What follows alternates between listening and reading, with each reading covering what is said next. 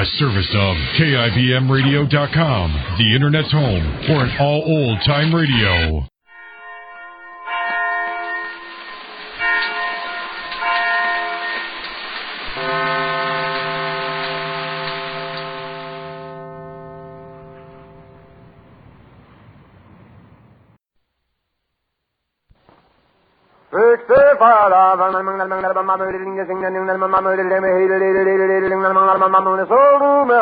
The Jack Benny Program, transcribed, presented by Lucky Strike. Be happy, go lucky, be happy, go lucky, strike, be happy, go lucky strike today.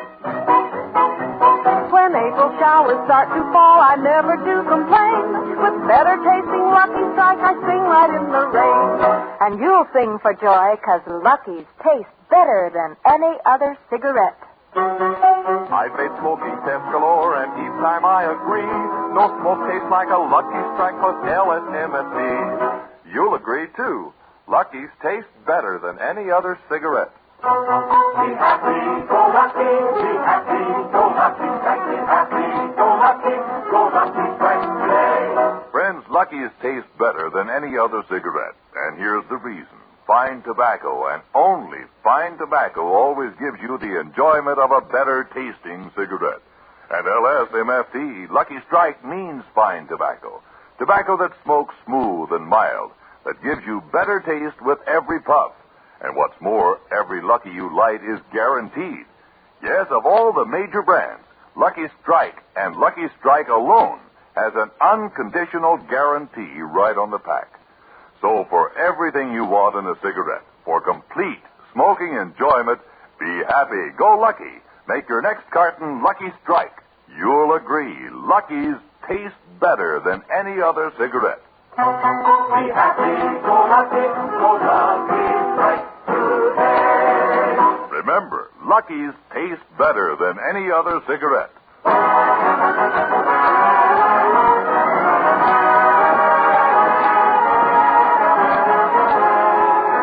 The Lucky Strike program starring Jack Benny with Barry Livingston, Solaris, Rochester, Dennis Day, the Sportsman Quartet, and yours truly, Don Wilson.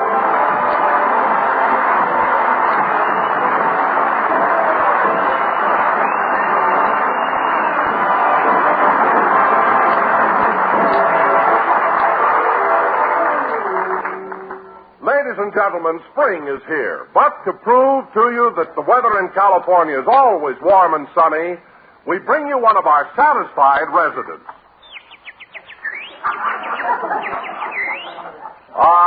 Listen to that little birdie singing.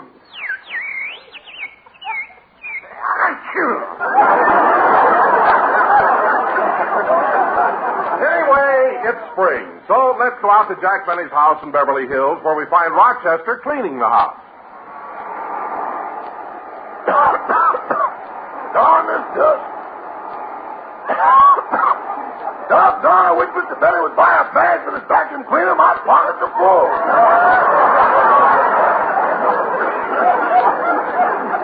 This is awful. Hey, I didn't turn the cleaner on. Uh-oh, the combers must have pulled out the plug. Well, I was finished anyway. Oh, hello, boss. Hello, Rochester. Say, you really got the house clean. Thanks. I was just out in the yard looking at the swimming pool. And, Rochester, I think tomorrow you can turn the water on and fill it. But, boss, I thought you said... I know, but if it hasn't rained by this time, it's not going.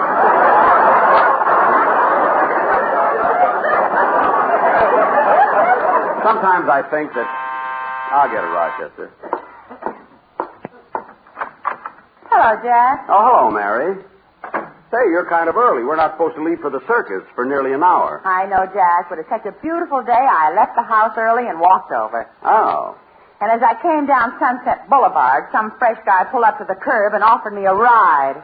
No. Yeah, he thought he was smart just because he had a new Cadillac convertible. Yeah. Gee, it was windy with the top down.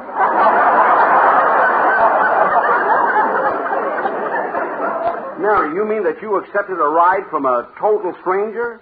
Why, that... Oh, for heaven's sake, Jack, I'm kidding. Kidding? Certainly. You don't think I'm the type of girl who lets herself get picked up by any guy in an auto. I don't know. That's how you met me. Mary. I'll get a laugh some way. Say, Mary.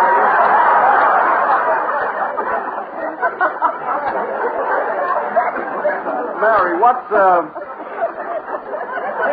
Say, Mary, what's that in your hand, huh? Oh, it's a letter from Mama. I thought you'd want to see it. A letter from your mother, eh? Well, what does nobody's friend Irma have to say? I'll read it to you. My darling daughter, Mary, we are all very glad that you're over your 5 weeks' illness and are appearing on Jack's program again.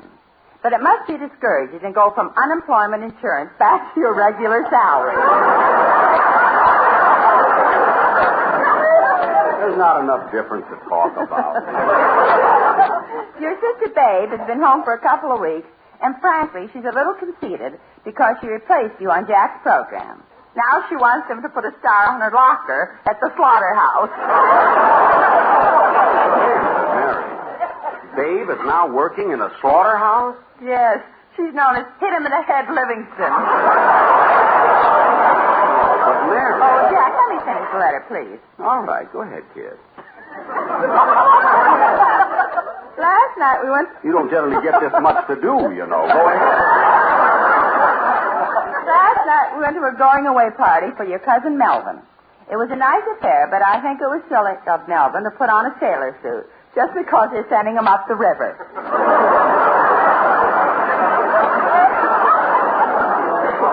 Babe works in a slaughterhouse? You know, Mary, your mother writes such a funny letter. Excuse me. Oh, hello, Dennis. Hello, Mr. Benny. I'm sorry I'm late. You're not late. You're early. I am? Yes. Gee, this daylight saving time has got me confused. Daylight saving time? Dennis, you're not supposed to turn your watch ahead till next Sunday. I forgot to turn it back from last year. Oh. Well, then you're really late. Yeah, Merry Christmas. Dennis, you're starting to confuse me already. Now, do me a favor. Will you go out, walk around the block, and come back in again? Okay, goodbye. Who was that, Jack? It was Dennis. He came in to wish me a Merry Christmas. What? I don't know. He gets me mixed up, too. I told him to walk around the block. Well, isn't he going to the circus with us? Yes, the whole gang's going, and I'm also taking some boys from the Beverly Hills Beavers. I better tell Rochester what time I'll be home. Rochester? Yes, boss? I'll be home about 6 o'clock for dinner, so don't forget to go to the market. I've already been to the market, boss. Oh, what did you buy? I gave you $5. Let me see. I bought 10 pounds of potatoes, 3 pounds of butter, 2 pounds of hamburger, a prime rib roast, 8 pork chops, 3 pounds of bacon, a leg of lamb, and a sirloin steak. Oh, good. Where's the change?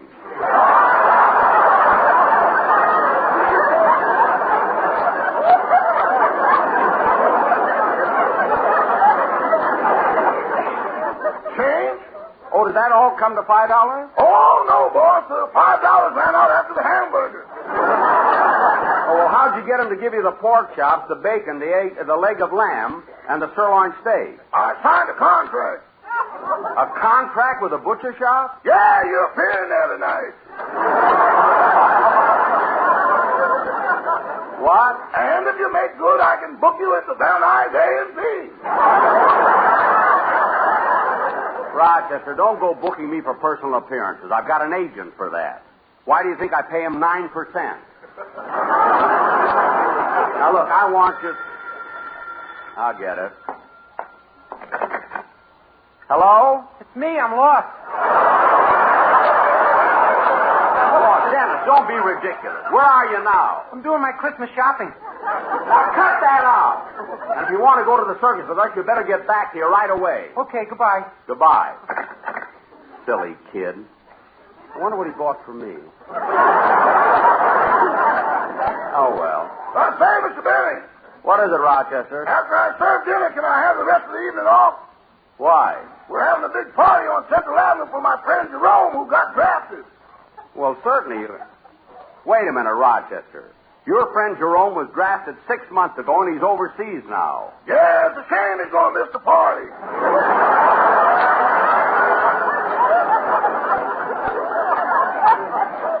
Well, you can go, but don't stay out all... Oh, that must be Phil. He's going to the circus with us. Hello, Mr. Betty. Dennis.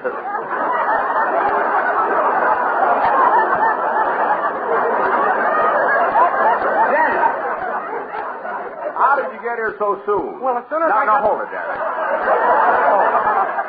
I don't want to get into another routine. And there's something else I want to tell you. Yeah, what? Now, look, Mary's in the living room. Now, you know she was sick for several weeks. Uh-huh. Right now, she's feeling fine, so don't start any of your silly talk with her. I don't want her to have any trouble. Now, when you see her, just say hello. That's all. Just hello. Yes, sir. Jack, what took you so... Oh, hello, Dennis. Hello. Are you going to the circus with us? Hello. Look, Dennis, you can say more than that. I can? Yes. Kiss me, Livy. Now, stop!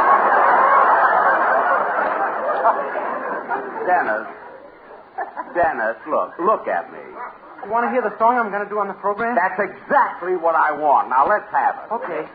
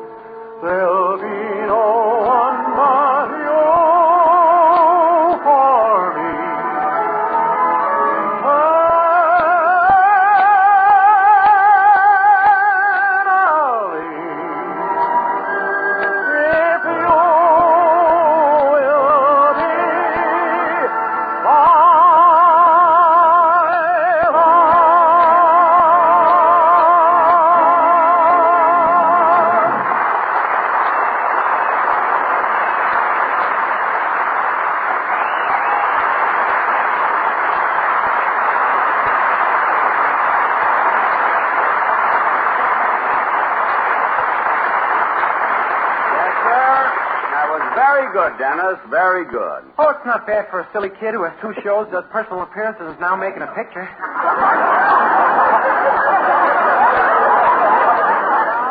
Dennis, you're making a picture? Yeah, 20th Century Fox.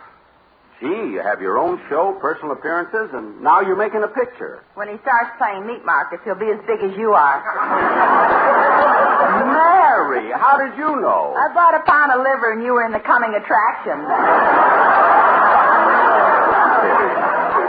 Imagine getting the publicity out already. Hello? Hello, is this you, Jackson? Yes, Billy. You going to the circus with us? Yeah, Jackson, but you better go on ahead because I'm going to be late.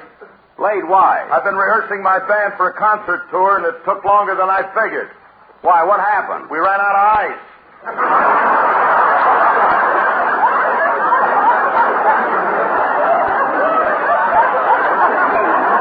Ice? Yeah, whoever has an 8-bar rest mixes them. Oh, for heaven's sake. Anyway, Jackson, you go on without me. I'll meet you at the circus. Okay, are you going to bring any of your, as it says on the payroll, musicians? Yeah, Jackson, they'll all be there. Well, except Sammy, my drummer. He hates circuses. Sammy hates circuses? Why? He used to work in one. He was the guy who put his head in the lion's mouth. No. Why'd he give it up? He didn't give it up. The lion quit. Oh, well, I don't blame the lion. Sammy's head is the size of a watermelon. Of course, his isn't ripe yet. You're so right. I plugged it yesterday. Well, Phil, the next time there's someone at the door, I better say goodbye. So long, Jackson. I'll see you at the circus. Okay. What a day. The door, the phone, the door. Oh, I wasn't expecting you, Mr. Collins. Mr. Benny, the Department of Internal Revenue suggested that we visit you once more.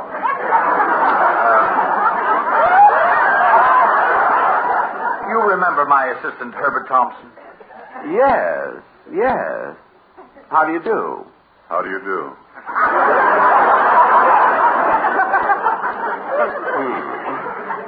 Mr. Benny, we hate to bother you again, and the only reason we continue to do so is because we're trying to help you. I know.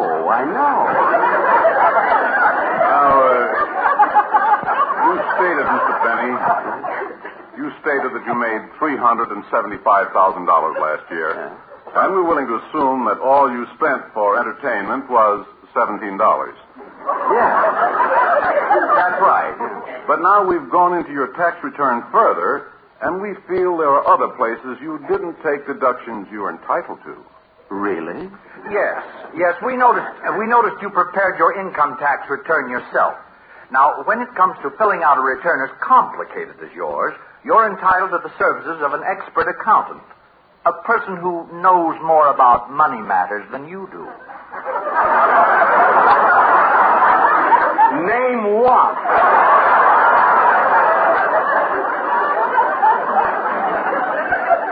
Well, offhand, that would be difficult. Yes. Now, Mr. Benny, believe me, we're trying to help you. I know.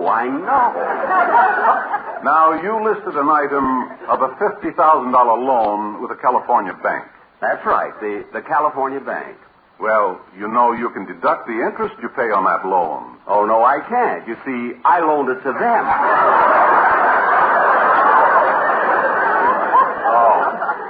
Now, will there be anything else, gentlemen? No, I guess not. Come on, Herb. Let's go back to the sanitarium and work on it some more.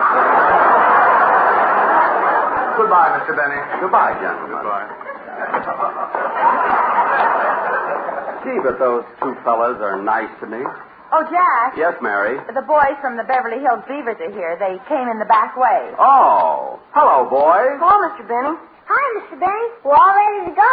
Yeah, let's go to the circus. All right, well, hey, wait a minute, boys. Where's Stevie? He was supposed to come with us, too. He couldn't come. His mother's in the hospital. Oh, and Stevie's going to visit his mother today? No, they won't let him see her yet. Why, has she got something contagious? I don't think so. She's going to have a baby.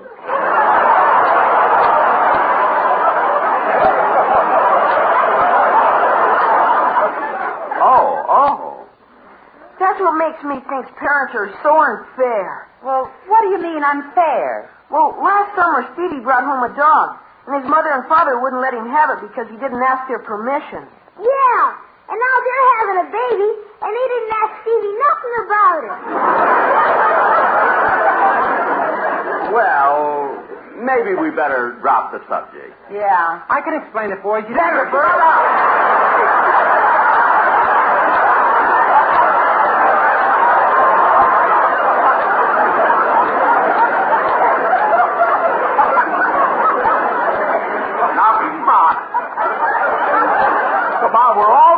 circus.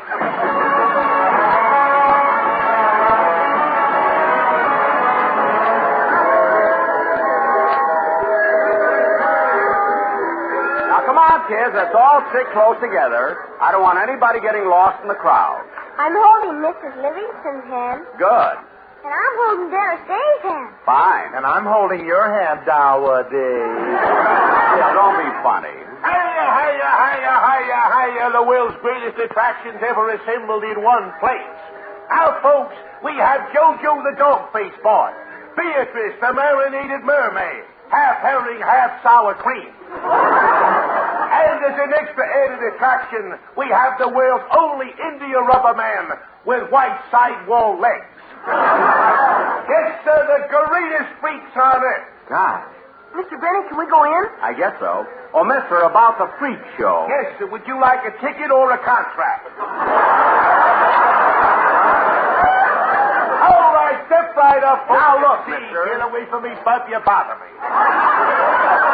What? Hit him, Mr. Benny. Quiet. Now, come on, kids. Hey, here's another sideshow. All right. Step right in and see the most amazing sights in the history of show business. On the inside, you'll see Matilda, the fat lady. 790 pounds of bounce and blubber.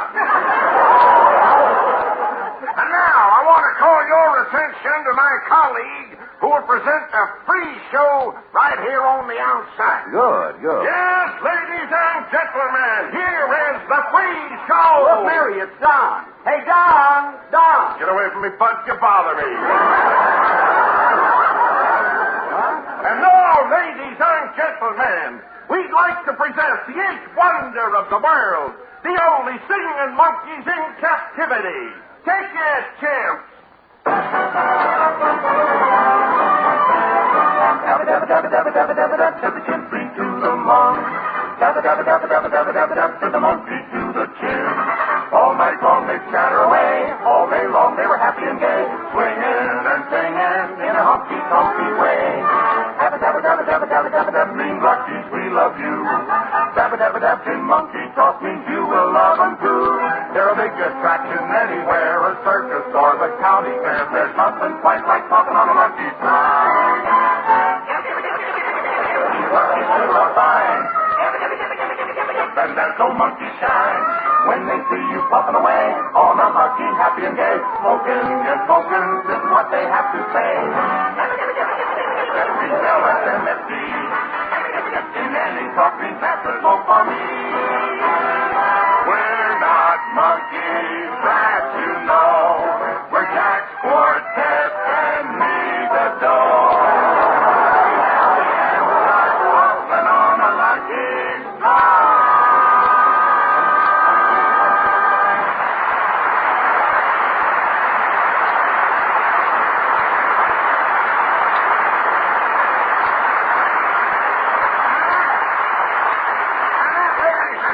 Concludes the big free outside exhibition. But don't go away. Look here. I call your attention to this lady here, Salome, the exotic dancer of the Orient. She'll give a full and complete dance on the inside. The dance which caused sultans to give up their harems, rajas to fight duels. She shimmies and she shakes. Come on, kid. Let's go over to the merry-go-round. Are you kidding?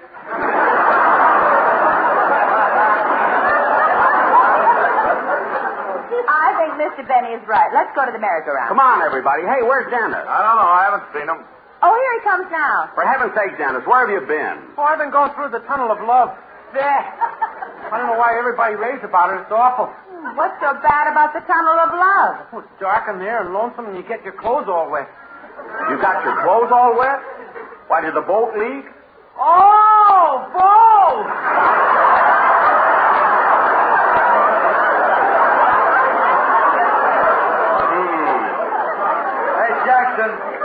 Hey, Jackson, let's go see the wild animals. Yeah. Okay, come on, kid. And now, ladies and gentlemen, I'd like to call your attention to Rex. Rex, the king of the jungle, the most ferocious lion in captivity.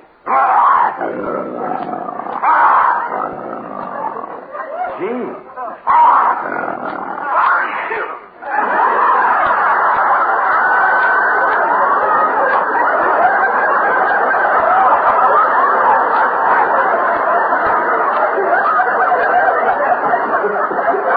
must have a cold. He sneezed when he was a bird, too. Oh, well. And now we would like to call your attention to the world's most perfectly trained seal. Friends, this extraordinary seal will now demonstrate his musical talent by playing Yankee Doodle on this horn.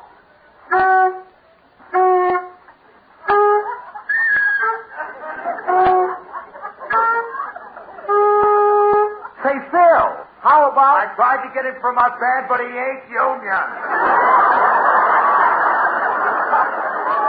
Oh. Anyway, how would it feel look sitting up there with my band? Better than what you've got. Oh. And it won't look so ridiculous when you throw them a fish. Believe me. And now, friends, if you watch the center ring closely, we'll go on with the performance.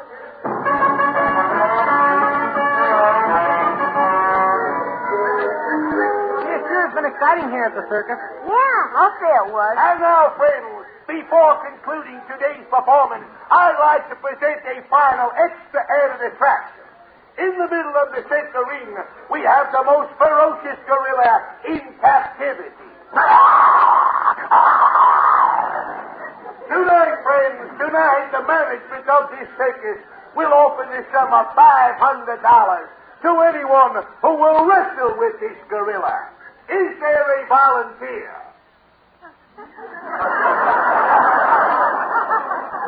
Think of it, friends. Think of it.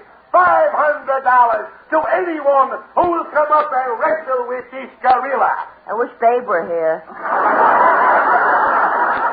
Babe? Now, friends, this is your last chance. Your last chance. To anyone. Anyone who will wrestle this gorilla, I offer $500. Well... Hey, Jackson, come back here. Wait for me, kid. This shouldn't take long. Jack! All right, gorilla, put up your due. Hey, take it easy. I got a cold. No, but we gotta make it look good. Okay, but don't pull the fur on my lip. That's real. Come on, let's wrestle.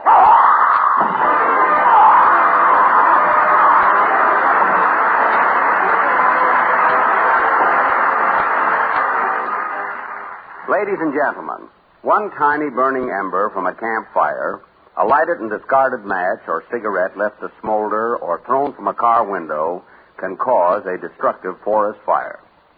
So no matter where you go, do your part to prevent forest fires that destroy millions of acres of timberland, cripple watersheds, and blast our natural resources that are so urgently needed now. Remember, only you can prevent forest fires. Thank you.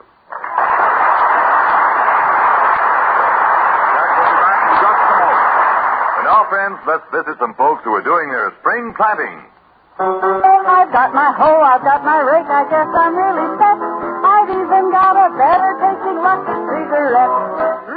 You bet. Lucky's taste better than any other cigarette. I planted peas and beans and corn, but oh, my aching back. Thank goodness for the mild rich taste inside my Lucky pack. Try 'em, and you'll agree. Lucky's taste better than any other cigarette. Be happy, go lucky. Be happy, go lucky. Strike. Be happy, go lucky. Go lucky, strike today. Friends, Be Happy, Go Lucky has a really important meaning for you because Lucky's taste better than any other cigarette. Yes, every Lucky you light always gives you mildness, smoothness, far better taste than any other cigarette you've ever smoked. And here's why. Fine tobacco, and only fine tobacco, can give you the enjoyment of a better tasting cigarette. And LSMFT, Lucky Strike, means fine tobacco. So for complete smoking enjoyment, be happy, go Lucky. Make your next carton Lucky Strike. You'll find Lucky's taste better than any other cigarette. Be happy, go lucky. Go lucky, strike today. Remember, Lucky's taste better than any other cigarette. Jack. I never realized you were that brave. Imagine wrestling a gorilla. You threw him in only 30 seconds. You knocked him flat. And he didn't even hurt you. Yeah, but I think I caught his cold. Good night, folks. Be sure to hear Dennis Day and a Day in the Life of Dennis Day. Stay tuned for the Amos and Andy Show, which follows immediately. The Jack Benny program is heard by our armed forces overseas through the facilities of the Armed Forces Radio Service.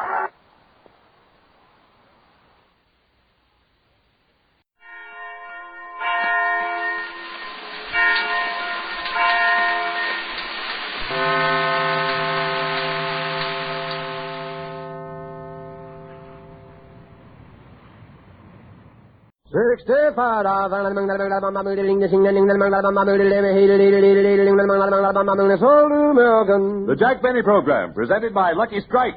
Be happy, go lucky, be happy, go lucky strike, be happy, go lucky strike today. Don't be satisfied with smoke that never tastes quite right. Choose Lucky Strike, there's better taste in every one you light. Absolutely. Lucky's taste better than any other cigarette. I love my Dan, he's quite a man and knows just what I like. He gives me better tasting smokes, you bet they're Lucky Strikes. And remember, Lucky's taste better than any other cigarette. Be happy, go lucky, be happy, go lucky strike, be happy, go lucky strike today. Friends, if you want complete smoking enjoyment, just light up a Lucky, because Lucky's taste better than any other cigarette you've ever smoked. You see, fine tobacco, and only fine tobacco, always gives you the enjoyment of a better tasting cigarette. And LSMFT, Lucky Strike, means fine tobacco. Yes, every Lucky you light always gives you mildness, richness, truly better taste that add up to complete smoking enjoyment. So for everything you want in your cigarette, be happy, go Lucky. Make your next carton Lucky Strike. Be happy, go lucky strike today. Remember, Lucky's taste better than any other cigarette.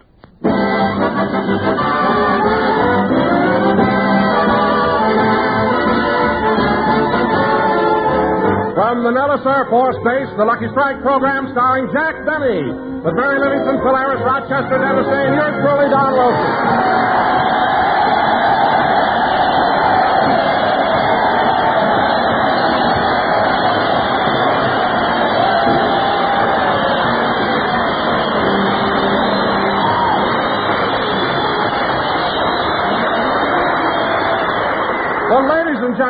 Ladies and gentlemen, tonight we're broadcasting from Nellis Air Base, right outside of Las Vegas. We wanted to bring you a slot machine, but since we can't, we bring you something else that doesn't pay off. And here he is, Jack Benny.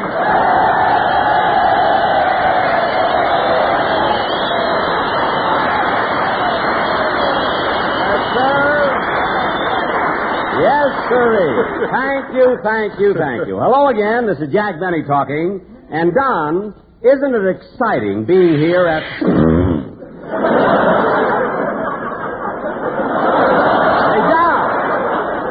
Don, there goes one of those jet planes they have here. Yeah. Hey, there. Look at Don. There goes another one. Well, they certainly fly low. You're not kidding. This morning I was walking around the field here. One of them came so low it took my hair off. Oh, Jack, you're not serious. Yes, I am, Don. Somewhere up in the wild blue yonder is an F-84 with a blonde landing gear. But you know, Don, these jet planes amaze me. How can they go so fast? Oh, it's really quite simple, Jack. Simple? Certainly. You see, on a jet the air is drawn into the compressor and forced into the combustion chambers, where it mixes with the injected fuel and...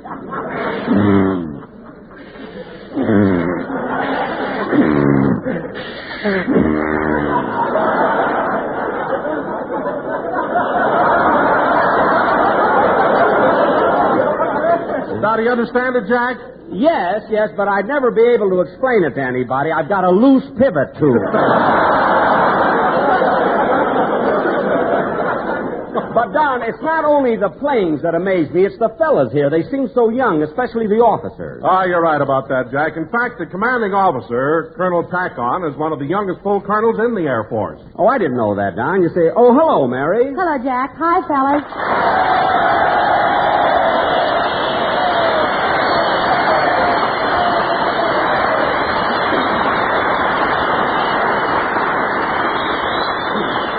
Well, how do you like it up here, Mary? Oh, that's your line, Don. Go ahead. I'm sorry. I didn't mean to take it, huh? Well, Mary, instead of Jack asking you, I will. How do you like it up here? You enjoying your visit to the air base? Oh, very much, Don. But I guess I'm old-fashioned. Everything around here is so fast. You're right, Mary. The planes here are the fastest in the world. I was talking about the pilots. Oh. Mary, did you meet any of the pilots? Yes, this morning. One of them took me up for a ride in a jet. And as we were speeding along, he asked me for a kiss, then kissed me. Kissed you? Well, didn't you say no? Certainly. But we were traveling faster than sound, and by the time my nose caught up with us...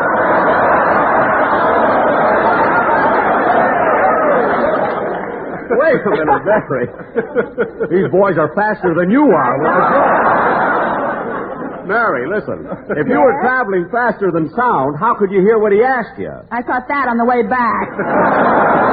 Well, now I'm all confused. Jack, I'm just teasing you. The pilots here are very nice. Yes, they are, Mary. To show my appreciation for their hospitality, I brought along a present for Colonel Tackon. Oh, what'd you get the Colonel, Jack? An electric razor. It's a real good one. He can't use that. He doesn't shave yet.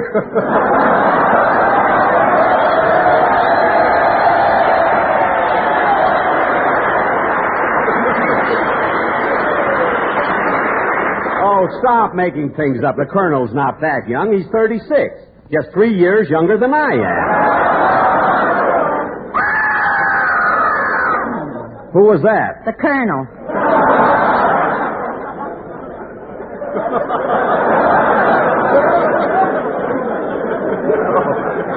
Oh, that was the Colonel. Yes, that was the Colonel. He hates to think he's going to look like you in 3 short years. Now, Mary, you can stop with that stuff. Sometimes... Hey, here comes another jet plane. It's coming right for the building. Don, open the window. Got it. Isn't that wonderful? Right through the Venetian blind.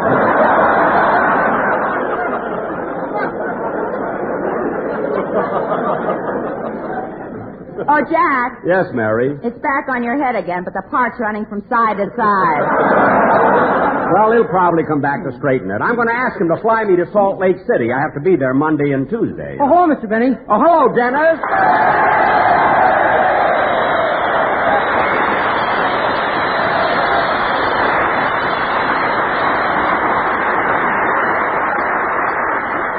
Well, Dennis, are you enjoying yourself here at the base? Yeah, but I'm worried. Where's the telephone? I want to call the police. Call the police? Why? Somebody stole the propellers off all the planes.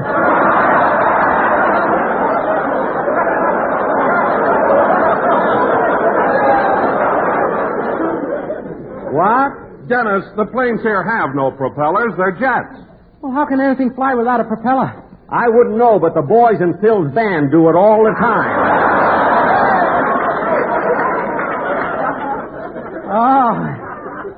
What have you been doing since you arrived, Dennis? Oh, a lot of things. Yesterday I took a boat cruise on Lake Mead. Gee, he was the most beautiful boat I ever saw. What'd you say, Dennis?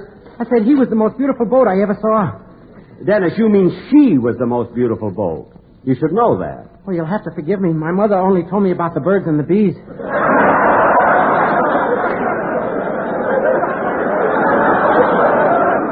What? I guess she wanted my father to tell me about boats. Dennis, all boats are she's. There are no he's. Then where did the little boats... They build them! They build them!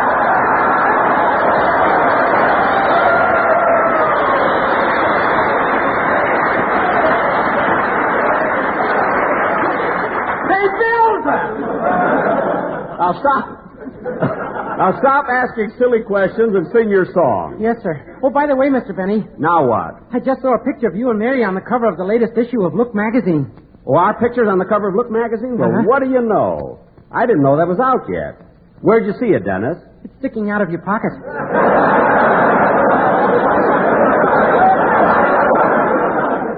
must have put on Mary's coat by mistake. She's such a ham, you know? Now, Dennis, go ahead and sing your song, will you? Yes, sir.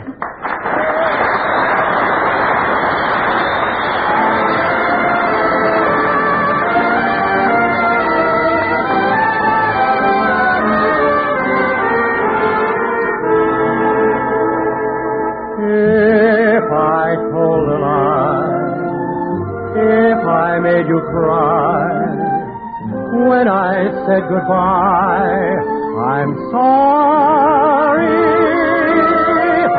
From the bottom of my heart, dear, I apologize. If I caused you pain, I know I'm to blame. Must have been insane, believe me.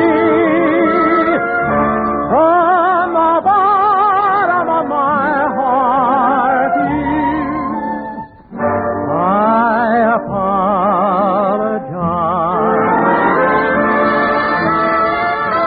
I realize I've been unfair to you. Please let me make amends. Don't say that you forgot the love we knew. After all, we were more than friends. If I've made you blue, I've had heartaches too. Now I beg of you, forgive me.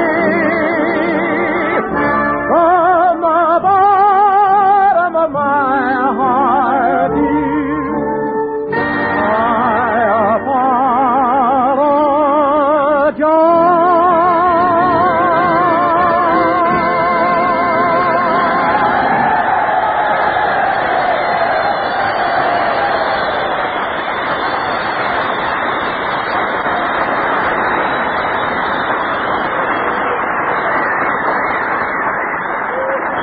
That was I Apologize, sung by Dennis Day and accompanied by Phil Harris, whose orchestra just gave you the sound that everybody's trying to fly faster than. And now, fella... All right, break it up, will you? Get off of it. Let's not...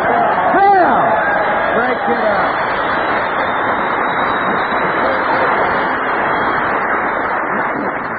Listen to me, Jackson. Don't be talking about my boys like that. Well? They ain't so bad. They ain't, eh? Well, I disagree, Phil. They is. Jack's right, Phil. I think you ought to do something about the boys in your orchestra. They look awful.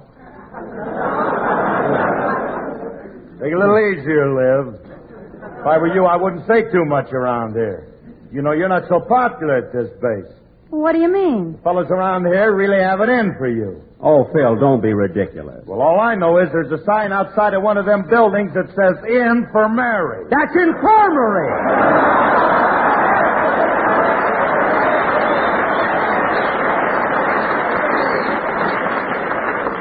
In for Mary. It's a natural mistake for a chap who was in a spelling bee and was nosed out by the bee. Never mind that. And, Phil, now that we have taken this short pause for character identification, why didn't you show up at rehearsal yesterday? I'm sorry, Jackson, but I was out on Lake Mead. And say, you ought to come out with me sometime. That fishing out there is great. Well, I don't know, Phil. Lake Mead, that's 30 miles away. Isn't there any place closer? Well, there's a river about 10 miles from here where I used to go fishing, but it's no good anymore because it's dried up. You mean the water's all gone? Jackson, that river's so dry the salmon have to walk 6 miles up a dirt road to spawn.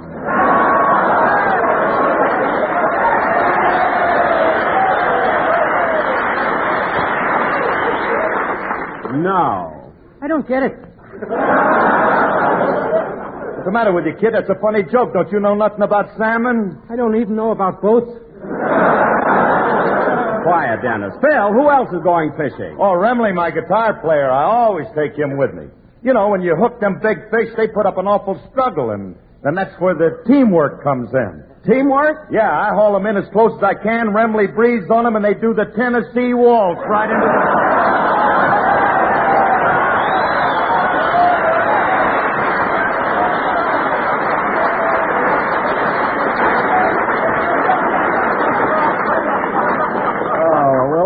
ad-libby in there, huh?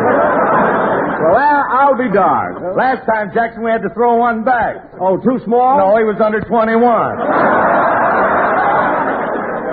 Oh, fine. Say, Phil, did you catch anything while you were out on the lake this morning? Yeah, Dante. I hooked a whopper. Wait a minute. I even got a picture of it. Here. Look at the size of that bass. Let me see it, Phil. Here you are. Oh, isn't that cute? The bass is holding you up. Yeah. You ought to see the size of the trout that took the picture. Now, cut that out. You know, Phil, if you just open your eyes once in a while, you could... Excuse me. Come in. Well, Mr. Kitzel. Howdy, partner.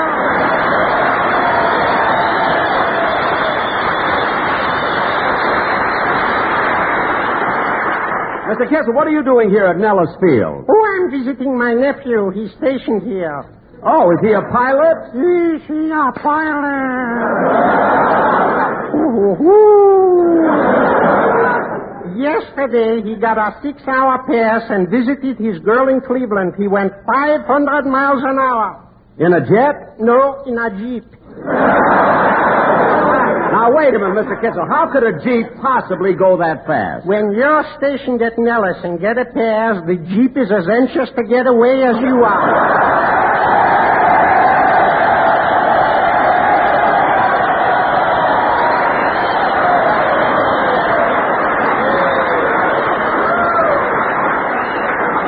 Well, Mr. Kitzel, I'd like to meet your nephew. Is he on the base? Yes, in fact, right now he's busy cleaning up the grounds. Oh. My nephew walks all over the base. He's got a stick with a nail on the end of it. A stick with a... Oh, he uses it to pick up trash. Officially, he is known as a waste paper croupier.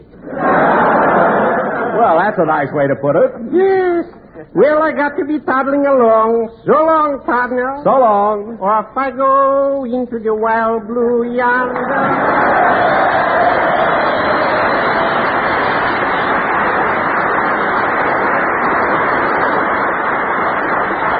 And now, fellas, in honor of Nellis Air Base, I'd like... Oh, just a second, Jack. Hold it. What is it, Don? Well, if anybody's going to do anything in honor of the base here, it should be the Sportsman Quartet. The quartet? Yeah, they've prepared a special number for this occasion, all about the boys here. Well, let's hear it. All of the fellas now stationed at Nellis, a furlough is a boy's best friend. The ground crews and flyers have many desires, but the first they say, let's get away for just one day in the sky. They love to fly, but the moment they start to descend, they can't help but wonder, has she changed her number? A furlough is a boy's best friend. You want to relax and you may feel like smoking, a Lucky Strike is your best friend. So smooth and so mild that we know you'll be wild about them, sure enough. There's no rough puff, no puppies, but fine and light. They taste just right, 'cause they're made of that one perfect blend.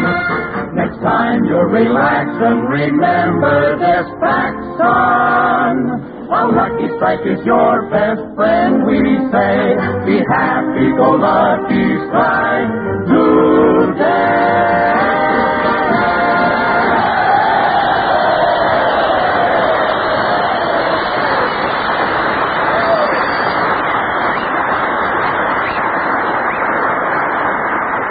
That's very good, Don. Now you can put the boys back in the guardhouse. Now, come on, kids. Let's finish the program so I can get back to my hotel and get some rest. Rest? Why, you told me you went to bed early last night. I did, but I didn't get much sleep. I can't understand why a ritzy hotel like the Flamingo would have such a silly telephone operator. What do you mean? Well, when I went to bed, I left a call for 8 o'clock.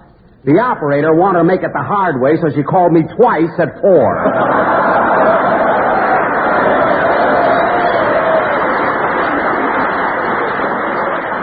I wish I'd have had 10 for a point. I'd have gotten an hour's more sleep. Hey, wait a minute, Jackson. You're staying at the Flamingo Hotel? Why, certainly, Phil. You know nothing but the best for me. After all, when you get to a town like Las Vegas, you want to live. Hey, Livy, what are you laughing at? Jack, tell him what happened when you walked in to get a room. Oh, Mary, forget it. Come on, Mary, tell us what happened. Oh. Well, I drove up to Las Vegas with Jack. It was about 5 o'clock in the afternoon, and when he pulled up to the Flamingo. I'd already reserved my room by phone, but you know Jack. He always leaves everything for the last minute.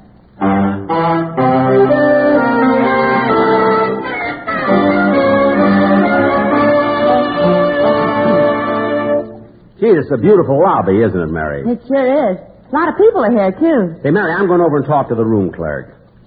See, this hotel really is... May I help you, sir? Yes, I'd like to get a room here. Well, it's quite an honor having you visit the hotel, Mr. Benny. Oh, you know who I am? Yes, I saw you once in the movies. You did? Yes, you were sitting right next to me.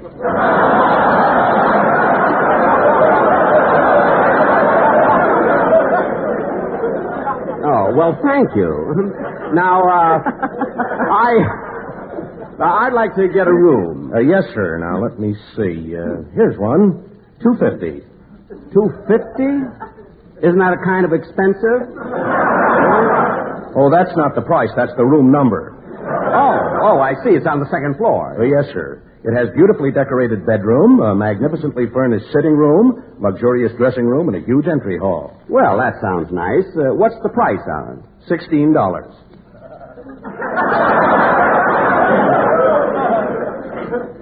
Clerk, I'll loosen his collar. You push his eyes back in.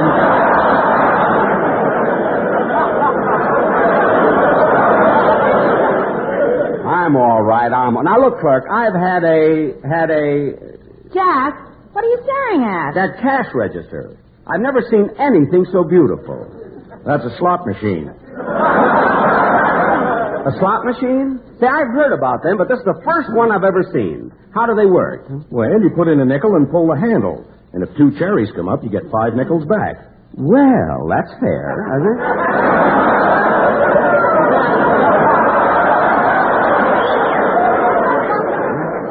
And if 3 oranges come up, you get 11 nickels back. Say, that's fine.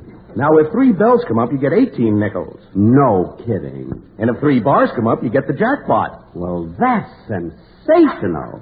But supposing I put my nickel in, and none of those things you mentioned come up. In that case, you lose your nickel. Well, that's ridiculous.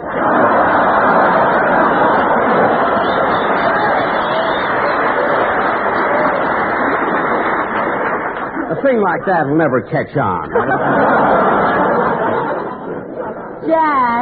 Jack, will you please hurry? Just a minute, Mary. Now, look, clerk, I'm willing to stay here if you'll lower the rates. Let me speak to the manager. Very well. He's right here. Mr. Benny, this is Mr. Schiller, the manager of the Flamingo. Oh, pleased to meet you, Mr. Schiller. How do you do? Look, Mr. Schiller, I want to get a room and get some rest. I just drove all the way from Beverly Hills to Las Vegas. I make that trip frequently. It's a beautiful drive. It is? I mean, yes. Yes, it is.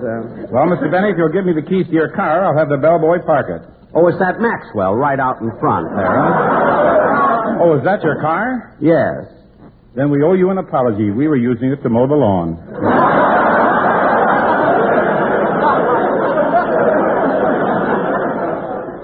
Well, leave the grass in. It'll make the seat softer. Yeah. Of course, if Schiller's going to get those kind of laughs... Now, look, Mr. Schiller, I'm very anxious to stay at the Flamingo, but it seems that your clerk and I can't get together. He's so stubborn. Imagine him trying to charge me $16 a week. No, Mr. Benny. It's $16 a day. Well, that I won't discuss at all.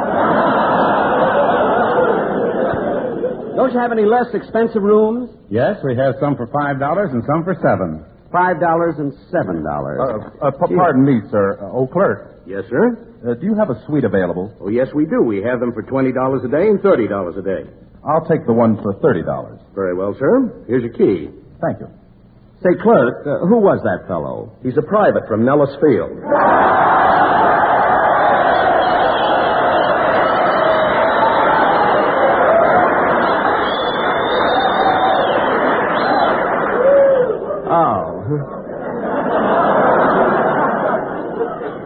Now, what about you, Sporty? I'm still talking to Mr. Schiller. I'm sorry, Mr. Benny, but there's nothing I can do for you. You see, I have no authority to change the rates. Well, there must be somebody I can talk to. Well, here's the general manager. Oh, Mr. Walsh. Yes. Do you mind talking to this gentleman? No, not at all. How do you do? How do you do? I'm Jack Benny, star of stage, screen, and radio, see? Oh, Jack Benny. Certainly. I saw your last picture. Really? Did you like it? No.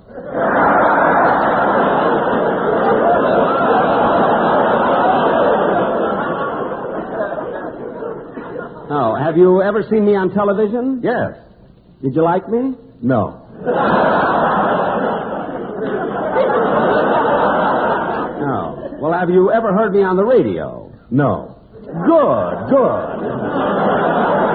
Now, look, Mr. Walsh, the reason I wanted to see you is because Mr. Schiller is trying to tell me that the lowest rate you have here is $5 a day. Well, Mr. Benny, $5 a day for a room is very reasonable. $5 a day, but I intend to stay for 7 days. Well, I'm sure you'd enjoy staying at the Flamingo. It costs $6 million to build. Well, what are they trying to do, get it all back from me? Jack, I'm leaving. Everybody in the place is looking at you. Mary, this won't take long. Look, Mr. Benny, I'm a busy man, and I've got a lot of things to do. I'll give you a room for $4. You're faded. I'll take it. Well, I'm sure you'll like it here. You know, I supervised the complete furnishing of the Flamingo. I saw to it that all the rooms had telephones, full-length mirrors, writing desks, beautifully carpeted floors, artistic pictures, unique lamps, tables, dressers. Gee, are the beds comfortable? Beds? Yes. Well, how do you like that? I knew I forgot something. Well, don't worry about it. I brought an army cot with me.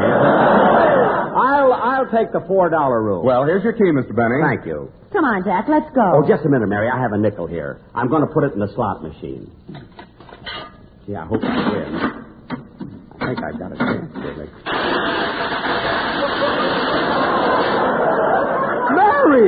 Mary, look! Look! Jack, you hit the super jackpot. Yeah, gee, Mary, look at all those nickels. Just a minute, I'll put them in my pocket. Oh, boy. Now, come on, Mary, let's go. Jack, tip the bellboy who brought the bags in from the car. You take care of it, Mary. I don't have any change. Come on, let's go.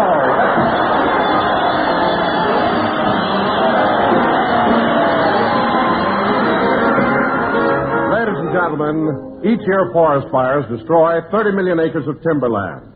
Timberland that is vitally needed to keep our country strong and to raise our production higher than ever before. Most of these fires started because someone was careless. Don't leave campfires burning. Never drop lighted matches or cigarettes. Put them out. Remember, only you can prevent forest fires. Thank you. Jack will be back in just a moment, but first, let's join a happy-go-lucky fishing party. A fishing pole and lucky strike, that's the life for me. Each lucky's packed with smoke and joy, 'cause LSMFT. Yep, fine tobacco means Lucky's taste better than any other cigarette. I'm out to make a perfect catch, and I'm a real go-getter. I'll fish till I find Lucky Strike, for Lucky's do taste better. I mean it. Lucky's taste better than any other cigarette. Be happy, go lucky, be happy, go lucky, strike, be happy, go lucky, strike today. Friends, there's a truly enjoyable difference in a Lucky. For Lucky's taste better than any other cigarette. Not just as good, but better. And here's why. Fine tobacco, and only fine tobacco, always gives you the full enjoyment of a better tasting cigarette. And LSMFT, Lucky Strike, means fine tobacco. So for complete smoking enjoyment, for everything you want in a cigarette, be happy, go Lucky. You'll agree with the millions of smokers who know Lucky's taste better than any other cigarette. Make your next carton Lucky Strike. Be happy, go lucky strike today. Remember, Lucky's taste better than any other cigarette.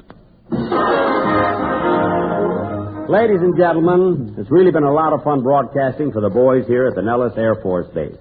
And I want to thank Colonel Tackon, Captain Quinlan, Lieutenant Rawlins, and all the personnel for their wonderful cooperation. Next week, we'll be back in Hollywood, and I hope you'll all be listening. Gee, it sure was swell being here, Mr. Benny. Yes, it was, Dennis. I'm certainly glad that we...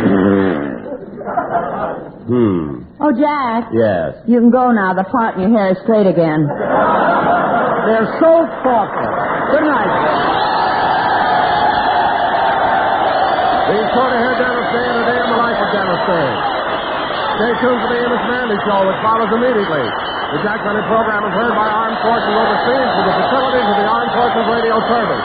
This is CBS, the Columbia Broadcasting System.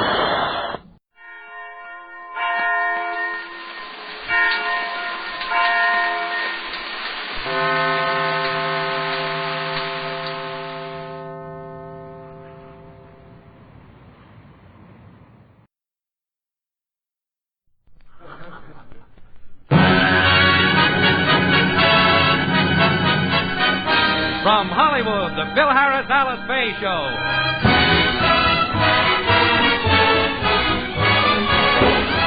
For your enjoyment, here is the Phil Harris Alice Faye Show, written by Ray Singer and Dick Chevrolet, with Elliot Lewis, Walter Tetley, Robert North, Janine Roos, Ann Whitfield, Walter Sharp in his music, yours truly, Bill Foreman, and starring Alice Faye and Phil Harris.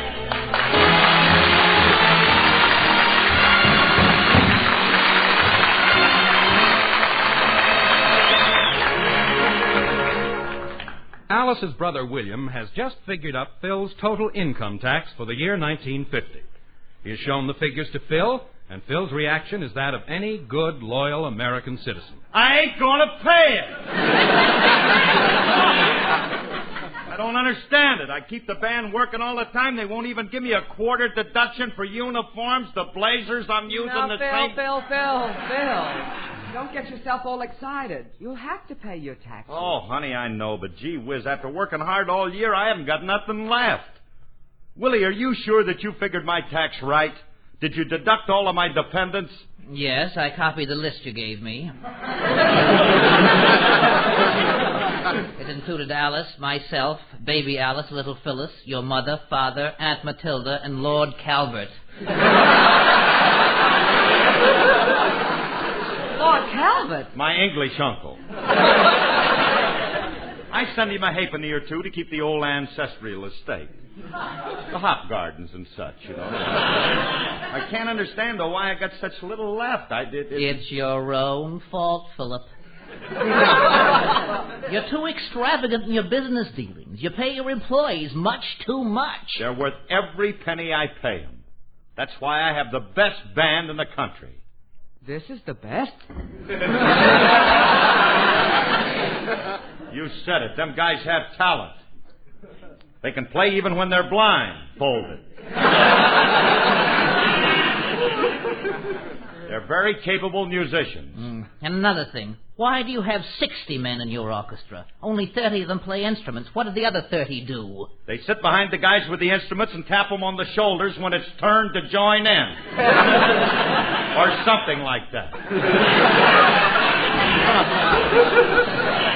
Let's make it when it's their turn to join in. Now, Philip, if you want to save any money, you're going to have to reduce the salaries of your band. You should think about saving something for the future. Don't worry. I've got a little annuity stashed away for my old age. What annuity? Your sister. She's my little blonde coupon clipper. You know, Phil, Willie's right. You can't run a business on a losing basis. You just have to fire all your musicians who don't have any talent and are completely worthless. Like who? Like all your musicians. And the first one to go should be Frankie. Now, wait a minute. Frankie ain't worthless. He has certain rare qualities that are seldom found in human beings. Why, only last week he was offered $100 a day for his services, wasn't he, Alice? Yes, he was. Who would pay him $100 a day and for what? The Mayo Clinic, just to study him. It wasn't the Mayo Clinic. It was some big band leader named Johns Hopkins in Baltimore. Besides, I'd never get rid of Frankie. I need him. You need him like you need a third thumb. Well, anyway, I I didn't mean that you should fire Frankie, but you'll have to cut his salary along with the rest of the band. Oh, Alice. You've led too sheltered a life. I mean, you just don't tell musicians that you're cutting their salary. Why not? Don't be a coward, Philip. You just stand right up in front of those fellas and tell them you're reducing their wages. I like the way this guy spills my blood. Besides, I tried to cut the band's salary a few years ago. Mm-hmm. What happened? It took 5 hours for the plumber to remove the tuba from around my neck. Philip, if they get tough with you, you'll just have to fire them. But I tell you, I don't want to fire them. Anyway, I can't. Who else could I get to play my type of songs? Who'd be willing to play things like this?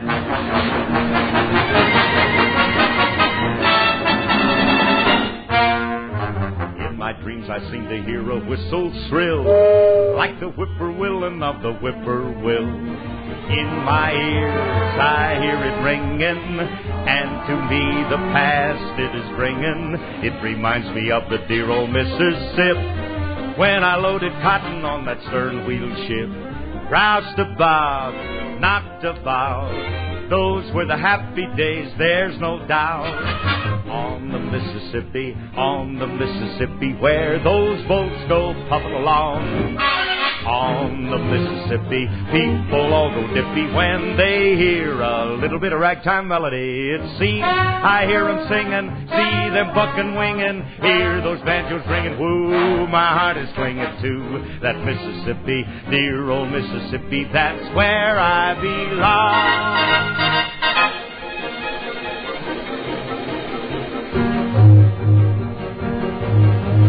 I just have to close my eyes to see that side, that river all a-glistening in the bright moonlight. With my gal, again I am strolling, and her eyes at me, they are rolling all along the levee. See those people dance, listen to the music, watch that shuffling dance. Lordy me, can't you see that there is only one place for me, and it's on old Mississippi, on the Mississippi, where those boats go puffing along.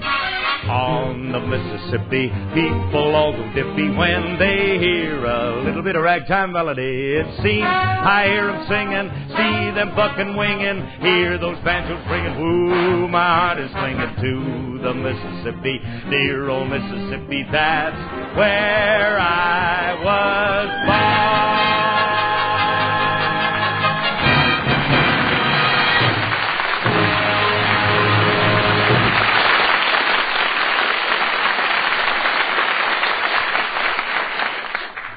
Now, Philip, I've checked your tax report again, and you'll just have to cut your musicians' salaries. If you don't, you'll go bankrupt. Oh, it's as bad as that, huh? Well, in that case, I'll just have to tell the guys. But it ain't going to be easy. And the only one that'll understand will be Remley. He won't mind taking a cut. What Remley are you talking about? I'm talking about Frankie. He'd work for me for nothing if I asked him to. Frankie's a true pal. If the rest of the guys in the band were like him, I wouldn't have any trouble at all. I wouldn't mind going down and tell... Oh, I'll get that. Hiya, Curly. Ah, hello, Frankie. Glad you showed up. You can help me prove a point. Look, if I ask you to, pal, you'd work for me for nothing, wouldn't you? Well, this guy's still hungover from New Year's Eve. Frankie, I don't like your answer. I didn't think much of your question, either. What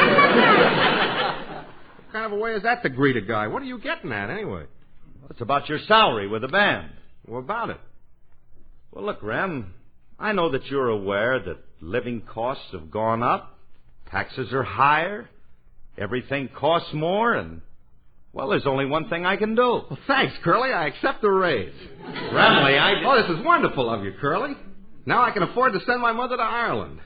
She's always wanted to go back to see the old sod. Well, I didn't know your father still lived in that. Oh, the old sod.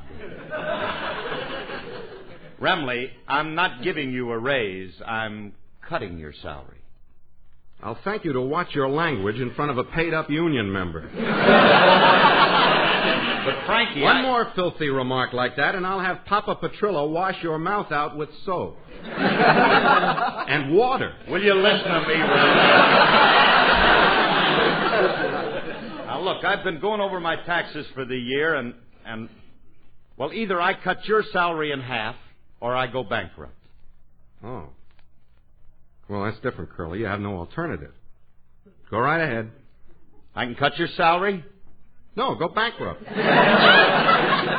You want me to go bankrupt? Well, no, Curly, but I just can't take a cut, especially at this time. Well, why not? Well, I don't want to burden you with my troubles, but when they lifted the rent control, my landlord raised my rent. I couldn't afford it, and he threw me out on the street this morning with all my belongings. Sidewalks all cluttered up with everything I own. How much cluttering can a toothbrush do?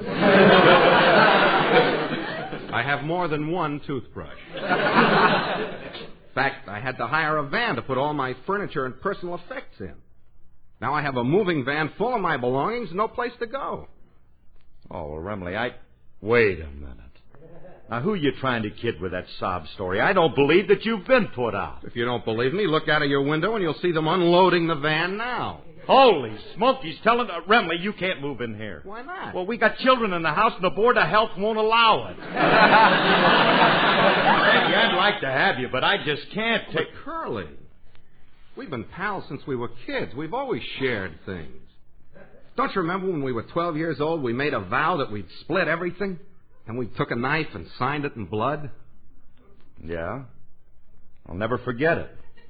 We used your knife and my blood. Look, Frankie, I'd love to have you stay here, but you'll remember, you lived here for 3 weeks once. So? So after you left, Alice had to go to a psychiatrist. I was forced to drink to forget. And we had to keep the kids on a leash for 2 months. Well, it ain't my fault if you're a high-strung family. Curly, Alice won't mind if I move in for a while. The least you could do is ask her. All right, I'll ask her. Hey, Alice, will you come in here a minute, please? And when she comes in, make it sound like you're happy about it. Yeah, I'm going to be happy. What do you want, Phil? Oh, hello, Frankie. Hiya, Alice. Curly's got some great news for you. Yes, honey. I have some wonderful surprise for you. Frankie's moving in with us again. All right, there she goes again. Call us to honey. Honey, please control yourself. Alice, get down off of that chandelier. Oh, stop exaggerating, Curly. Look, Alice, you gotta take me in. I was put out of my apartment this morning. I have no home. I have no place to go. Oh, Frankie, I didn't know. I'm awfully sorry about that. I'd ask you to move in here with us, except for one thing. What? I don't want you. You behaved horribly the last time you stayed here, and I'm not going through with that again.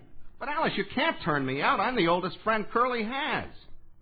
Why, we used to go to school together. That's right, honey. Frankie used to carry my books home for me. Frankie carried your books home? Yeah. In those days, my curls were longer, and I had him completely fooled.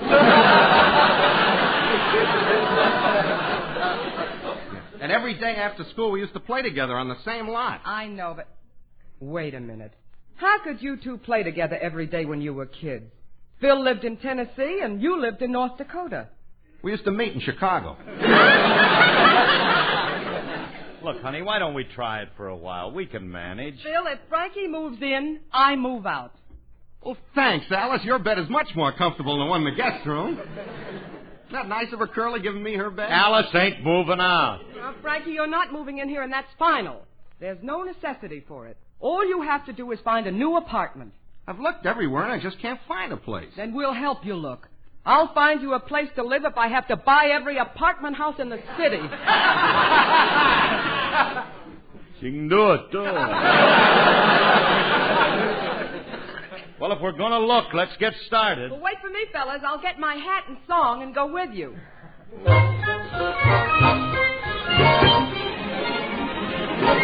The breeze is chasing the zephyr. The moon is chasing the sea. The bull is chasing the heifer. But nobody's chasing me. The rooster's chasing chicken. The pee-wee, some wee pee-wee. The cat is taking a licking, but nobody's taking me. Nobody wants to own me, and I object. Nobody wants to bone me, not even collect. The leopards chasing the leopard. The chimp, some champ, chimpanzee. The sheep are chasing the shepherd, but nobody's chasing me. Nobody's chasing me. The flood is chasing the levee. The wolf is out on a spree.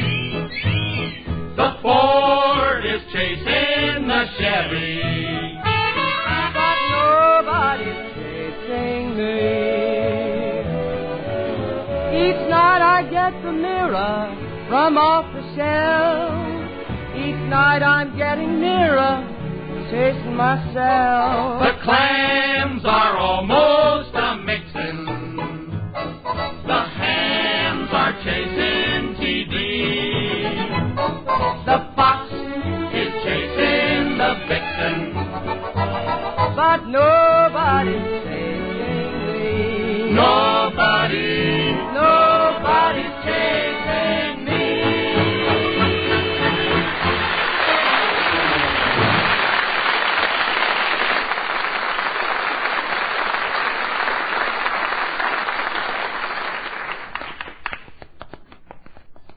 You were right, Frankie. It is hard to find an apartment. Well, here's one more. Let's try it. It wouldn't be so hard if you weren't with us, Remley. You look so darn sloppy, nobody wants to rent to you. I resent that. I'm very fastidious. Frankie, this time let me talk to the manager, huh? You insist, but it's ridiculous. I create a very good impression on people. How do you do, sir? Oh. How do you do, miss? What can I do for you? Do you have a vacant apartment? Oh, yes. Is it for you? No. No, it's for Mr. Remley here. This one, lady? Yes. What do you say? Get out of here with that!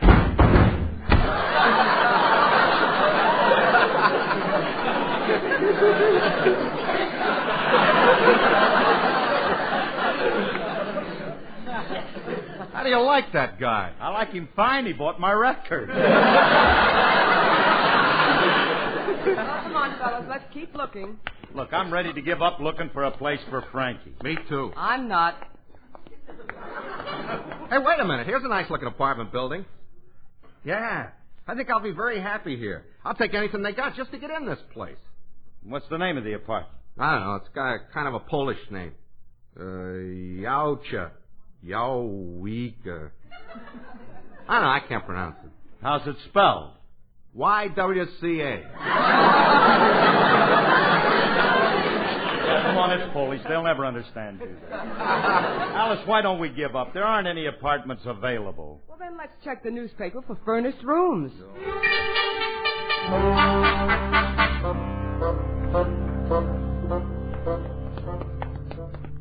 Alice, it's no use. They won't even take him in a furnished room. We've tried them all.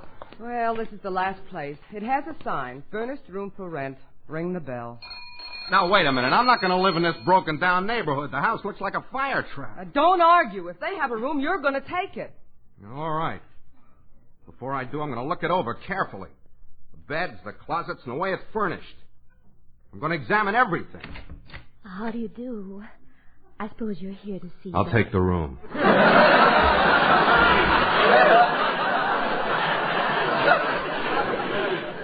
I never saw such a careful examination.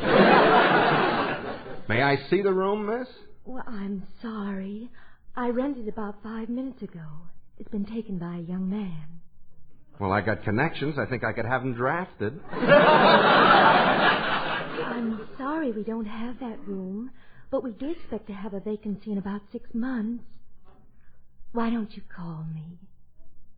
Why waste a nickel? I'll just wait here. Come on. Only when you get out of there, thank you, miss. Well, that's the last place. I guess I'll have to stay at your house. Not so fast. Let me look at that paper again. I may have missed something. Hey, honey, look at this ad. Big new housing project. Plenty of apartments for rent to men who... Oh, nuts. It's not good for Frankie. Why not? They're only available to men with families. Then we'll get him a family. Alice, I'm beginning to get the impression that you don't want me to live at your house. Let's see. First, he has to have a wife. I wonder who we can get to pose as his wife. If I put my long curls on again, maybe I... No, huh? No. Alice, how about you pretending to be my wife? Me, I would... All right. I'm so desperate, I'll even think that low. And I'll borrow your kids to be my children. Oh, no, that I'd draw the line at. Me too. But don't worry, Frankie. I'll find a child for you. In the meantime, you fellas rush over to the housing project and put a deposit on an apartment. Tell them your wife and child will be over in a little while. Okay, wifey dear. I can't wait for you to return so I can embrace you and tell you... Ramley! What? Look. Now, let me brief you about this wife routine. Alice is only pretending to be your wife. Pretending like in make-believe. Not real, old boy. Spoiled sport. Come on, let's get over to the housing project.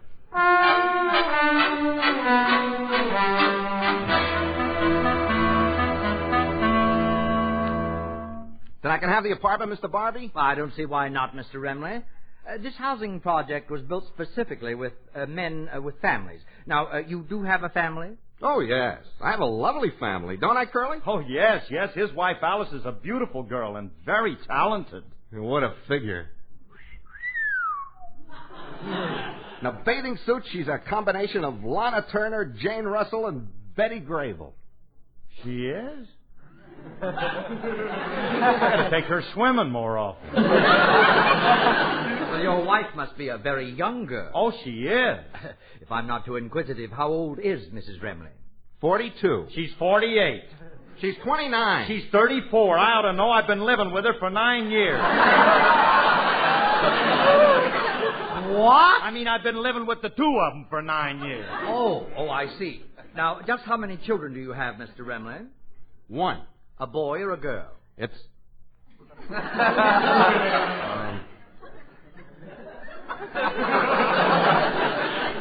I don't know. My wife hasn't told me yet. But they'll be here any minute. We can see for ourselves. Mr. Remley, how come you don't know what sex your own child is? I'm not the nosy type. See, I believe in complete freedom for the child. Let it grow up to be whatever it wants to be. The way my father raised me, he said to me, Francis, when you grow up, you can be anything you want to be, as long as you turn out to be a man. Too bad you let him down. Look, mister. Can't we sign the lease for the apartment now? No, I'm sorry, but we'll have to wait for Mrs. Remley. It will need her signature, too. Oh, by the way, Mr. Remley, how old is your daughter? Your son. Just call it the thing. All right, how old is the thing? Only 8 weeks, and I've already sold 1,224,000 records, for which RCA Victor gave me a gold record because I was the most popular artist. We know. We know. You said that. Mr. Barbie, just wait till you see my little one. It's a... Oh, Francis, where are you, darling? There's my wife now. I'm right here, sweetheart. Hello, dear. Oh, I've missed you terribly, my gorgeous one. Come into my arms. Let me kiss you. Cut! Henry, what are you kissing Alice for? I'm trying to get an apartment. Kiss the manager. Curly. If anyone kisses Alice, it's going to be me. Come here, Alice. There. Isn't that better, honey? Well, I don't know. Let's go around once more and see. Wait a minute. Mr. Remley. Yeah. Why do you allow this man to kiss your wife? Well, I have to. You see, Mr. Harris is my wife's father.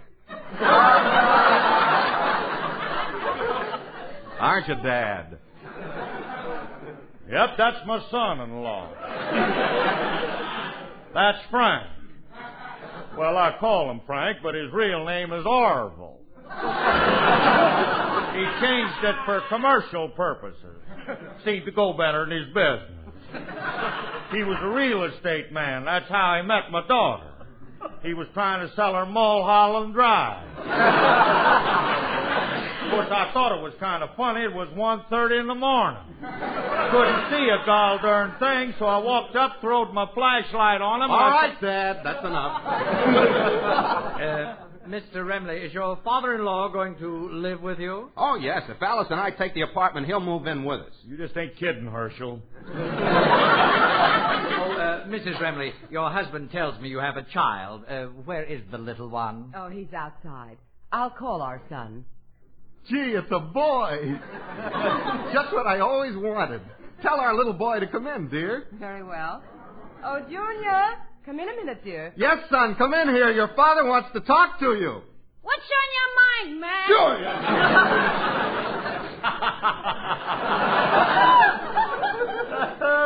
So you're Remley's son, huh? Well, don't stand there, egghead. Go over and kiss your father. What are you trying to do, poison me?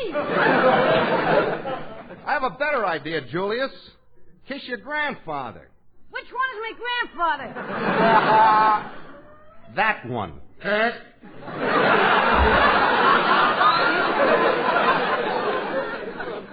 He looks like an old Indian. Naturally. Don't you remember your grandpa Wanga? Oh, of course. How could I forget that Navajo grandpa of mine? How's your blanket concession in Albuquerque, Gramps? I wish I had my Tommy Hawk with me. I'd scrape his insides out and make a canoe out of it. My. The boy doesn't seem to get along too well with his grandfather.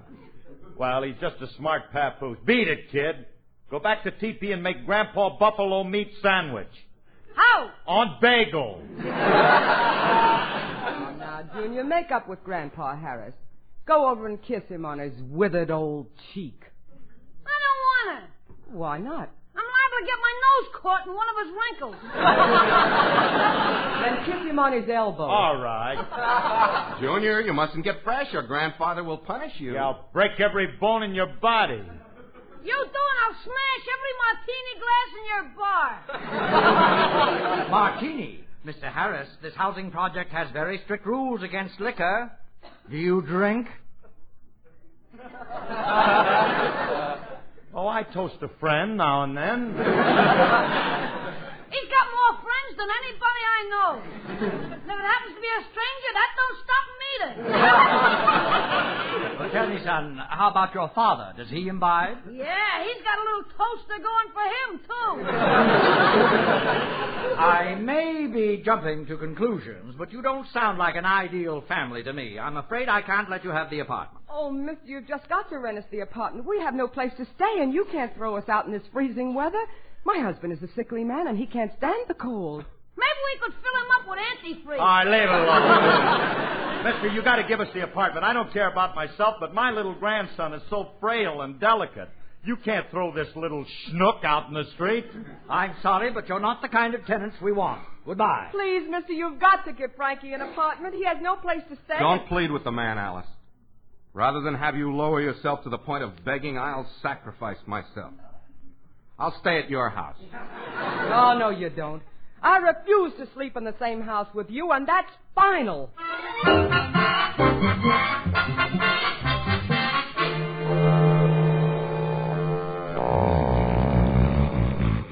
Phil, I I can't stand any more of this. You can hear Frankie snoring all the way down here. Well, don't blame Remley. He's not used to our bed. Of all the nerve. He takes our room, our bed, and now I have to lie here and listen to him snore. Honey, if it bothers you so much, get up and close the flap to our tent. You know?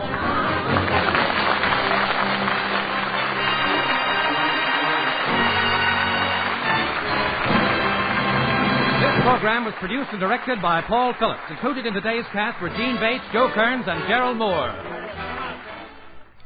Stay tuned for Hedda Hopper, then The Third Man on NBC.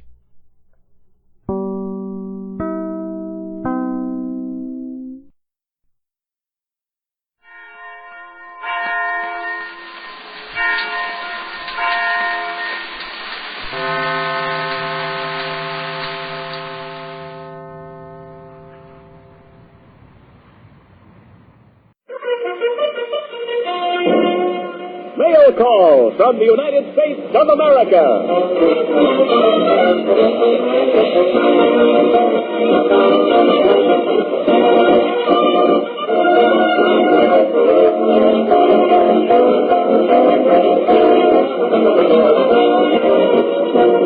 Stand by, Americans. Here's Mail Call, one big package of words and music and laughter delivered to you by the stars from whom you want to hear, in answer to the request you send to Armed Forces Radio, Los Angeles, USA. Well, we have a star-studded cast for today's program, and to get things started, we take you now to Jack Benny's house in Beverly Hills, California, where we find Rochester with the scissors cutting Jack's hair. Take it away, Beverly Hills. Yes, sir, I'm getting to be a pretty good barber. I'd better take a little more off this side. A little more off this side. And a whip off the top. Hey, that looks pretty good now. Oh, hello, Rochester. What are you doing?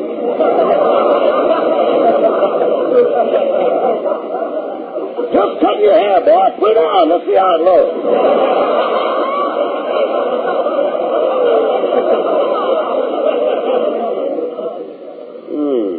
Say, those bangs look awfully cute. Especially when I roll my eyes up. No kidding, Rochester. Don't I remind you of Lauren Bacall? Oh, no, boss. Your voice is too high. Whatever made you think of Miss Bacall, anyway? Well, tonight is the preview of my new picture, The Horn Blows at Midnight, and I have selected Miss Bacall as the girl who will accompany me. Oh, you want something like the draft for it, eh? No, it's perfectly voluntary. Of course, I haven't asked Miss Bacall yet. Well, pick up the phone and prepare for her to accentuate the negative. Listen, Rochester, what makes you so sure that Lauren Bacall won't go with me to the Carthay Circle tonight? Reason number one, she's in New York. Reason number two, she goes with Humphrey Bogart. Care for another reason? Well, there are plenty of other pretty girls in Hollywood who'll be tickled to death to go with me. Where's my little red book? You mean the one you got from the Lonely Hearts Club? Don't be smart. Some wise guy just happened to send in my name for a gag. I know. I mailed the letter. All right. But the names in it are all my girls. Let's see who I've got under A. Well, let's see who I've got under B.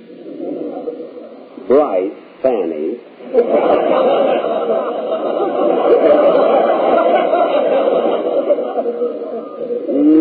No, she's too young. Too young? I always think of her as Baby Snook. Let's see, Bergman, Ingrid. I think I'll give Ingrid Bergman a jingle. I don't think the bell's going to toll for you there, boy. Oh, here's the one, Colbert, Claudette. I'll call Claudette Colbert.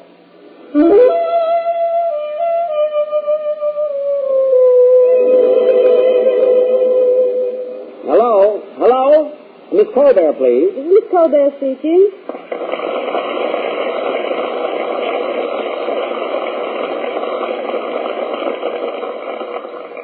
Claudette, this is Jack Benny. Boy, have I got a surprise for you. You have? You mean my umbrella's fixed already? No, I haven't had a chance to work on that yet. It's awfully hard to get those metal stays now. Claudette, what I called about was, are you doing anything tonight? No. Good. How about going out with me? I'd like to, Jack, but I've already planned to have dinner at home. Good. I'll come by your house for dinner, and then we'll go out afterwards. But I don't feel like dancing tonight, Jack. I'd like to do something quiet, like go to a movie. Say, that's swell. How'd you like to go to the preview of my new picture? Well, I'd rather go to a talkie.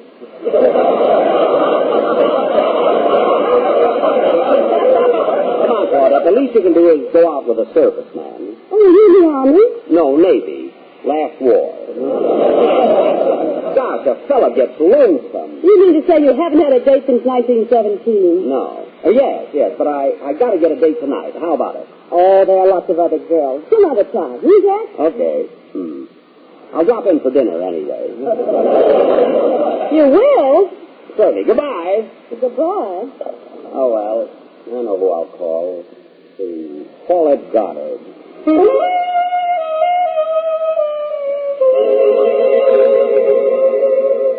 Hello? I'd like to speak to Miss Goddard, please. This is Miss Goddard speaking.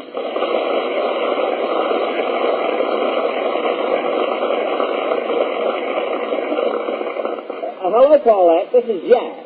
Well, Jack who? I know a lot of Jacks. Which one is it? Well, take a guess. Well, let's see. Jack Adams, Jack Ainsworth, Jack Alexander, Jack Baker, Jack Barton, Jack Carson. Wait, you passed me. This is Jack Benny. Oh, Jack Benny. Well, I'm awfully glad that you called, Jack, and do call again. Goodbye. Just a minute. You didn't even find out what I want. Jack, I've talked to my mother, and I practically pleaded with her that she just won't go out with you. I don't want a date with your mother. I want you. Oh, tell me, what did you want to do, Jack? Take me out to dinner? No, Paulette. I have an engagement for dinner. But I thought that after dinner... You'd like to go to the preview, after dinner, you'd like to go to the preview of my new picture with me. Well, I'll tell you what, Jack. How about my going to the preview of your next picture with you? Oh, but that may be a year from now. Oh, at least. Well, thanks just the same, Paulette. If you change your mind, let me know. I will. Goodbye. Goodbye. Let's see. Oh, I know who to call. Jinx Falkenberg. I met her at a tennis tournament last week. Hello?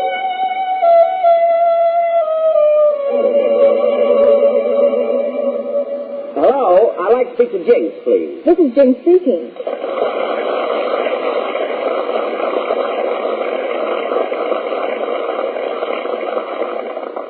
Jinx, this is Jack Benny. I've got a surprise for you. You have? Yes, you're going out with me tonight. Jack, after running around a tennis court all day, I'm tired out. That's the way I like a girl. No resistance. Oh, some other time, Jack. But I do want to thank you for putting that new gut in my tennis racket. I went all over and couldn't get my racket fixed. Oh, I got more guts than anyone in town. I do repairing for all the big players. Well, thanks for calling, Jack. And if I don't get in touch with you, please don't get in touch with me. Oh, I won't. Wait a minute. Look, what about our date tonight?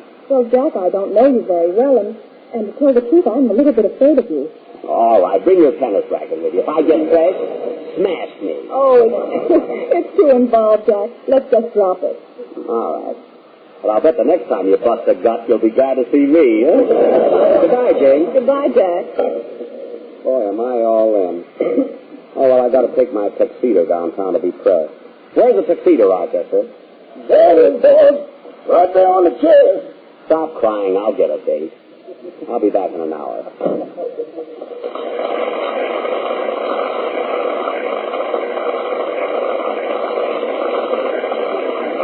While Jack is taking himself to the cleaners, here's the Smart Club with a bright usability list.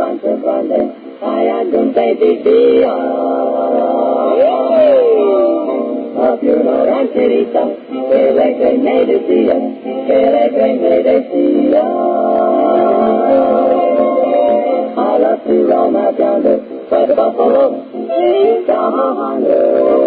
Rancho Grande. Yes, eagle flying, I'm open in the sky.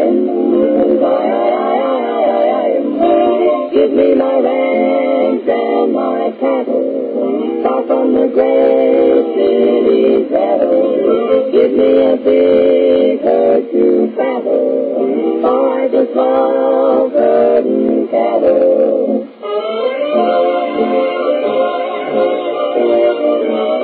We really love to go a-roaming, way out west in the buffalo in the gloaming.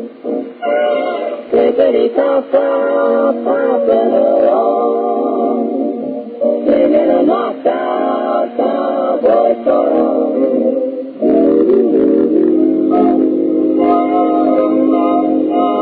Riding all day,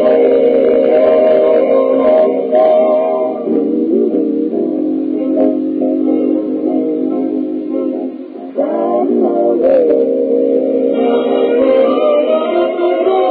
Just give us a ranch with plenty of cattle, where we can yippee-yi, yippee-yi, yippee-yi, yaddle to the cattle. We want to go where the men sing Sarasoni. Get along, little pony. Get along, little pony. And just in case you hear our lingo, swing out, Mr. Jingo, on the road to Rancho Grande.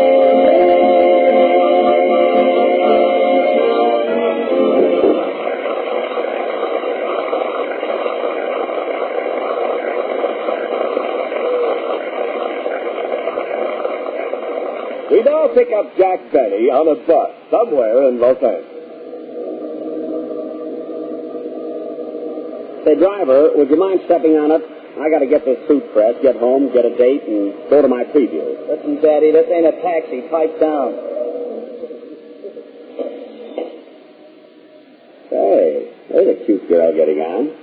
Watch your step, miss. Oh, those steps are certainly high. Wow! She's really pretty. Wow. Oh, I beg your pardon.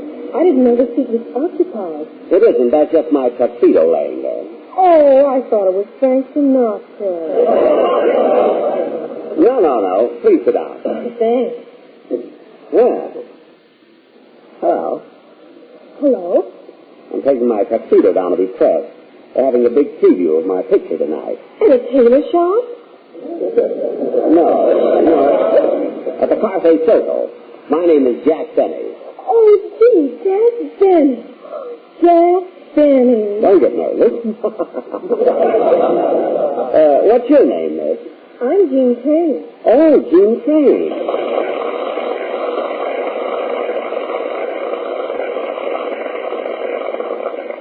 Well, Jean, it certainly is nice meeting you. Gosh, previews are so exciting with the lights and the crowds and everything. They are exciting. Say, Jean, I just happened to think I've neglected to get a date for the night.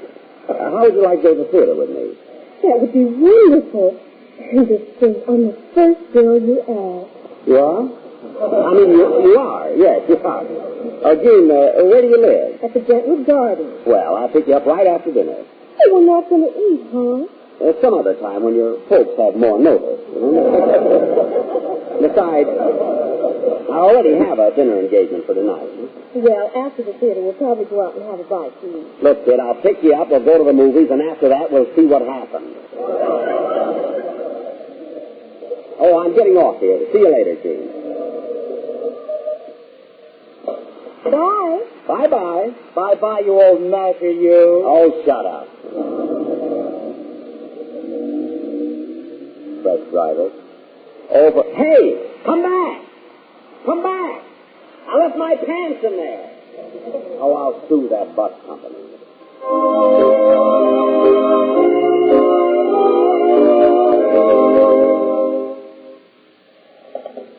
House of Bailey from an alarm clock to neglected missus. Send over and we can fix it. Hello, Rochester. This is Miss Colbert. Mr. Benny phoned me earlier this afternoon for a date. I've decided to accept. Are you feeling all right, Miss Colbert? Of course. You're going to the preview with Mr. Benny? Yes. Now, you be sure and tell him. Goodbye. Goodbye. Miss Colbert is going out with Mr. Benny. The age of miracles is definitely not there.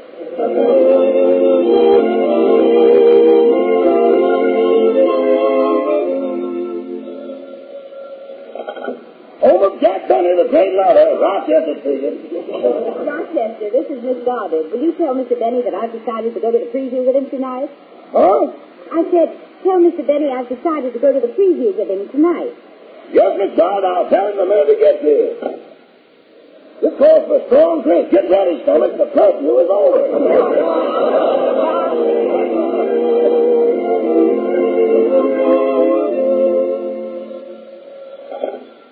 Hello, House of Love. Cupid told him. Rochester, this is Jim Falkenberg speaking. I'll tell him the minute he gets in. Thank you. Oh, my. The old gray boss, he ain't what he used to be. Ain't what he used to be. What now? Mr. Bailey's resident. Let me have it. This is Miss Crane speaking. Miss Crane? Yes. When Mr. Benny comes in, will you tell him that I have his pen? His pen? That's all, sir. That's all. That's what the lady said. That's what she said. She said that.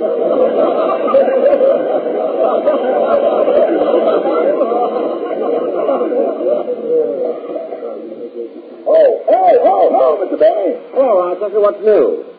Oh, what's the matter? What are you staring at me for? Don't talk, boss. I just want to stand here and admire you. Rochester, have you been drinking? All I could with one hand. I was on the phone with the other. Oh, did someone call me? Yes, Miss Colbert phone and said she'd go to the preview with you. Gee, that's wonderful. Oh, no. Look, I already had a date. Where'd you get that? On the bus. Oh, what a man. What a man. It's terrible. I've got a date with 2 girls. Make that 4. 4? Yes, Miss Goddard and Miss Falkenberg also decided to join the caravan. Goddard and Miss Falkenberg, they stepped at 2? It's the worst mess I've ever been in. Yes, like being trapped in a harem. Oh, well, thank goodness I have enough charm to go around. I might as well get to bed. Oh, Donna, say, Rochester, is the bus company phone about my pants? The bus company? Oh, come now.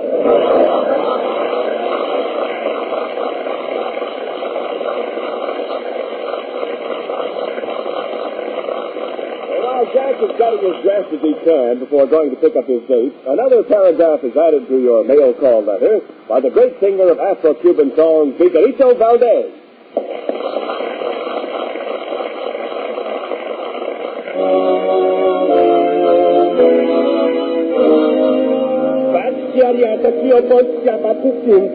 Hello, amigos. With me. Arjumbirika, Arjumbirika, Arjumbirika, Arjumbirika, Arjumbirika, Arjumbirika, Ay, que yo va para mira, Leono. Ay, porque esta canción, mira, mamá. No quiere mi futura de mi vida, mira, nena de mi alma, no. Ay, que yo va para...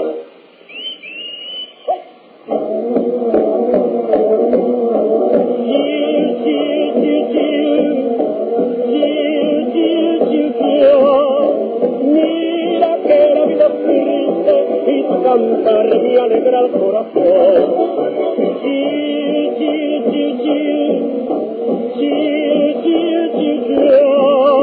Canta, canta, pajarito, que cantar me alegra el corazón. Con tu cortejo, con tu trinar, que despierta el alma, la noche ya se va. Con tu cortejo, con tu trinar, que despierta el alma, la noche ya se va.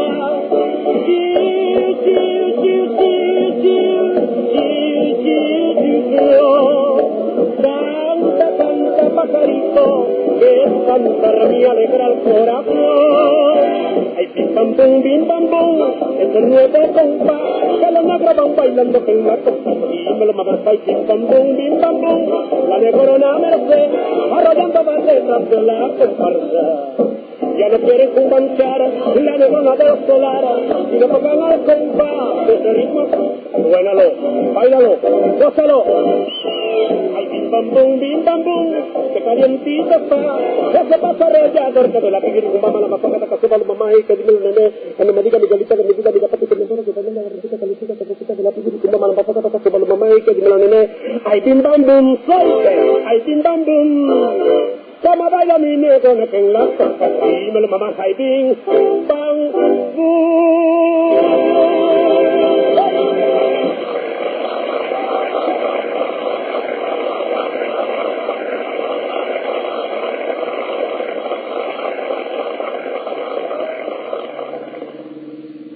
Driver, you sure you have all those addresses right? Yes. First up, Claudette Colbert's house, then Paulette Goddard's, then Jinx Falkenberg's, then Jean Crane's. Good.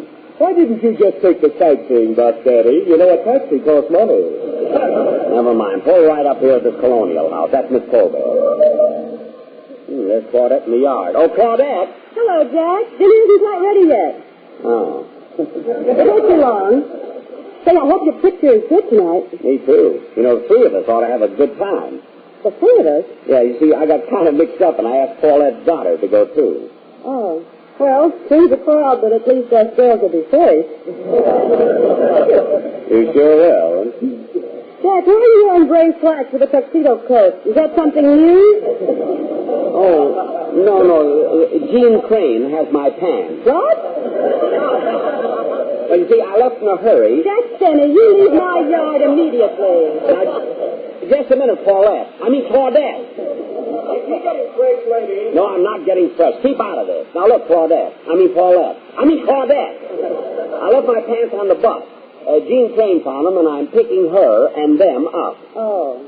Is she going to preview with us, too? Oh, sure. Well, I should hope so. That's the least it could do for the girl.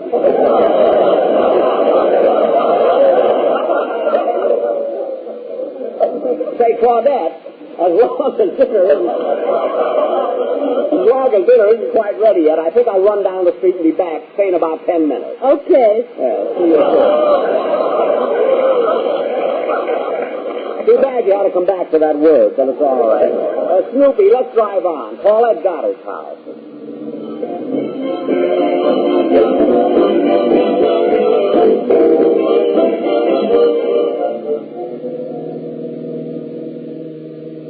Say, Paulette, I meant to tell you, Claudette Colbert is going to the preview with us, too. Oh, isn't that a shame? I thought I'd have you all to myself. Oh, Paulette, you're kidding. I sure am.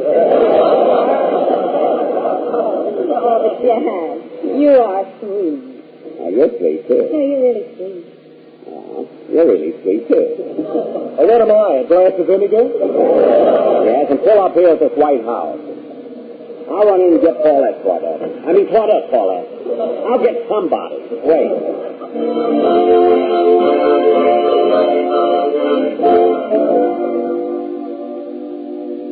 Driver, I think I'd better go in and see what's detaining Mr. Denny. After all, he's been in Miss Colbert's house for 25 minutes. I can't wait to see his toupee do a flip-flop when he sees the meter. Oh, Paulette, here we come. Well, at last. Yeah. You girls know each other, I presume. Jack Denny, has Colbert been sitting out here all this time while we've been eating? Now, look, Claudette. Eating? Were you having dinner? Now, look, Paulette, I thought... Are you out of your mind? Now, look, Claudette, And take that napkin out of your collar. No wonder you made me gulp my food. Well, I gulped, too. Now, look, Claudette, get in, will you? Please, don't push me. Now, please. Let's get going. Now to Jinx Falkenberg's house, driver. Jinx Falkenberg? Are you having dessert there? No, she's going to the show with us. You might as well face it, girl. Jean Crane is going, too. Also your pants. I should hope so.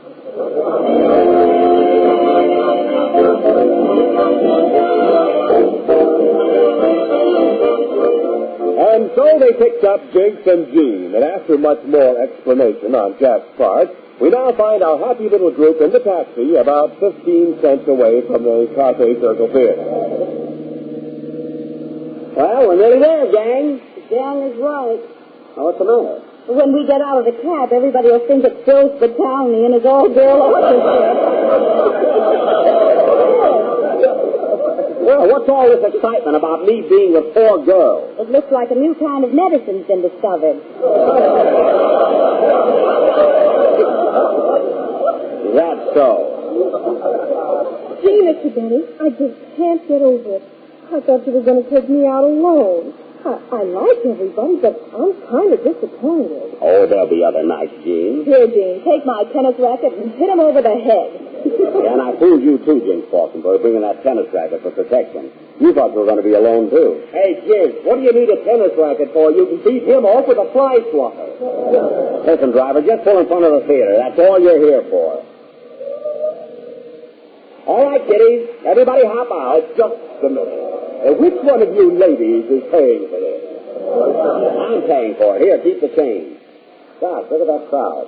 Well, here I am, everybody. Here I am, Jack Benny in person. Thank you. Jack, will you stop that shouting? Yes, come on. Let's get inside. Okay, get in line behind me, girls. I'll stand next to Mr. Benny because he asked me first. Some honor. The ticket, please. Here you are, Bud. Here's 2 tickets. You see, I'm Jack Benny.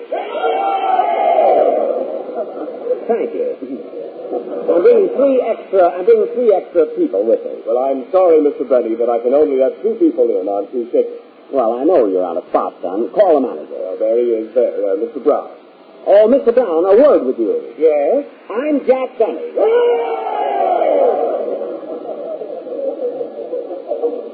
Thank you. You see, I only have 2 tickets, and I need 3 more. Oh, Mr. Benny, I'm sorry, but every seat in the house is taken. Well, such popularity must be deserved. Let's give him a cheer, girls.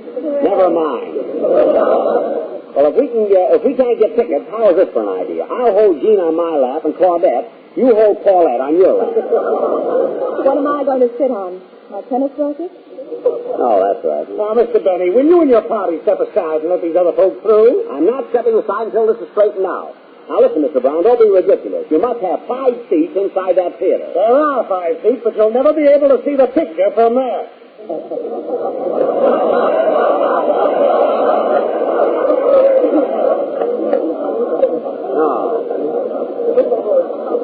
Mr. Brown, excuse me. Here are 2 tickets that were just turned in at the box office. Oh, fine. There, Mr. Benny. Now everything's great. We can all go in. No, Jinx is still sitting on her tennis racket.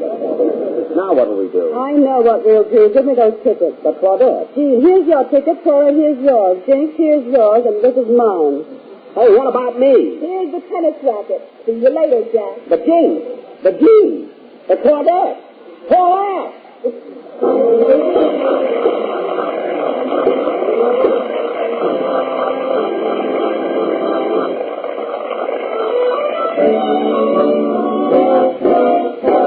You know it's fun that you will get known to their best friend.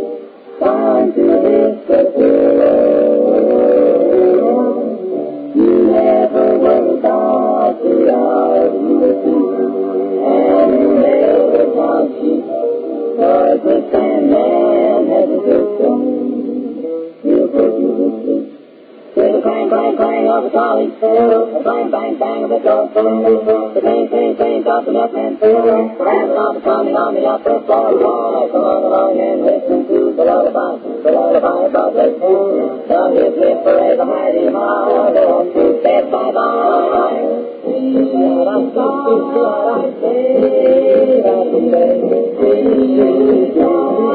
Let's call it a day. The great white way.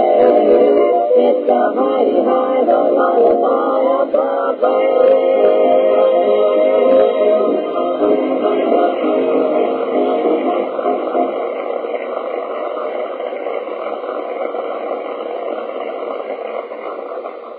Well, that just about winds up another inkling of mail call, fellas. Till next time, this is Jack Benny. Thank you. Saying so long and good luck.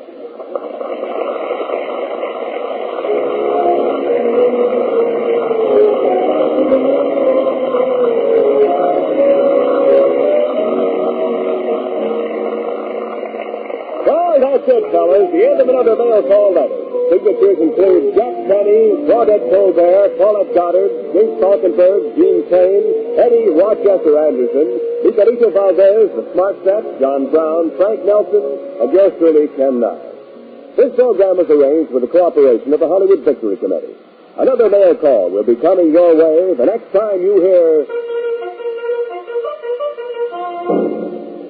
This is the Armed Forces Radio Service.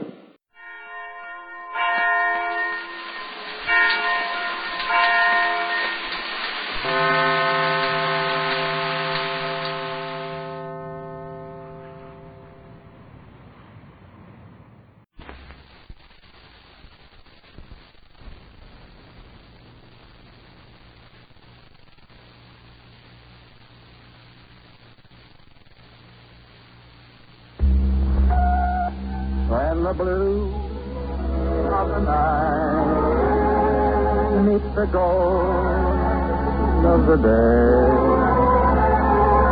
someone waits for... Shall I make you stand out tonight?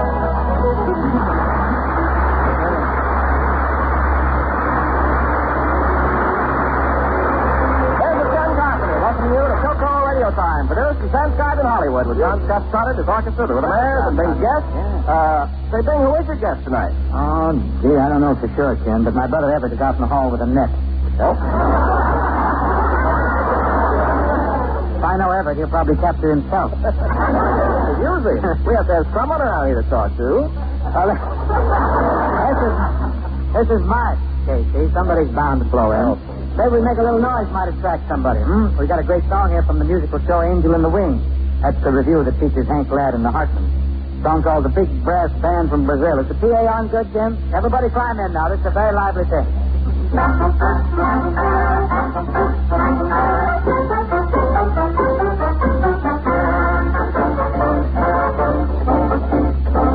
The big brass band from Brazil, the big brass band from Brazil, a-rum-pa-pa to beat the roll, that's the way they go. Three brothers down in Rio had a noisy family trio, three piccolos that sounded mighty shrill. But their papa called it music, so with his dough they planned the big brass band from Brazil. They soon sent to Cuba for some trumpets and a tuba. They figured that their relatives had skill. Papa's ears are stuffed with cotton, but he still thinks they're grand. The big brass band from Brazil. Oh, they practice all night long, but they've only learned one song. So they play that same old phrase 57 different ways.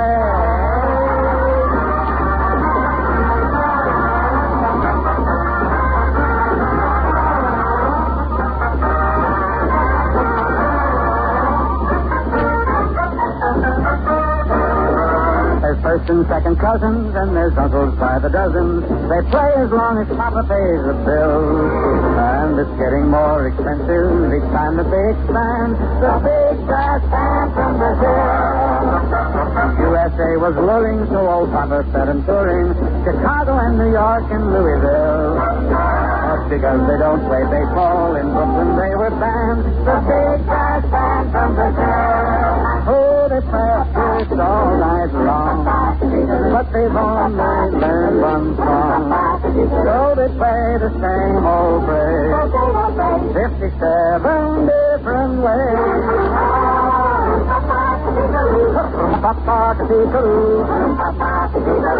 Give the boys a hand. Big brass band from Brazil.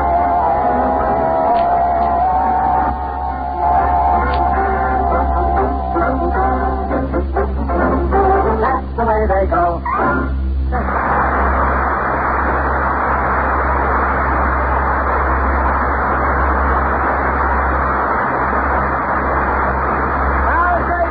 Yes, very breezy stuff for the first week in March. Yeah, Ken, we're coming in like a lion and we're going out with the pillow. Right now, who knows?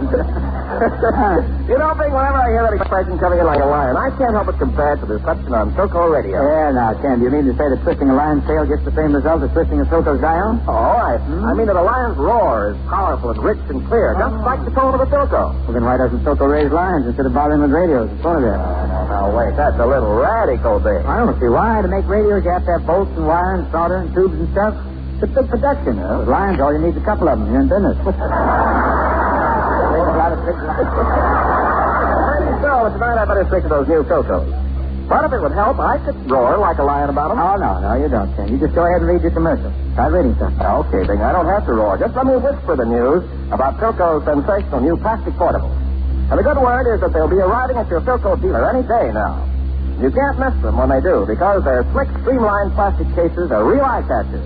A fashion flash in your choice of 4 different colors. You get real powerhouse Philco performance, too. And at an amazing new low cost for Philco quality in a portable radio.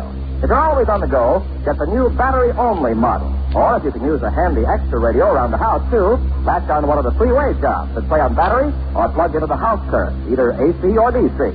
Indoors or out, these new Philcos are cinched to be the smart set with the smart set. And tops for your money in portable radios from Philco, the leader. Smart set with the smart set. I recorded this song recently with the Andrews sisters. Haven't got the Andrews gals with us tonight, but we got the Rhythmaires. They walk along pretty good. Come on along, shooting the breeze. Don't let it trouble you. Come on and live a life of ease at the Flying W. Sing like a cowboy, sing as you ride on the Circus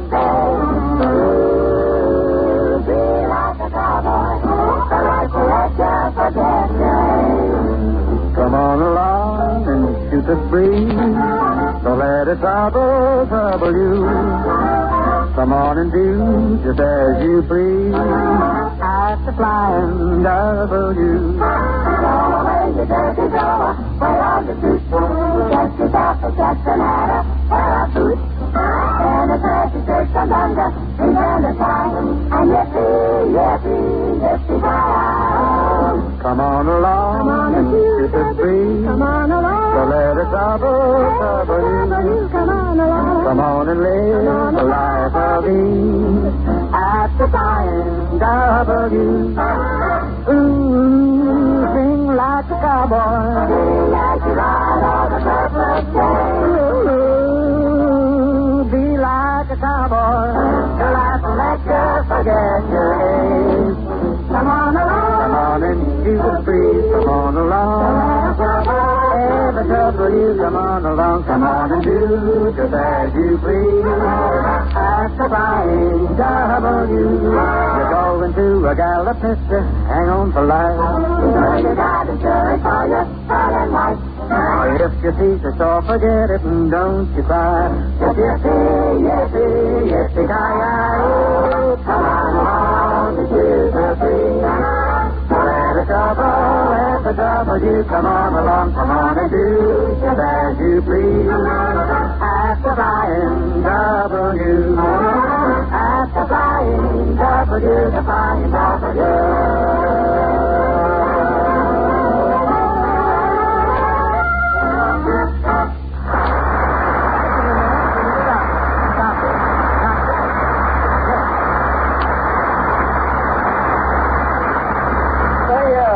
Let's see, there's a young lady here to see you. A guest, huh? Well, good. No, I don't know if she's a guest star exactly. She's Jack Benny's girlfriend, Gladys Zabisco. Oh, Gladys. How are you?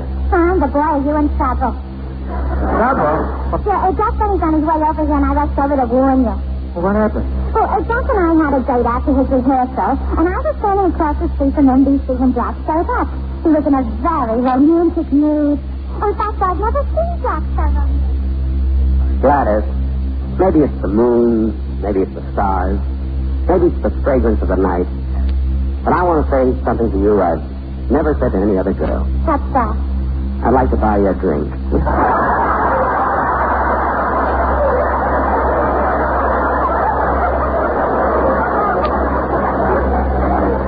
I accept. Well, let's go in here to Tom Brenneman's. They've got a lovely cocktail lounge. There it is, nice. Oh, yeah. Oh, there's Tom Brenneman over there. Hiya, Tom. Oh, hello, Jack. Hello.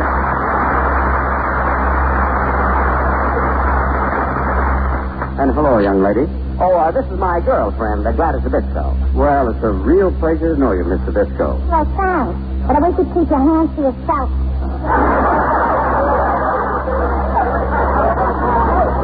Gladys, he's only trying to pin an orchid on you.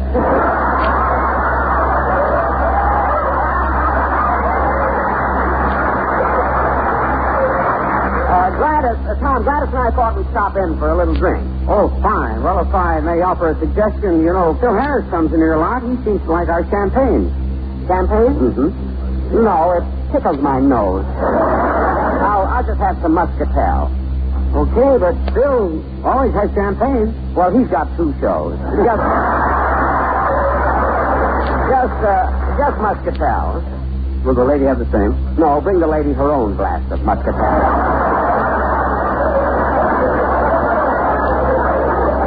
Thanks, sweetie. I'm sorry you wouldn't go for champagne, Jack. I wanted to buy you kids a drink. Oh.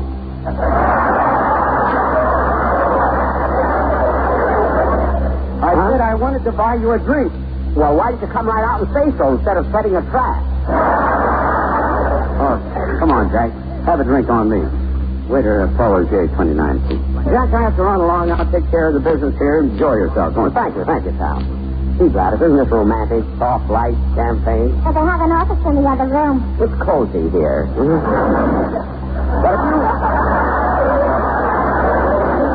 But if you care for some music, there's a jukebox over here in the corner. Oh, wonderful. How about playing something? Okay, wait till I find a nickel.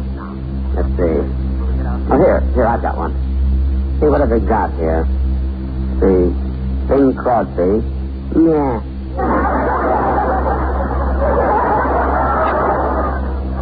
The Andrews sisters. See, there's 3 of them. The 4 Mills brothers.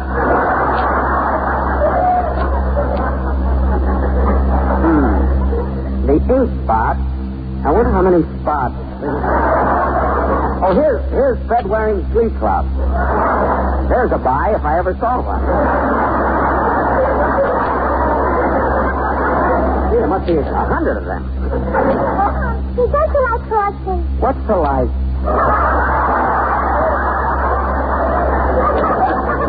All right, it's your night. I'll play Crosby. Well, what are you waiting for? Why don't you put your nickel in? I was just wondering, Gladys, all those people sitting around, do they get to hear it too?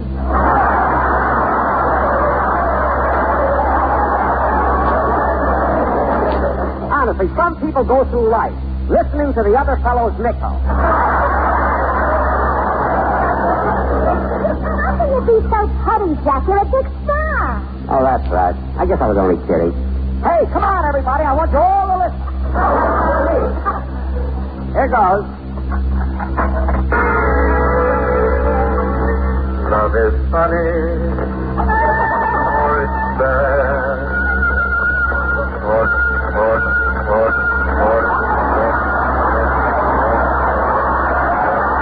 The record stopped. Maybe if I slap the key. See, now it stopped altogether. Maybe if I kick it a piece. It's no use, Jack. It won't play. But it's got to play. My nickel is in there. It's got to play. Maybe if I take it a little. Hey, Bud. Hey, you. What are you trying to do? Look, waiter, I put a nickel in this machine and the record wouldn't play. Well, I've got nothing to do with that machine. You'll have to see the owner, Mr. Brenneman. Mr. Brenneman? Oh, my friend Tom. Oh, yeah. Where's Tom? He just stepped out. Stepped out? He sneaked out.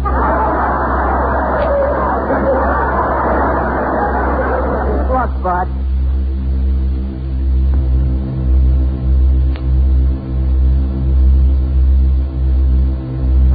In Toledo. Toledo? A fine Steve. You're only the waiter, the jukebox company's in Toledo, and Brenneman takes it on the lam. Well, I'm going to go to Crosby direct. I'll get after it. Let me out of it. Anyway, Jane, that's what happened. And I got out while Jack was arguing with the waiter, and I thought I'd better warn you. Well, you want me just in time. Look who's coming. What's wrong, Jack? Looks like you lost your best friend. Bing, I just had an unfortunate experience. I mean, some people would have been furious. Well, what happened? Well, I'll save you a little time, Jack. I know exactly what happened. You put a nickel in to hear me sing, the record got struck, you lost your nickel, right? Just as I thought. You're in with that jukebox, Mom. Now, don't be silly, Jack. I know the story because your friend Gladys here. She told me all about it. Gladys, I don't need any help from you. It's my problem. I'm old enough to stand on my own 2 feet. You're old enough to fall down. Never mind. I'm not interested in what you told him. I want Bing to hear my side of the story. The true side. And I've got witnesses to prove it. Oh, Jack, what do you want to do, make a whole big case out of this? I'm not making a big case out of anything. I simply want to tell you very calmly what took place. Now, here's exactly what happened, Your Honor. I mean, Bing. Now, look, Bing. Through a mechanical fault in this music vending machine, I was obliged to forfeit a payment I had made in advance to hear you sing a song. Now, since I didn't get to hear that song, I feel that some kind of financial adjustment is in order. Well, frankly, Jack, I don't see why I should be obligated to compensate you for your loss. Mr. Crosby, do you not receive revenue from a certain mechanical device, patent number 327-8496, commonly known as the jukebox? Jack, I'm not affiliated with any jukebox company. The money I receive through this medium, I get indirectly. Then give me my nickel back indirectly. Give it to Gladys and she'll hand it to me. I don't see what we're arguing about here, Jack. Why don't you forget about it? Forget about it? Yeah. Look, Bing, let's reverse the situation. Supposing I had put a violin solo on a record, and that record was placed in a jukebox. You put a nickel in the jukebox. The record got stuck, and you didn't get to hear my violin solo. How would you feel? Well, let's take another example.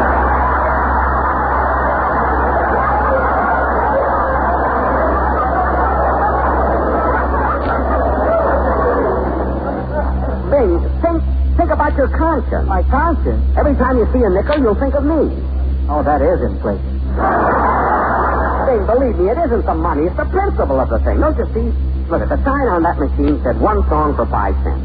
Our country was founded on honest representation. It's the right of legitimate barter. It's at the Louisiana Purchase. It's Paul Revere's right to Lexington. It's Dewey at Manila. It's the spirit of 76.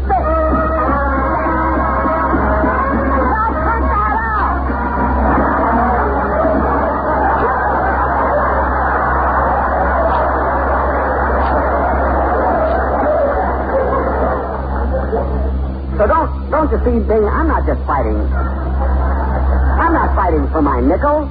I'm fighting for American tradition. I'm fighting for the Constitution. I'm fighting for George Washington at Valley Forge. What, again?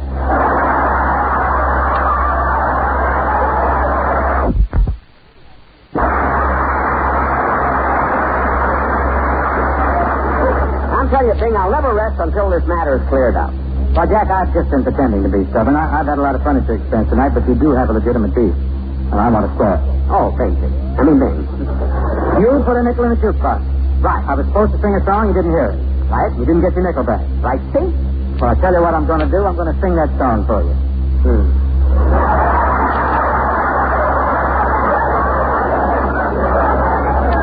Bing, you mean instead of giving me that nickel, you're going to stand here and sing a song? Yeah. How can a guy be so cheap?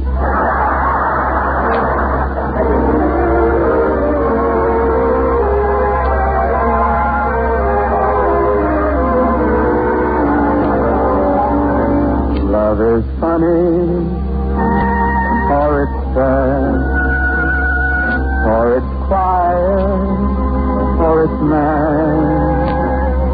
It's a good thing, or it's bad, but beautiful, beautiful to take a chance. And if you fall, and I'm thinking I wouldn't mind at all.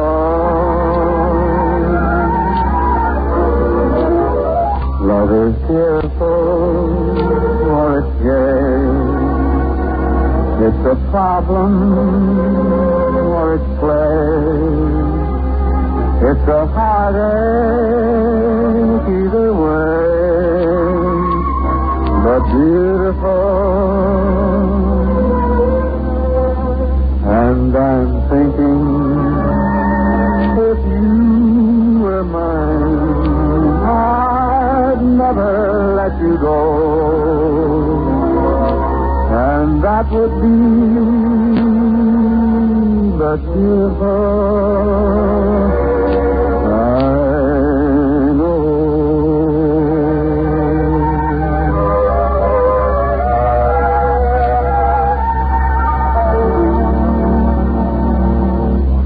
song, Jack. That makes it even. Yeah, I guess it does. Yep. Gentlemen. Too late in the day for Tom. It's a little late for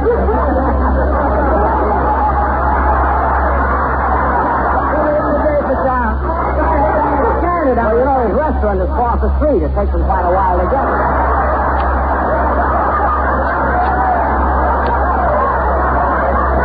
Open the door, Jack. Close it. Close it. Hey, Jack. Oh, Mr. Brenham. What brings you here? Well, I stopped over to see Jack Bing. You know, the jukebox mechanic was there, and we got his nickel back. Here you are, Jack. Oh, thank you. 1900. Yep.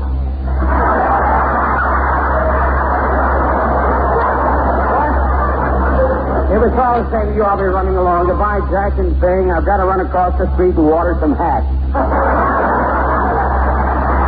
Very good rest, Doc. Have a nap. What a lovely fellow. You know, I ought to send him a good neighbor orchid.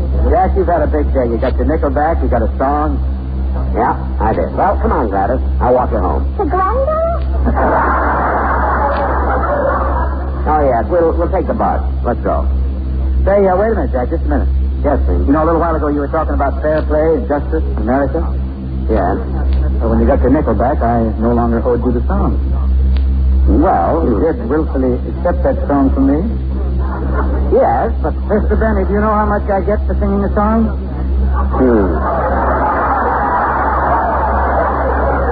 Can I get a glass of water, Jack? Make it a bucket. I think I'll drown myself. Look, Daisy, there's only one way to handle it. You gave me a song, I'll give you back a song. Gladys, get me one of those violins. What are you going to do with a violin? I want to reciprocate. You mean retaliate? Here you are, Jack. Thanks, Gladys. I'll do the best I can. Violin is a little different from the one I play. This one has 4 strings. I wonder what the other 3 or 4. Oh, it's fair. Oh. Oh. That's a second. Thank you, Jack. That was very good. Look, I haven't started the number yet. No.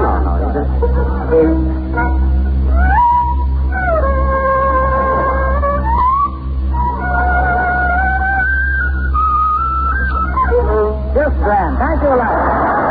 Now, look, Bing, I'm just trying to pick out a number. Well, these people have homes. Maybe they want to get to them. Well, I think I know a good number I'll play. Humorette. Oh, say, I need to join in on that.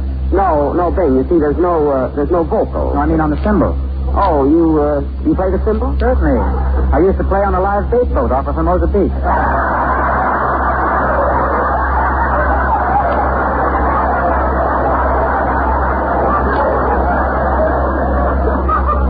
Well, all right. Now, I'm ready. Join me, but don't crowd me. Just a question there.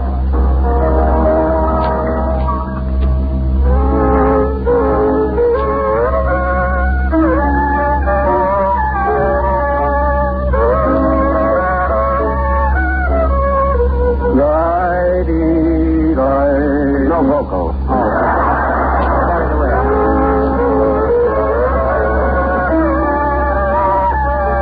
Mind if I go with Brennan and lay down?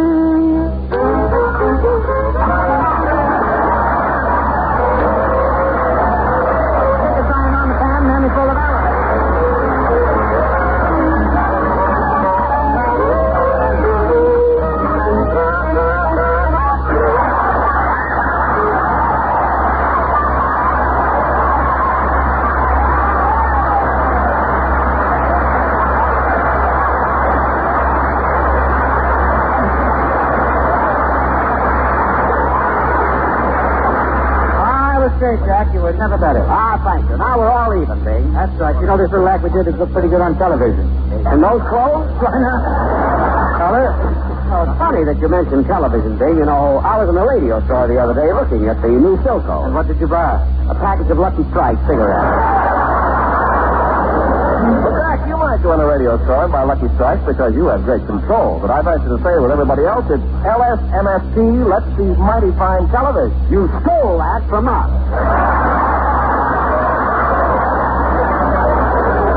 No, I just borrowed it, Jack, because it fits Philco so well. Mighty Fine Television, Mighty Fine Radio.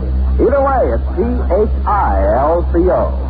And the big news in Mighty Fine Television is that now you can get genuine Philco television for a sensational new low price.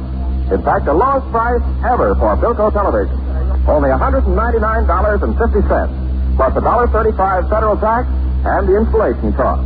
And man, that's really bringing the cost of television down. Right down where everybody can afford this great new kind of home entertainment.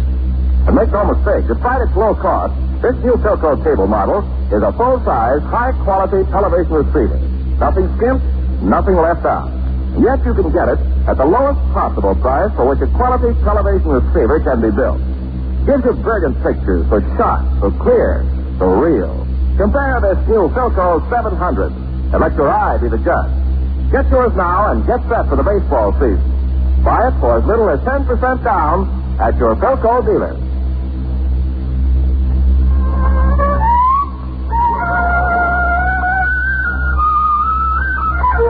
Just grand. Thank you a lot.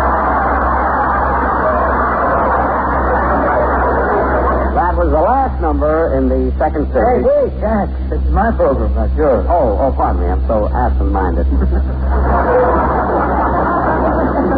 Say, Mr. Crosby, who's your guest next week? Well, next week, Gladys, we have a very jolly program with Jimmy Stewart. Jimmy Stewart? Mm-hmm. Jimmy Stewart? Mm-hmm. Jimmy Stewart? Cut that out. Does Jimmy Stewart buy you champagne?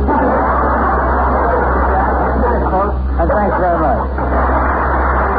This program was produced and transcribed in Hollywood by Bill Morrow and Murdo McKenzie. Tune in to Philco Radio Time next week and hear Bing Crosby, John Scott Stoddard, and his orchestra, the William Ayers, and Bing's guest, Jimmy Stewart. And keep your eye on your Philco dealer now for the newest thing in radio from Philco, the leader.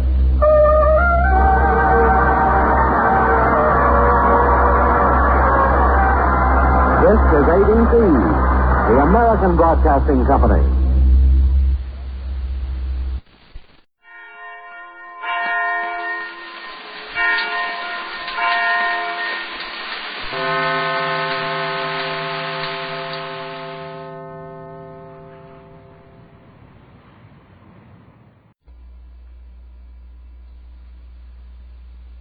Transcribed.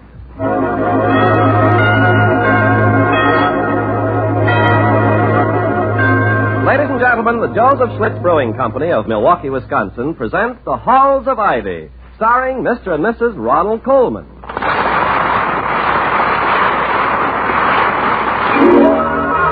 When there's beer on your mind, your best thought is Schlitz, the beer that made Milwaukee famous. More people like the taste of Schlitz than any other beer. That's why Schlitz is the largest selling beer in America. And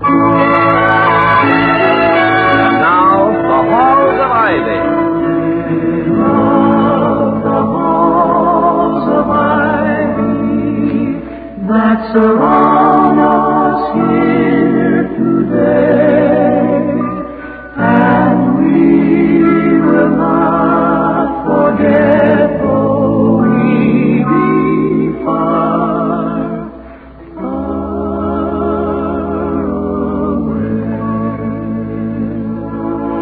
Welcome again to Ivy. Ivy College, that is, in the town of Ivy, USA. A vast silence has recently descended upon the campus. The midterm examinations will soon begin, and like most college presidents, Dr. William Todhunter Hall enjoys this terminal lull. It gives him a chance to lock himself up in his study and polish off the accumulated unfinished business. And that's what he's doing at the moment. His wife, the former Victoria Cromwell of the London stage, has just answered the front doorbell. She enters the living room with a visitor and says, Well, if you're quite certain it's important, I'll try and get him out. But I must warn you, Mr. Nolan. Harry Nolan. Well, I must warn you, Mr. Nolan, that I may not succeed. Once my husband locks himself up in his study, he becomes entirely oblivious to the rest of the world.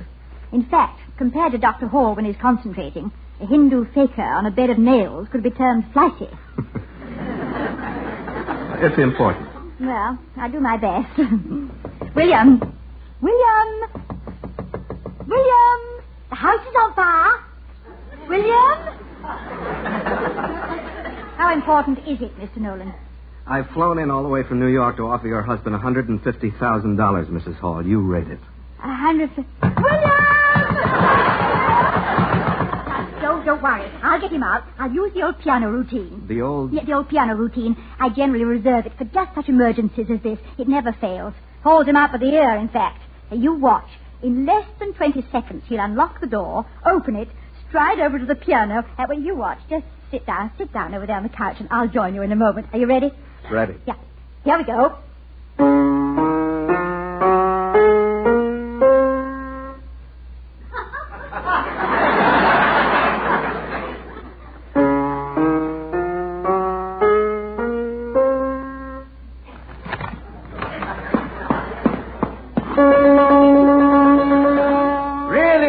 This is the most excruciating... William, you have a visitor.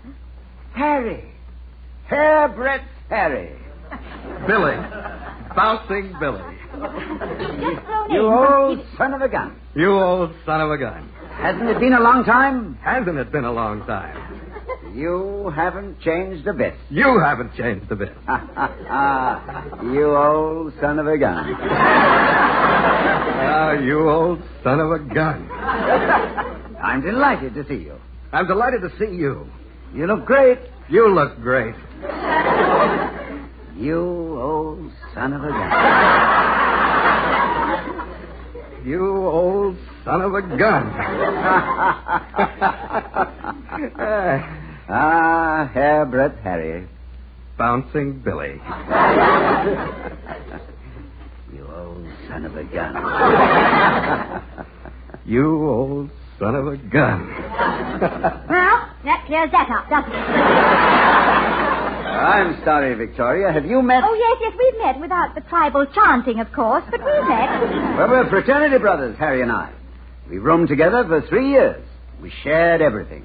Clothes. Money. Girls. Ho, ho, ho. Those were the days. Harry, where have you been? I haven't heard from you since... 1940. Out on the West Coast till a few months ago. Then they made me vice president in charge of operations for the whole network and sent me east to New York. Still in radio, Radio? Aren't you quaint? No, television's my baby now, and it's quite a bouncing baby, too. Yeah, I know. We get the same kind of reception on our set. As a matter of fact, Billy, that's why I'm here. What would you do if I offered you a certified check for $150,000? He'd take it quick like a bunny. Darling, please. 150,000 in return for what? We want the TV rights to Ivy's football games next year. I see. Harry, make it 160,000 and the television rights are yours. Oh, I wish I could. But I can't go a penny above 150. Business-wise, it's not worth it. Well, sponsor-wise, it might be. Market-wise, it's not. Money-wise, it's not too much. Profit-wise, it is. Food-wise, would anybody care for lunch? Lunch? Oh, I suggest we wait until Professor Barrett arrives, Victoria. I invited him to drop over for lunch. Good heavens, is old Barrett still head of the drama department? Yeah, he certainly is. No, Harry, I can't possibly take less than 160. I'd like you to have the rights, but I know you don't expect me to give it to you out of sentiment. Oh, of course not. And I'd like to give you $160,000, but I know you don't expect me to be guided by sentimental consideration. Now, I always say there's no place in business for sentiment. Don't you agree, Mrs. Hall? Well, you asked the wrong person. I'm the original sentimental Susie. I can't bear to disappoint people, and the more I like them, the less I can bear it. I go all melted buttery inside. She's sweet, isn't she? Yeah, I'm a living doll. In business matters, not very wise. Speaking wise, that is. I agree with you, though, Harry. When it comes to business, my head rules and not my heart. I find that you can't read the fine print with tears in your eyes. No, it's the same with me. Why, I wouldn't even ask someone to do business with me on a sentimental basis. I don't con people, and I don't want to be conned. Right. 150. I won't budge a jot. 160. I won't budge a tittle. I always meant to ask about that. Exactly how does one go about budging jots and tittles? Later, darling, later. Billy, I'll tell you what. I'll offer $150,000 plus a job for you. For me? We're setting up a swank 39-week television series. It's a drama series, world's best plays, that sort of thing. We need a master of ceremonies, someone to tell the audience about each play, its history, aesthetics, significance, and maybe, between acts, peddle a little soap. How would you like to do it? Pays very well. I? We want someone like you, someone with prestige, someone with distinction. You'd make a very good appearance, and you've a fine, resonant speaking voice. Well, but I don't quite, you really think so? Oh, I don't, no, I couldn't. It's quite impossible. No. Well, don't decide it off the cuff. Think about it. I tell you what, go back into your study and finish whatever it is you were doing, and then we'll... No, I've quite finished. I was merely reading a manuscript at Professor Barrett's request. A play, as a matter of fact, and if you should change your mind and decide to present a series of the world's worst plays, you'd be interested in this one. Thank you, no. If we ever do present such a series, I still have some of the masterpieces I composed when I was taking Barrett's playwriting course. Talk about turkeys. Yours couldn't possibly be more aromatic than this one. Oh, I didn't know you'd read it, Victoria. Well, yeah, I happened to see it on your desk, and after glancing at the first line, became perversely fascinated by it. After each page, a small, still voice inside would urge, "Go on, Victoria, read a bit more. It'll feel so good when you stop." I've read a lot of plays in my day, but I've never before encountered such mishmash. Mishmash? Oh, yes, of course, mishmash. I'm glad you agree with me. Yeah, who wrote it? Well, Barrett wouldn't say. You know how sensitive he's always been about hurting his students' feelings. Oh, yes. Whenever he read one of my little gems to the class, the knowledge that the author would remain anonymous was worth $6 a minute. I can't understand how, after 4 months with Barrett, the greatest authority in the field of theatrical literature and dramaturgy, anyone could turn in such a mushmash. Mishmash. Thank you. The author of this play is wasting his and Barrett's time. And if Barrett is too sensitive to tell the student, I shall be happy to do it myself. Do you mean to say you have the strength to tell a writer what you really think of his work? Well, of course. When my opinion is requested, I always give it as honestly and as fully as I can. Don't you do the same? No, not exactly, but there are scores of ways of answering the question, what do you think, without hurting the author's feelings. I'm sure I can't think of any. Oh, yes, of course you can. Whenever a playwright asks me, what do you really think of it? I always seem to be able to make him happy by looking deeply into his eyes and saying, that's a play. Can't possibly call it a lie. It was a play. What I always use is, you really have something there. Of course, I don't want to say what it is they really have. And it's also effective to tell a playwright, there are many good things about it. Now, he doesn't know you're referring to the grade of paper it's written on, or the accuracy of the spelling, or the cleanliness of the typing. Have you ever tried, of course it needs work? That's a good one, too. But that's sophistry. Weaseling. No, I shall tell Barrett, or the student, exactly what I think and let the chips fall where they may. I have too much respect for art to respect the artist. Epigram. Well, I'd rather die than tell a playwright what I thought about his work. Well, unless, of course, I liked it. Oh, that must be Barrett now. Oh, good. Excuse me, Harry, while I answer the door. Do you think Professor Barrett will remember you after all these years? Oh, he might. I once said something to him that made him chuckle every time he saw me during my 2 years at Ivy. Oh, really, what? I'd written a one-act play about the death of William Shakespeare, and Barrett called me into his office and very gently, very tactfully, but very devastatingly pointed out some of its flaws. When he finished, I said I felt it would have been much, much better if I had died and Shakespeare had written about me. No, Professor, not in the least. You're exactly on time. Good afternoon, Professor Barrett. Oh, nice of you to have me, Mrs. Hall. I wonder if you happen to remember Mr. Nolan. He's a former pupil of yours. Of course. I remember him well. It would have been much better, sir, if I had died in Shakespeare. Of course. Very good to see you again. Thank you. We were just discussing the play you asked me to read. Should we talk about it now and then have lunch, or would you prefer No. Let me hear about it now. Well, I feel very strongly, Professor Barrett, that the author... by the way, would you mind telling me who wrote it?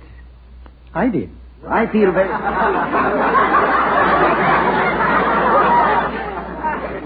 What? Yes, I wrote it, rewrote it, and polished it over a period of 6 or 7 years. What do you think of it? The truth now. You wrote... Yes.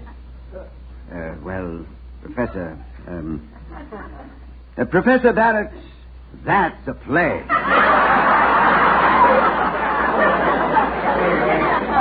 Yes, I know it's a play, but what about it? You have something there. But what? Many good things about it. Yes, I know. The margins are straight and so on, but the play. What about the play? The play? Yes. Well, of course, you realize it needs work. You could say that about the human race to the great creator himself. Be more specific. Do you think it's good or bad? Were you moved at all, or were you unaffected? Well, I feel that... Suppose we discuss it after lunch. I think it's ready now. Lunch, thank heavens, yes, indeed. I've been looking forward to it all day. Yes, let's go in at once, Victoria, and we will talk about your play when we finish. Lunch. What a lovely thought, a nice hot lunch. Yes, indeed. Surprisingly warm for January, isn't it?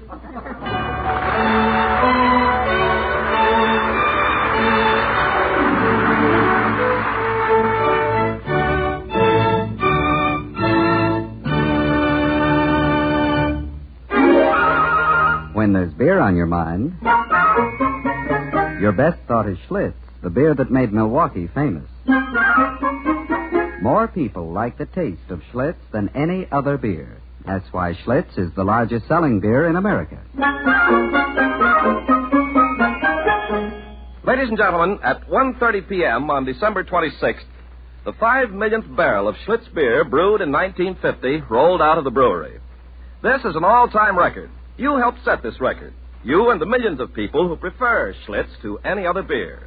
You who have made Schlitz the largest selling beer in America simply because you like the taste of it. To you, Schlitz gives its thanks and its promise that every glass of the beer that made Milwaukee famous will continue to be the kind of beer that makes millions agree it has to be fine to be first.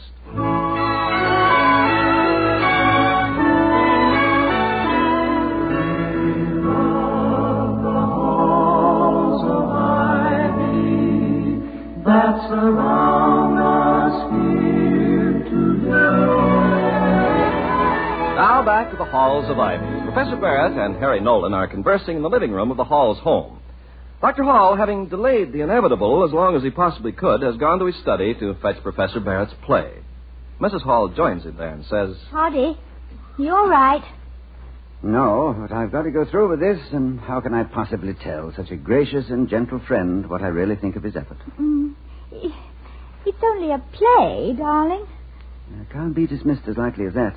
Like any work of art, it's a creation, just as surely as a child is a creation. And like a child, the greater the pain and the greater the effort expended upon it, the more it is loved. Professor Barrett has worked on this play for 6 or 7 years. You heard him. And it's as cruel to shatter his conception of its merit as it would be to say to a doting father, is that your child's face or a Halloween mask it's wearing? Well, then, I suggest you tell him we think it's one of the most powerful and beautiful plays ever written. But a favorable reaction from me would only spur him on to submit it to some producer, and that would lead to unbearable humiliation. Don't forget, in the past 30 years, he's taught at least a score of students who have become quite respectable writers and achieved reasonable success. To say nothing of the few who haven't been in the least bit respectable and have achieved even greater success. Yes, exactly. Charlie, I don't mean to press, but we really can't stay in here with the others waiting for us in there. Oh, all right. Hail, Caesar, we who are about to die. I'm ready, darling. Have you come to a decision? Yes, I'll tell him the truth. Perhaps you're right.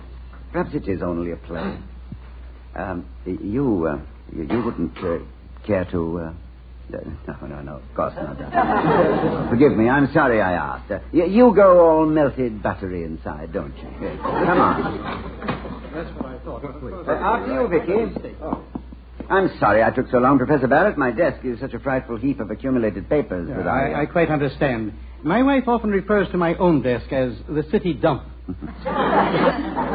Well, what do you think of the play? The truth now. Oh, I intend to speak truthfully. I know you feel as keenly as I that we must always make it a point to face the facts. Face the facts. Steady, Doctor. Your Freudian slip is showing.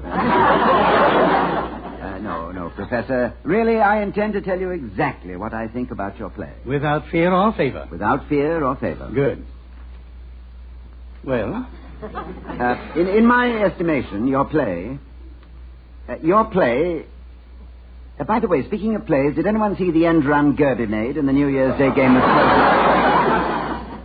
Remarkable, simply remarkable. Was it? Oh, yes, remarkable. Wasn't it, Victoria? Oh, yes, it was. I remember remarking to you at the time that it was remarkable. Wasn't it, though? 11 yards. What the devil's so remarkable about that? It was the wrong direction. Speaking of football, what do you think of my play? This is what I think. I'm really very anxious to know, not only because it's my first play, but because, I don't mind telling you, I'm very anxious to have it produced. I might have worked on it a few years more, I suppose, but I can no longer indulge myself. Well, I don't quite understand, Professor. I need money. Quite a lot of it, the doctors inform me. Doctors? Are you ill, Professor Barrett? My wife. I never realized. Yes, she's quite ill. When they told me, I naturally thought of my play immediately. It's really the only large asset I have. All my hopes are centered upon it. I see. I'm dreadfully sorry about Mrs. Barrett. Yes, so am I. Oh, well, go ahead, Dr. Hall. Is it, in your estimation, a good play? Dear Professor Barrett, we both love you, and it's a bad play. Although beautifully constructed and technically precise, it's entirely devoid of feeling, beyond the art of any actor, and will induce in the audience neither laughter nor tears. That is what William and I, in all truth, think. I see. You must know, with all your experience, that there's no truth about a play's merits. I mean, no one can say with certainty that it's good or bad. But you asked us to tell you what we felt. And we felt what we told you. Thank you. Professor Barrett, there are some who light the torch and some who hold it aloft. Who is to say which of these is the greater? No, it's quite all right, William. It's quite all right.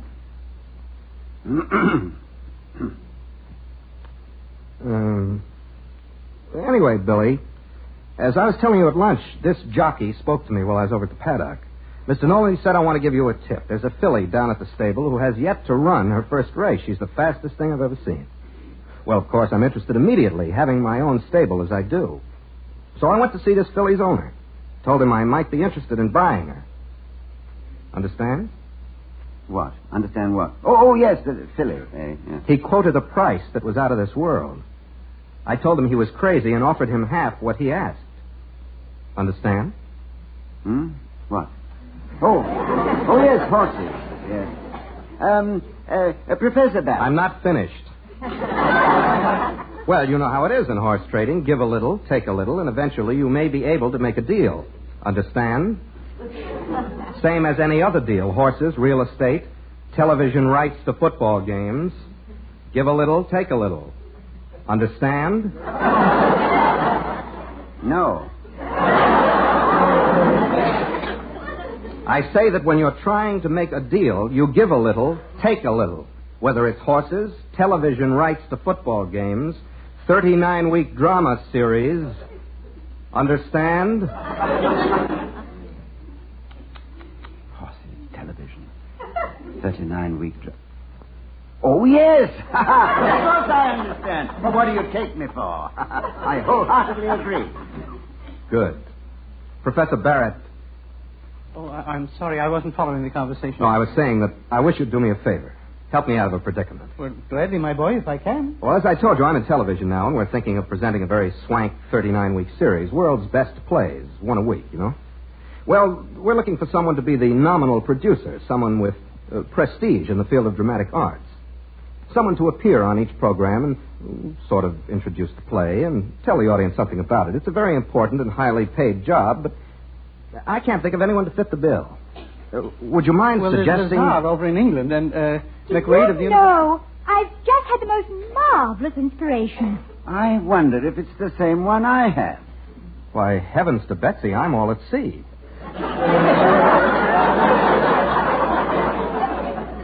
What do you mean? Why, Professor Barrett would be wonderful on such a program. By George, it never occurred to me. I? On television? What a capital idea. Now, why couldn't I have thought of it? Because you're stupid.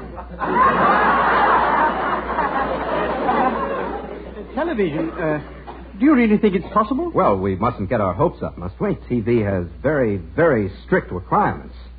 Let me hear your voice. Say, how now, brown cow? How now, brown cow? Perfect.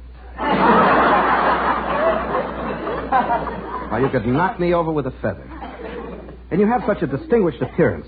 Professor Barrett, I'd be very grateful if you accepted the job. Of course, it only pays $500 a week. But then it's merely a few hours' work. Please say you'll do it. As a favor to me. Oh, but of course, I'd be delighted to. That is, if you're quite sure. You see, I'm not really a performer. Well, how do you know? I never knew a good teacher yet that wasn't a bit of a ham at heart. What about my billing?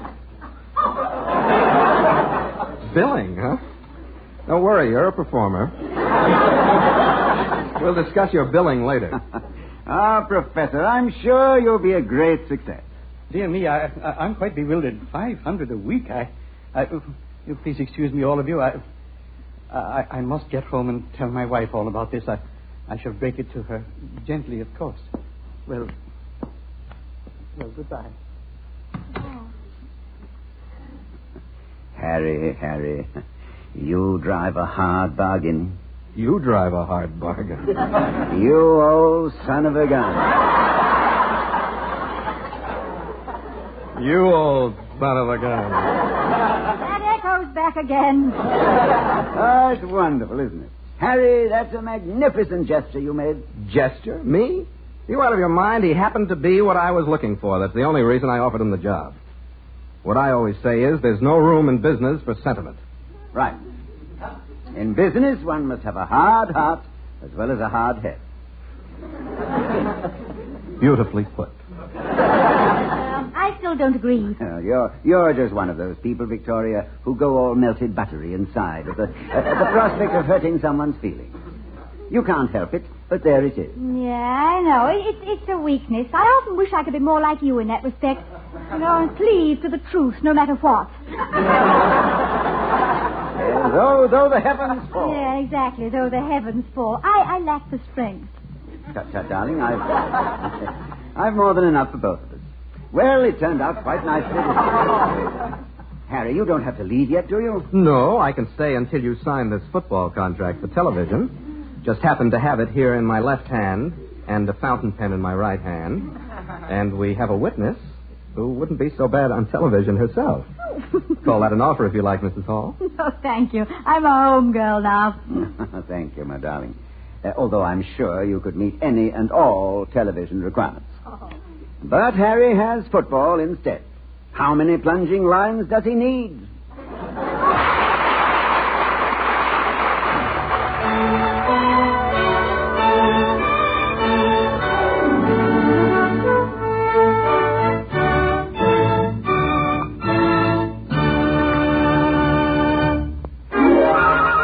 When there's beer on your mind, your best thought is Schlitz. the beer that made Milwaukee famous.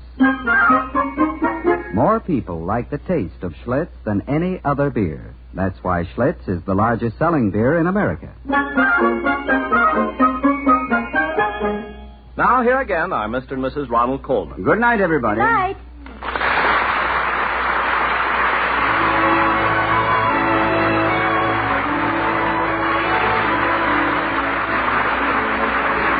We'll be seeing you next week at the same time at the Halls of Ivy, starring Mr. and Mrs. Ronald Coleman. Harry Nolan was played by Elliot Lewis, and Professor Barrett was Norman Field. Tonight's script was written by Robert Sinclair, Walter Brown Newman, and Don Quinn, directed by Nat Wolf, and transcribed by the Joseph Schlitz Brewing Company of Milwaukee, Wisconsin. Ken Carpenter speaking.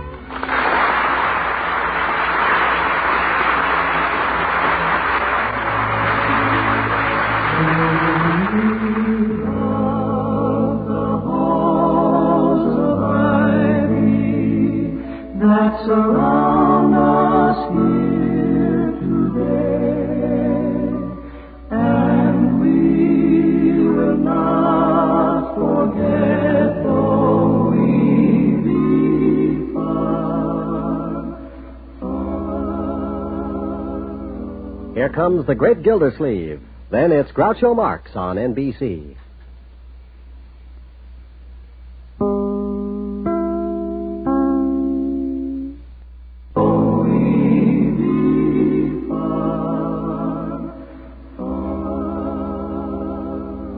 Here comes the Great Gildersleeve.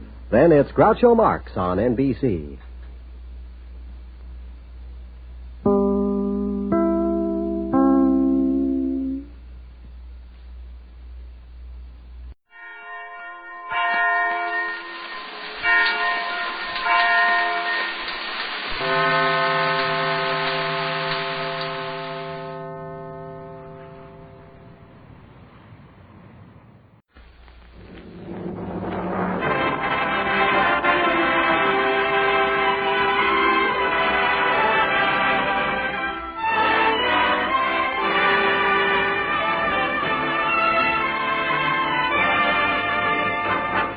Ladies and gentlemen, Dennis Day.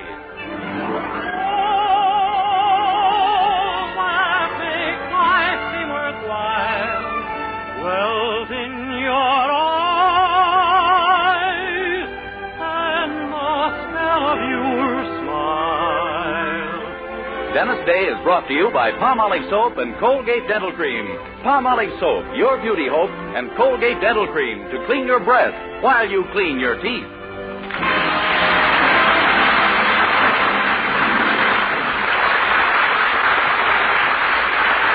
Day Show with Barbara Eiler, B. Benedera, Dink Trout, George Dooning in the orchestra, and yours truly, Vern Smith, is written by Frank Galen and stars our popular young singer in A Day in the Life of Dennis Day. Here's Dennis to sing the new hit from the score, Paleface, Buttons and Bows. East is east and west is west, and the wrong one I have chose. Let's go where you keep on wearing those frills and flowers and buttons and bows, rings and things and buttons and bows. Don't bury me in this prairie, take me where the cement grows. Let's move down to some big town where the love's a gal by the cut of her clothes, and you'll stand out in buttons and bows. I love you in buckskin or skirts that you've homespun, but I love you longer, stronger, where your friends don't hold a gun. My bones denounce the buckboard bounce, and the cactus hurts my toes. Let's vamoose where gals keep using those silks and satins and linen that shows you're all mine in buttons and bows.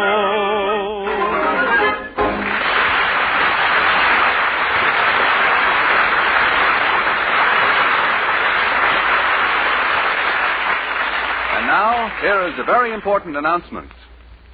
Palmolive Soap is giving away prizes worth $67,000, a grand prize of $25,000 in one lump sum, or $100 a month for life. And that's not all. There are over 2,000 prizes in Palmolive's big treasure chest contest. Ford sedans, Westinghouse laundromat, From Silver Fox scarf, Toastmaster toasters. And it's easy to enter. Complete the last line of this jingle. A fresher, brighter-looking skin is something I would like to win. I'll get Palmolive soap today. Da-da-da-da-da-da-da-da. Write your last line on a plain sheet of paper or use an official entry blank giving complete rules obtainable at your dealers. Include your own and dealer's name and address, and mail with the big word Palmolive from the front of the wrapper of one regular and one bath-size cake of Palmolive soap to Palmolive, Box 92, New York 8, New York. Now, here's the jingle once more. A fresher, brighter-looking skin is something I would like to win. I'll get Palmolive soap today. Da-da-da-da-da-da-da. Mail your entry to Palmolive, Box 92, New York 8, New York. Get Palmolive soap for a lovelier complexion. Remember, doctors prove Palmolive's beauty results.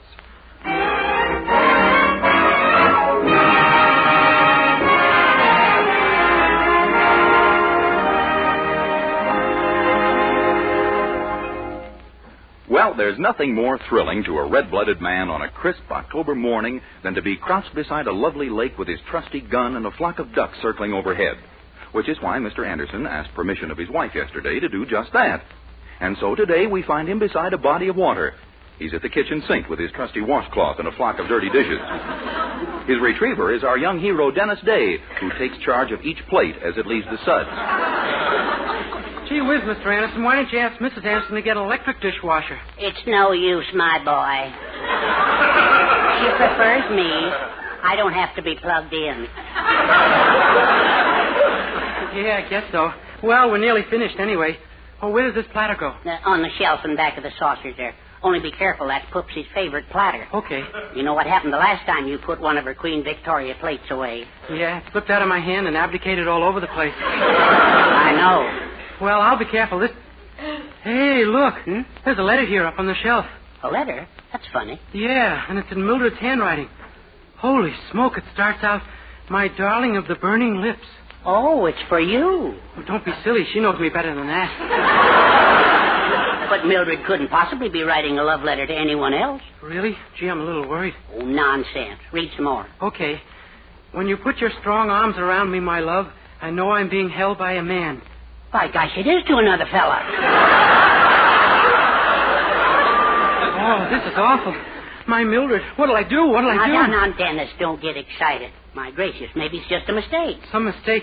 She'd had another fella on her mind all the time she's been with me. I'm going to take back my fraternity pin and give her back the pawn ticket for her sorority pin. But, Dennis, you're the one she loves, I'm sure. For the moment, some other fella's turned her head, that's all. Yeah, and I wind up with the back of her neck. Believe me, I'm going to tell that girl plenty. That's the worst attitude you could possibly have. Now, if you want to win her back and you're smart, you listen to me. Could you really help me, Mr. Anderson? Certainly. Now, I'll give you a little tip. You can catch more flies with honey than you can with vinegar. Get it? You mean she'll love me again if she sees I can catch a lot of flies? No. But the trouble is, you've never really courted her, Dennis. A woman doesn't like to be taken for granted. Now, suppose you started playing the cavalier, did little things for her, and showered her with attention. Gee, I see what you mean. Sure. Gallantry. Well, women eat it up.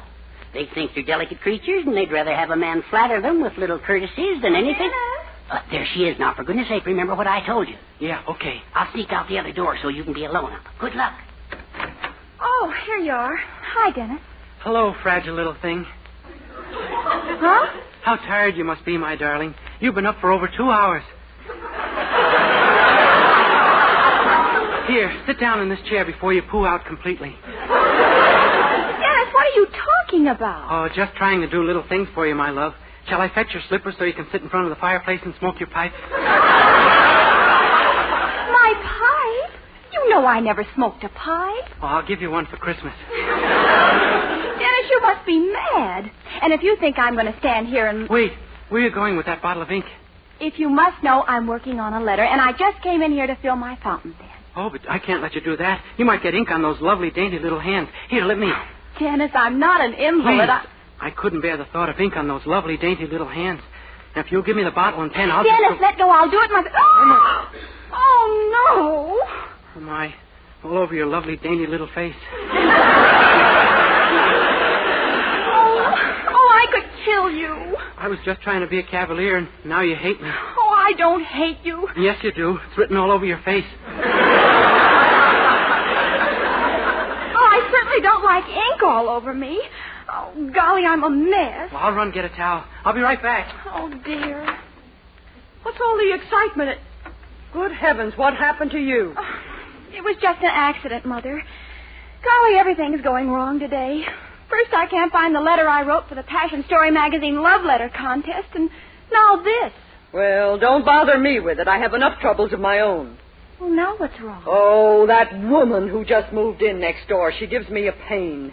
Standing there in her backyard yelling that our incinerator is filling her yard with black smoke. The nerve of her making up such a fantastic lie. Oh, our new neighbor? What does she look like? I don't know. I couldn't see her through the smoke.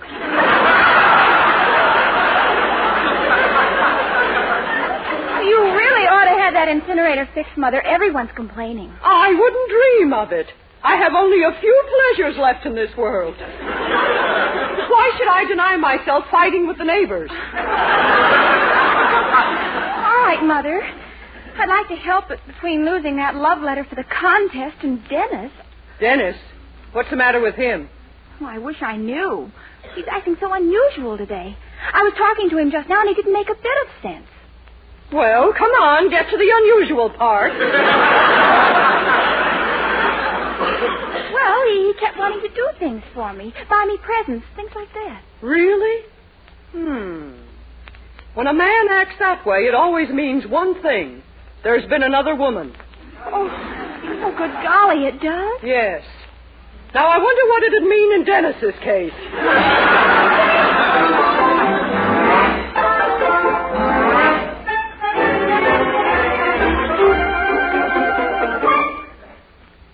And all that happened was she got covered with ink? Yeah, some cavalier I am. Oh, dear. Now she's probably more in love than ever with that fellow with the burning lips. Well, let her. Let her get her lipstick melted clear off for all I care. Now, you know you want her back. And maybe if you could make her jealous or something. Gee, you think that might work? Well, it's done wonders in some cases. Let's see now.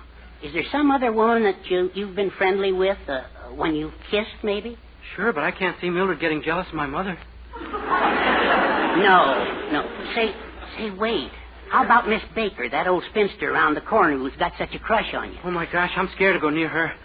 Don't be silly. As far as she's concerned, you're just a passing fancy. Well, she sure makes some fancy passes. She's about your only chance, my boy. Do you really think Mildred would come back to me if she saw me with Miss Baker? Definitely. Just let her find you on the couch with her here tonight. I know women like a book. Well, I'll try it, but this is one chapter I wish you'd skipped.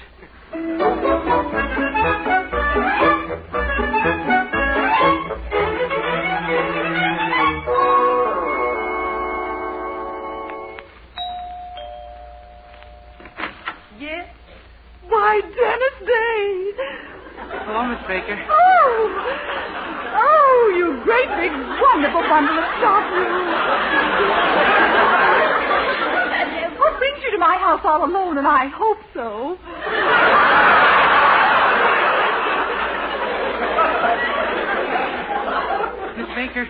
Miss Baker, I love you.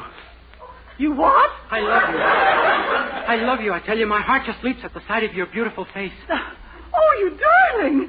Now say it with your eyes open. I mean it. May I come in and sit a while, Miss Baker? And may I call you Ruth? Oh, if you come in and sit a while, you can call me John L. Lewis. Come in. Come right in. And sit down. Sit down anywhere and make a lap. Oh, thank you. Oh, did you mean what you said? I mean about being in love with me, did you, huh? Did you? I'm wild about you. Can't live without you.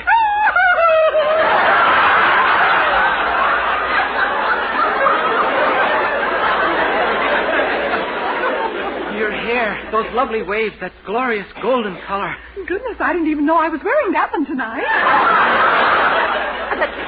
But what about your girlfriend, that little Mildred Anderson? She's in love with another fella. Oh? And I'm trying to get her back. Oh.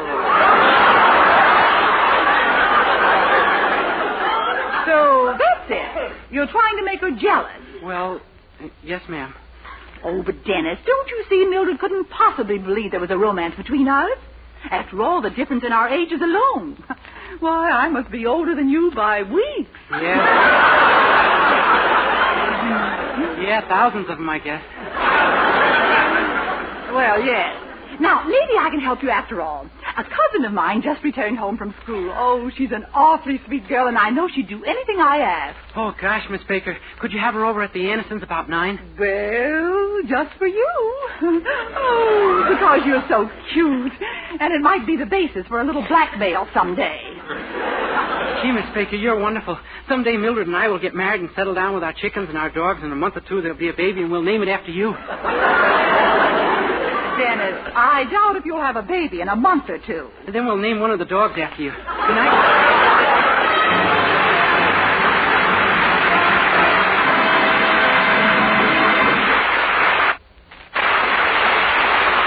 We'll continue our day in the life of Dennis Day in a moment or two. Meanwhile, here's Dennis to sing Confess.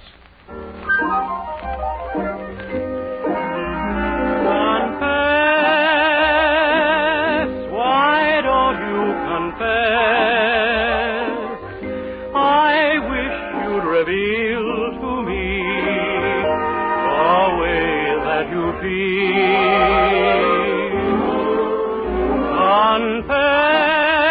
Confess it isn't a crime to open your heart to me and say that you're mine. How long can I keep waiting for a tender word from you? The sweetest rose starts fading when the sunshine won't come through. Confess, please don't make me guess. If you really care for me, then, darling, confess. Then, darling,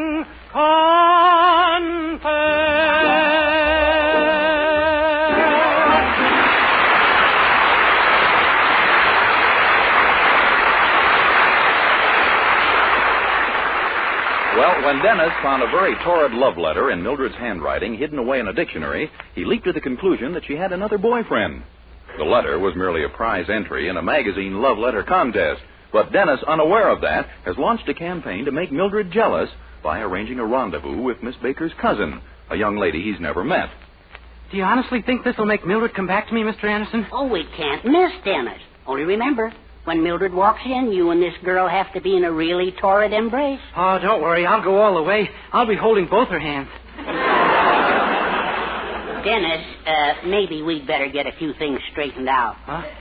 Have you actually ever necked with a girl? Well, no, but I came awfully close once. I was in a restaurant and the girl at the next table started playing footsie with me. Consider that close to necking, huh? Oh, you haven't heard the half of it. She was wearing open-toed shoes.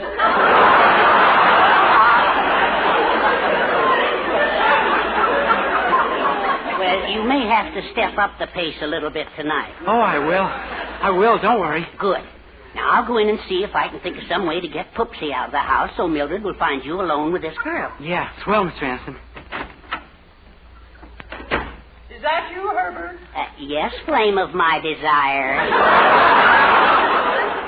Do you know something? I've been thinking. Thinking? Yeah? Let's be devils tonight, huh, Poopsie? Let's take a walk through Weaver Park like we used to when we were courting. Why, Herbert, that's a wonderful idea. Yes. I thought maybe we could meander down to the south end and see that big oak tree. Remember, the one we cut our initials in? Oh, how could I forget it? Yes. I was just a young girl at the time, wasn't I? Yes. I wonder if our initials are still there. Well, we could take along a stepladder and find out. Oh, this will be fun. on. Here, while I'm putting on my coat, take this trash out and burn it. Poopsie, do you think we should? You know that new neighbor's been complaining about our incinerator. I said take it out and burn it. But, Poopsie, this type of trash, are you deliberately trying to get even with her? Nonsense. It's just ordinary refuse. Now take it out and make sure the hot water bottle and that old inner tube are on top.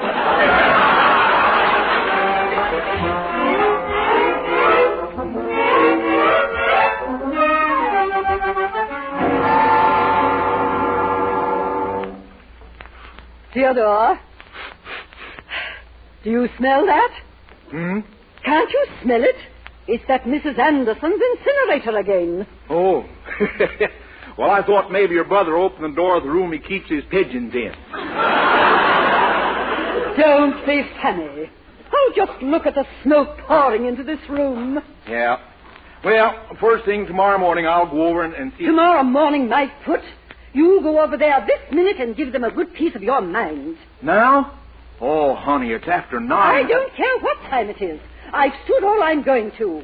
If you won't go over there, I will. Right now.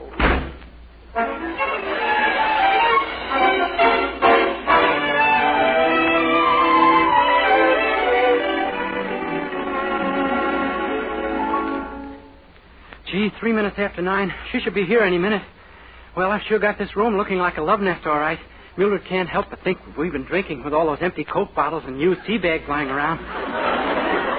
Gosh, I wish that girl would... at last. Good evening. Oh, how do you do? Won't you come in? I've been expecting you. I shouldn't wonder. I'm Mrs. Schroeder. Mrs. Schroeder? My gosh, does your husband know you're doing this? Certainly.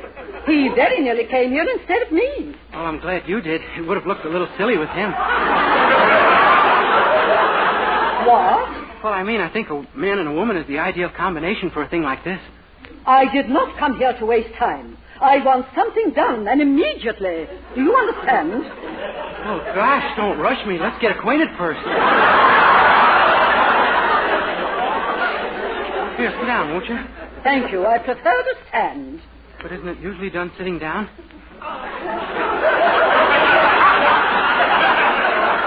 Well, why should it be? Well, I guess you've been around more than I have. Young man, are you sure you know what I'm here for? Oh, sure. Don't worry. Don't worry. Do you think I want to be choked to death? Oh, I'll get a very loose grip. What on earth are you talking about? Huh? Why, this act we're putting on, of course. Act? You call smelling up the whole place an act?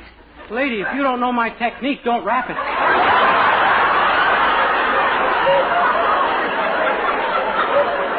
Indeed. Well, you just listen to me. If I don't get some action, I'll have my husband come over here and tear out your incinerator bodily. Tear out my what?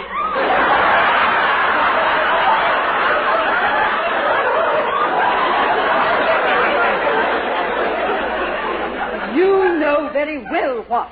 That vile, smoky incinerator in your yard. Incinerator? Wait a minute. Aren't you Miss Baker's cousin? Who? I am Mrs. Schroeder from next door. Oh, my gosh, I thought... Holy smoke, have I made a series of nasty blunders. What? Look, Mrs. Schroeder, you gotta help me. I've got to help you. Yeah, you see, I got a girl, and I gotta make her Oh, my gosh. Oh, hello. I didn't know we had company, Dennis. I am not company, young lady. I came over here to... Oh, it's no use, Marigold. She's caught us. We might as well face it. She knows all now. Huh? It's a good thing you didn't arrive a few minutes earlier, Mildred. Marigold and I were on the sofa. We were necking and petting and squeezing and doing all enjoyable stuff like that there. What? Now, see here. I was merely complaining about the smoke. Can I help it if I'm a hot necker? Oh, Janet. Look here, young lady. I came over here to complain about your smelly incinerator. But just forget it. From now on, burn anything you want. Only keep him on your side of the fence. Good night. Ah, poor foolish girl. Where will she go? What will she do now that she's tasted the rich, tender ripeness of my cherry lips? What can she say to her husband now except, Oh, stop it. that's the woman from next door to complain about the incinerator, and you know it. Didn't do so good, huh? Well, okay. You must know I was trying to make you jealous. Jealous? Me? But why? Well, I figured then maybe you'd forget about the fellow who you wrote the letter to. You know, the guy with the molten lips. Oh, Dennis, you big goof. That was a letter I was entering in a contest. In a contest? Of course. The only person I know with molten lips is you. Oh, my gosh, that's wonderful. Mildred, I'm so happy Well, would you? I mean, would it be all right if I turned on my volcano now? Of course, Dennis. Oh, gosh, I wish you had a third hand so I could kiss that, too. Oh, Dennis. Do you know something? If there really were another girl in your life, I'd never speak to you again as long as you live. Oh, you don't have to worry about that. You're the only girl I ever looked at. Gosh, I wouldn't think... Oh, I'll go get it. Yes? Lover boy, my angel, kiss me.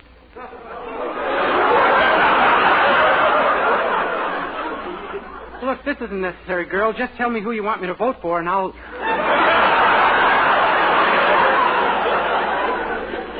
Oh, my gosh, it's you. So there's never been a girl in your life. We've never seen each other before this moment, have we, miss? Why, Dennis, darling. Dennis, darling, huh? See, it's obvious she doesn't know me. My name is Dennis Day. Come here, love bundle. Wait, let go. Mildred, I swear if she ever takes her mouth away from mine, you'll hear a perfectly reasonable explanation. Dennis Day, don't you ever talk to me again.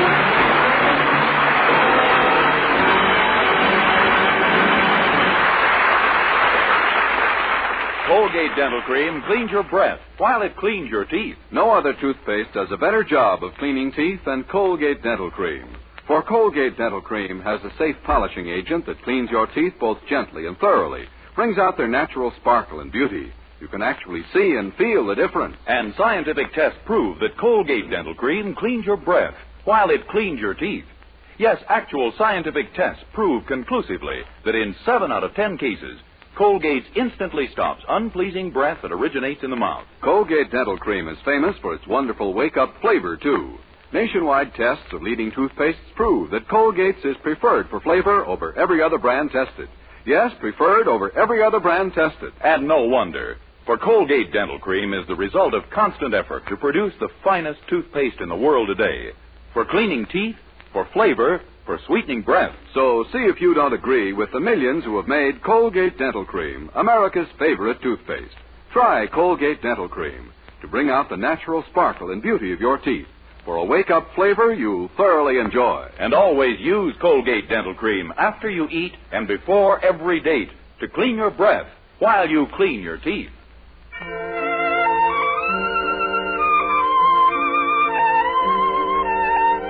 With George Dooning and the orchestra, here now is Dennis to sing the beloved old Irish air, Galway Bay. If you ever go across the sea to Ireland, then maybe at the closing of your day, you will sit and watch the moon rise over Claudette and see the sun go down on Galway Bay.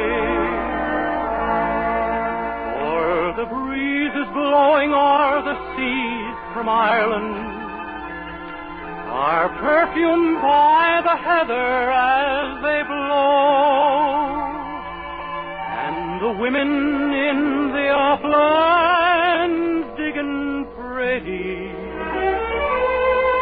speak a language that the strangers do not know. For the strangers came and tried to teach us their ways. They scorned us just for being what we are.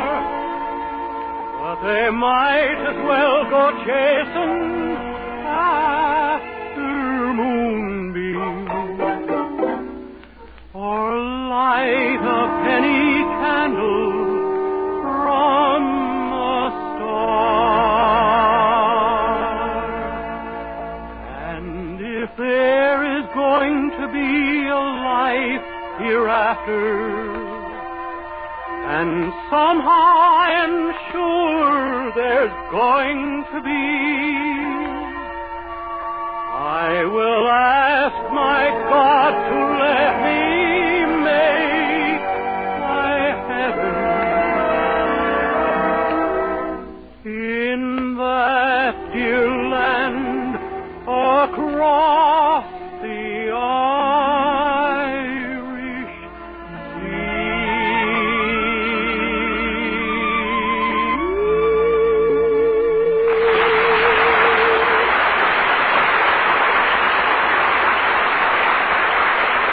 Ladies and gentlemen, this is United Nations Week.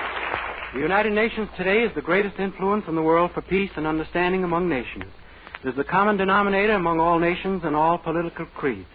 The United Nations requires the wholehearted support of every decent man and woman in the world. Good night, everybody. Next week, tune in to another Dentist Day show brought to you by Palmolive Soap, Your Beauty Hope, and Colgate Dental Cream to clean your breath while you clean your teeth. For soft, gleaming, glamorous hair, try Luster Cream Shampoo. Not a soap, not a liquid.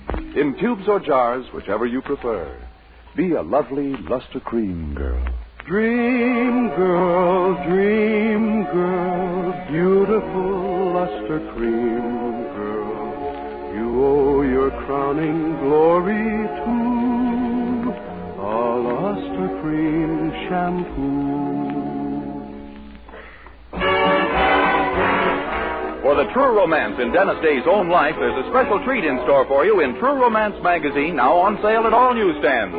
Listen again next week to Colgate's Hour of Fun, Judy Canova, followed by Dennis Day. And for another great comedy program, hear Blondie next Wednesday evening over your favorite NBC station. This is Vern Smith speaking. Good night. This is NBC, the National Broadcasting Company.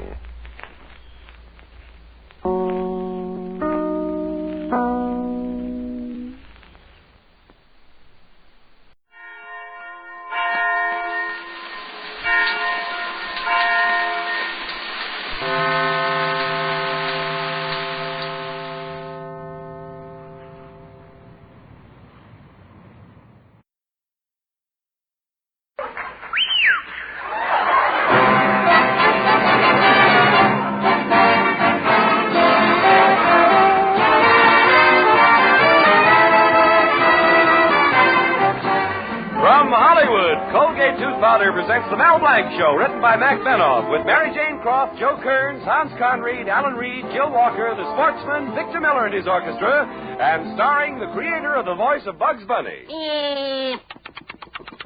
What's up, Doc? Yes, go tooth powder for a breath that's sweet and teeth that sparkle brings you the Mel Blanc Show, with Mel playing his new character, Zuki. Hello, everybody. Hi. And starring himself in person, Mel Blanc. Hi, folks. Ugga, ugga, boo, ugga, boo, boo, ugga.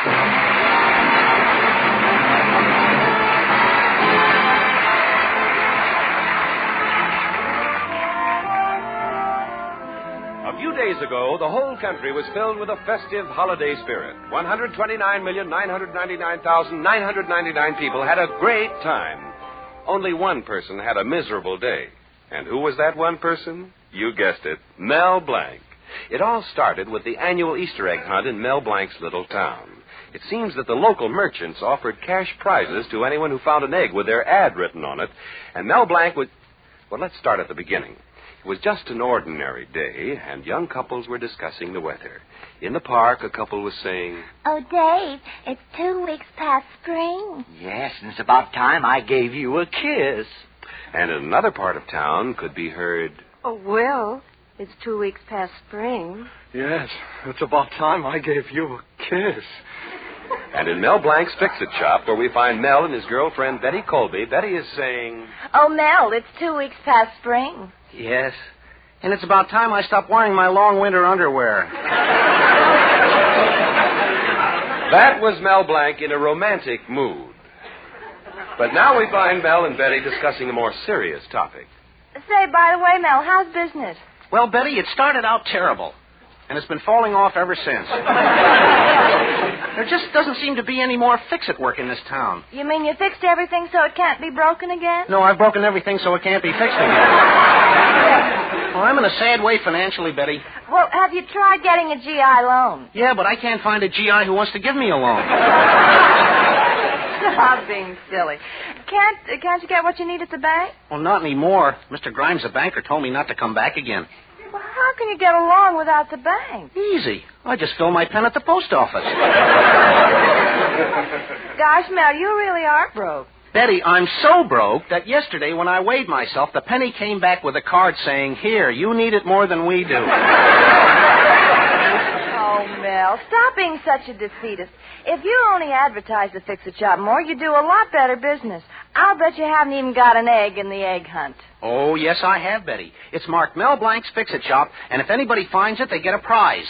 Well, Blum's Candies is offering $25 for their egg, and my father's supermarket's offering $50 for his egg. What are you giving with your egg? Bacon and a side order of potatoes. Either that or $1 in cash.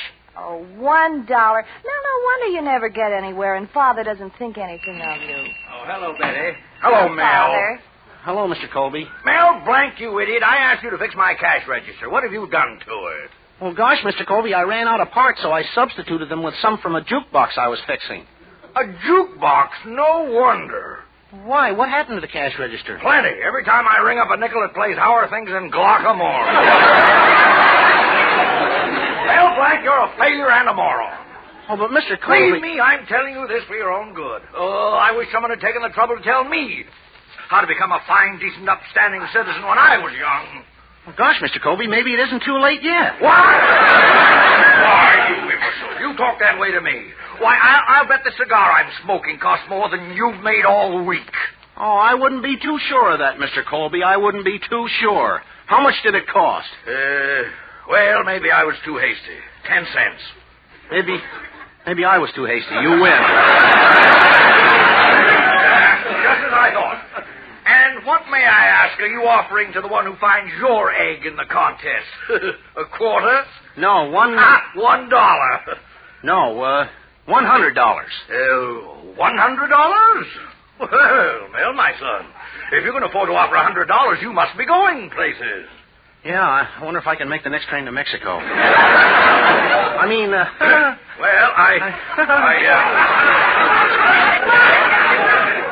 I certainly would like to know where your egg is hidden, you nincom... Come to see us anytime, Mel. Now, Betty, let's go. Goodbye, future son-in-law. Goodbye, future. Oh, what a fix I got myself into. $100. Where can I get that much money? Maybe I can go to Joe's pawn shop and talk to him about my watch. Joe won't give it back to me. I gotta do something. Hello, Mel. How are you? Oh, Professor Potchnick, my favorite teacher. You look peeved about something, Professor. I am. I was sitting in the park and some kids were painting Easter eggs. Then I dozed off for a while. What happened? When I woke up, my nose was red, white, and blue. Mel, you don't look so good yourself. What's the matter? Oh, Professor, I'm in terrible trouble. I need money. Mel, my boy, I would give you the shirt off my back. And it would fit you, too, because it's your shirt. Thanks, Potch. You know me, Mel. Money never meant a thing to me. When I first married my wife, I never worried about money. If she asked for $5, I'm letting her have it. If she needed 10, I'm letting her have it. If she needed 100, I'm letting her have it. Well, why were you so generous with your money? I said no, she's letting me have it. Professor, I need $100 to pay the person who finds my egg. You too? The Chamber of Commerce talked me into entering my egg for $50. I haven't got the money either. What do we... Say, Mel, I got an idea. What is it? I'll find your egg and you'll find my egg. It's a regular egg and I. You're Fred McMurray and I'm Claudette Colbert. Professor, that's a great idea. My egg is almost impossible to find. I hid it in a place no one would ever think of. The egg bin in Mr. Colby's supermarket. Who would ever have thought of that? Me, that's where I hid mine. Well, now we got nothing to worry about. Yep, you save $50 and I save $100. Oh, I'll get the phone. Hello, Mel Blanc's Fix-It Shop. You bend it, we mend it. This is the mayor's office, Mr. Blank. We've just issued a new ruling. Yes? Any merchant offering a prize in the contest cannot take part in the egg hunt. What? You mean I can't find Professor Potchnick's egg and he can't find mine? That's right. Goodbye. Professor, did you hear that? Hear it? I've already passed out and come to. Mel, what are you going to do? Professor, as soon as I come to, I'm going to pass out.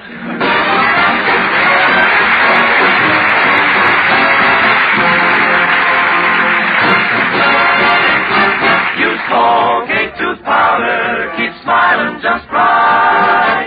Use it each morning and use it each night. It cleans your teeth, makes breath so sweet. Use Colgate tooth powder. Want teeth that sparkle and dazzle, a breath that's fresh and sweet? Then try Colgate tooth powder, for the new all-purpose Colgate tooth powder cleans your teeth and sweetens your breath. Yes, this new all-purpose tooth powder produces an amazingly rich active foam that's marvelously effective. Every time you brush your teeth with this new all-purpose Colgate tooth powder, your whole mouth feels clean, sweet, fresh. Your teeth regain their natural sparkle.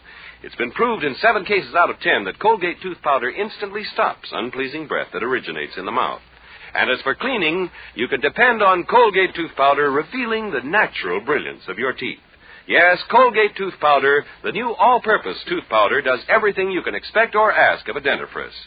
Try Colgate tooth powder today for teeth that sparkle and a breath that's sweet. Use Colgate tooth powder. And now, Victor Miller, the sportsman, and If This Isn't Love.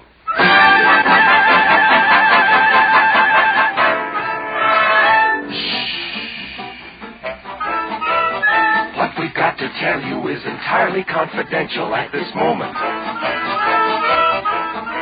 A secret, we've got a little secret. A secret kind of secret. We're aching for to shout it to every daffodil and tell the world about it. In fact, we think we will. If this isn't love, the whole world is crazy. If this isn't love, I'm daft as a daisy. With moons all around and cows jumping over. And cows are jumping all over. There's something amiss, and we'll eat our hats if this isn't love.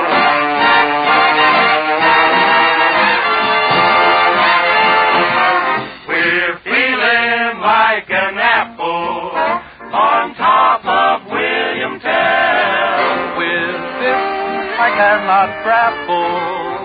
Because you so adore a belle. If this isn't love, then winter is summer, autumn, spring, and fall. If this isn't love, my heart needs a plumber.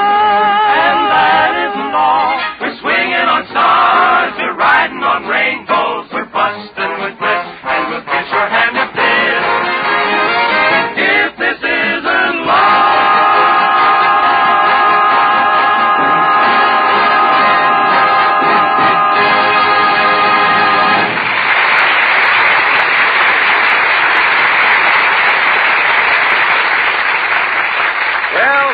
Mel Blanc and trouble again, as usual. To make a good impression on Mr. Colby, Mel offered $100 to anyone finding his egg in the annual egg hunt, and now Mel has got to get the money back in some way or pay $100, which he doesn't have.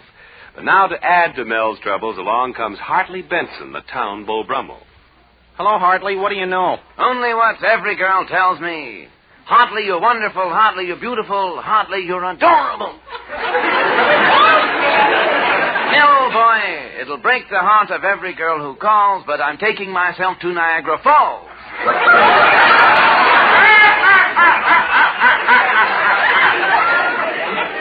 Oh, Hartley, the way you rave, you'd think every woman was crazy about you. Well, form your own conclusion, Mel, but the telephone company comes to me for their phone numbers. fact, statistics show that last year, 200 women dialed the operator and said, I want a policeman. 400 women said, I want a fireman. And 28,749 said, I want Hartley Benson. I tell you, Mel, it's gotten so that I can't keep my receiver on the hook, and it's cramping my style. Why? Well, as soon as I'm out with a girl, 3 minutes, I say, deposit another 5 cents, please.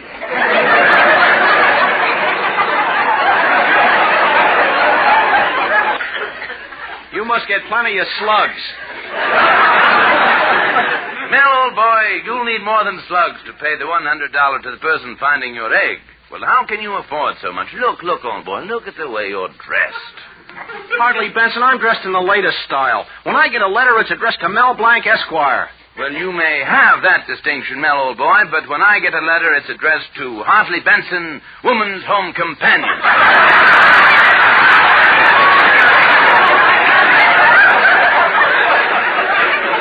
So you see, Mel, I'm practically a household necessity. So is a mousetrap. Now, that's getting very nasty. And to you, I say,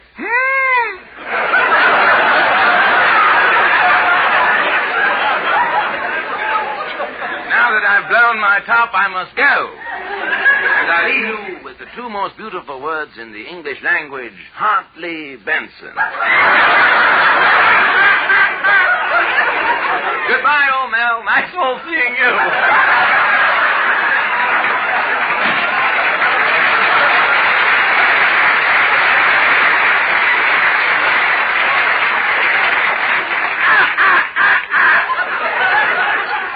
What an old character.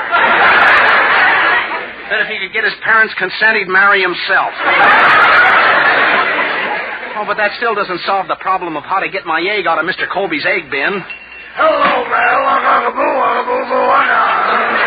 Hello, mighty potentate. Ugga, ugga, boo, ugga, boo, boo, ugga. Say, mighty potentate, I noticed the flag flying at half-mast outside your house. Are you commemorating some tragic event? Yes, Mel. My wedding anniversary. Oh, too bad. I mean, congratulations. How long have you and your wife been married, mighty pote? Yesterday, Mel, was the 20th round. Tell you, Mel, I'd been better off I'd married John L. Sullivan. John fought clean. You know, I'll never forget the day we were married. It was in 1929. Well, that's the year of the big crash. Yeah. Looked as though the whole thing fell on my wife's face. You know, Mel, I should have known there was something wrong at the ceremony. You know how on the back of every bridal auto it says, just married? Yeah? On the back of our car it said, condemned.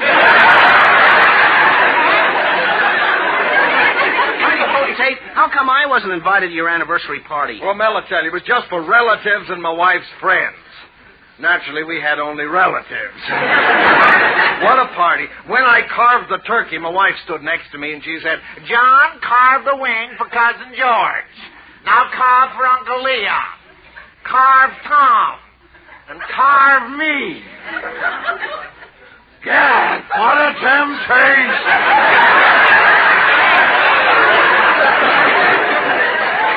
Well, what part of the turkey did you finally carve for your wife? Ha! I don't know why I'm telling you all this. It's just that I've got no one to talk to. Buck up, mighty potentate. You think you've got troubles. I've got a $100 egg in Colby's egg bin. How can I get it back without Colby recognizing me? Well, that's easy, Mel. You're good at disguises. Make believe you're an out-of-town farmer buying some eggs. You'll get it back. Say, that's a great idea. Thanks, mighty potentate. Well, so long, Mel. I gotta be going now. Oh, where are you going, mighty potentate? Well, I can do one of two things. I can go to the movies and see my favorite brunette, or I can go home and look under the wig I married. Well,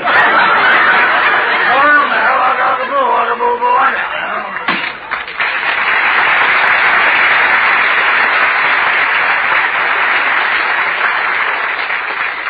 Now to get down to Colby's supermarket. A farmer. Wonder how I sound as a farmer. Hello, Colby. Hey, sounds just right. Oh, but Mr. Colby might not let me pick out the eggs I want. I know. I'll send Zuki over to distract his attention in some other part of the supermarket while I pick out my egg. Oh, Zuki! Zuki!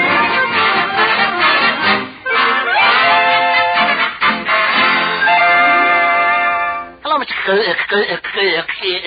Happy Easter. Happy Easter.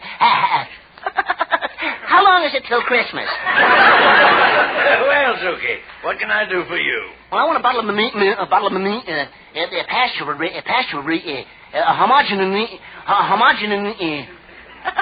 Elsie's best.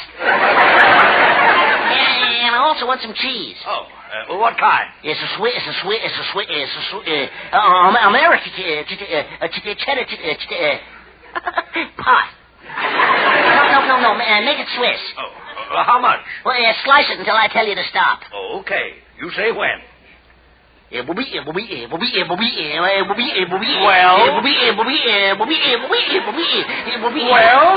Stop already. You slice through all the cheese and 2 salamis. Hey, Mr. Colby, why are you hanging around the egg bin? Well, to tell you the truth, Zuki, I've got my $50 egg hidden in that bin, and I'm not letting anybody get near it. What? Yeah. Oh, excuse me, Zuki. I see another customer coming in. Pardon me. Well, may I help you, sir? Howdy, brother. Say, think the rain will hurt the alfalfa?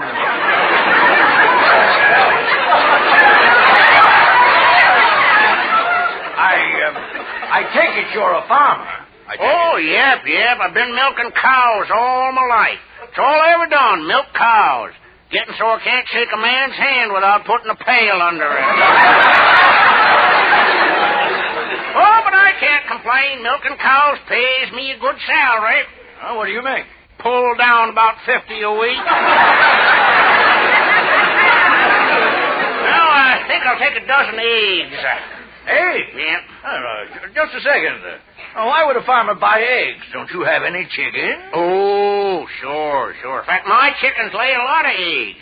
I put a radio in the chicken coop, and it made one chicken lay 50 eggs in one day. A chicken laid 50 eggs in one day because of a radio? Yep.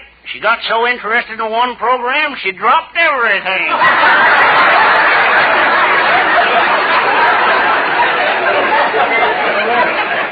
Well, then, what do you want the eggs for? Well, we use the egg for hatching purposes. Got me a setting hen. Yeah, she was setting on some eggs when she took sick, and I had to sit on the eggs myself for a week. What happened? Have a cigar. Yeah, I'm also having a lot of trouble with my Rhode Island Red. Trouble with your Rhode Island Red? Yep, she's being investigated by Congress. Now I'll take my eggs. All right. But I'll pick them out for you. You'll pick them out for me. Well, don't bother. I'll be back. What am I going to do now? I got it. I'm desperate. I'll hold him up. I'll take one of these bananas off the stand, wrap a handkerchief around it, and use it as my gun. And I'll put a handkerchief over my face, too. Say, it's a good thing Mother taught me to be neat. Always carry 2 hankies. Well, here I go. Stick 'em up, Colby. This is a holdup. Oh, don't shoot, mister. Take my money, take my clothes, take my jewelry. I want none of those. Well, what do you want? Your eggs. My eggs? Yeah, I steal them all the time. I'm an egg yake.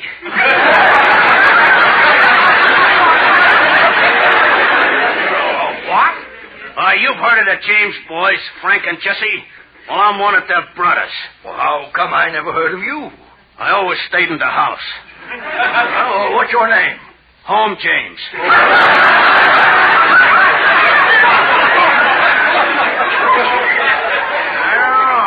This whole thing sounds highly ridiculous. Careful now, Colby. I got you covered. Oh, is that so? Give me that gun. Be careful, Mr. Colby. You're bending it. I'm bending it? Yeah, this isn't really a gun. It's one of your bananas. Oh, Mel Blanc, I'll break every bone in your body.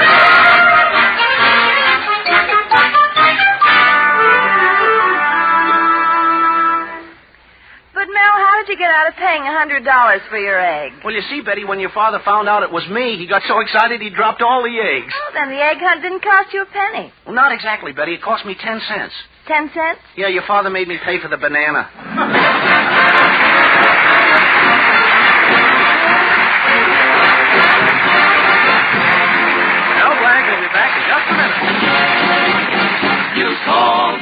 powder keeps smiling just right. Use it each morning and use it each night. Don't take a chance with your romance. Use Colgate tooth powder. A breath of trouble, unpleasing breath, can lose you friends and alienate people. So ask yourself if you could have this social handicap.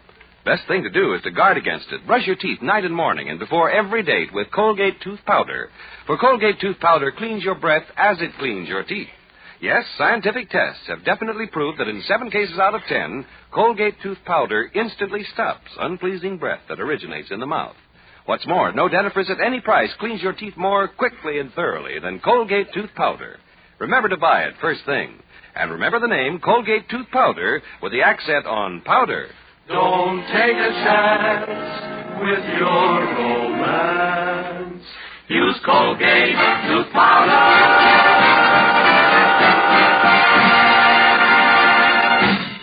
This is Mel Blanc saying thanks for listening. Good night, and That's all, folks.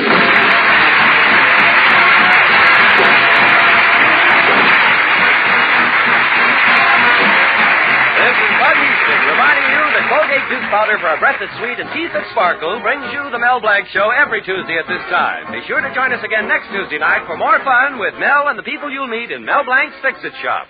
Say hello to Halo Shampoo for naturally bright and beautiful hair. Remember, even finest soaps and soap shampoos hide the natural luster of your hair with dulling soap film. But Halo Shampoo contains no soap, therefore leaves no dulling soap film. Even in hardest water, Halo makes oceans of rich, fragrant lather, quickly banishes loose dandruff and dirt. Halo needs no lemon or vinegar rinse. Say hello to Halo and goodbye to dulling soap film. Get Halo Shampoo at any cosmetic counter.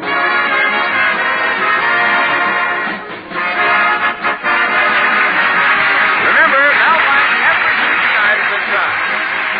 This is CBS, the Columbia Broadcasting System.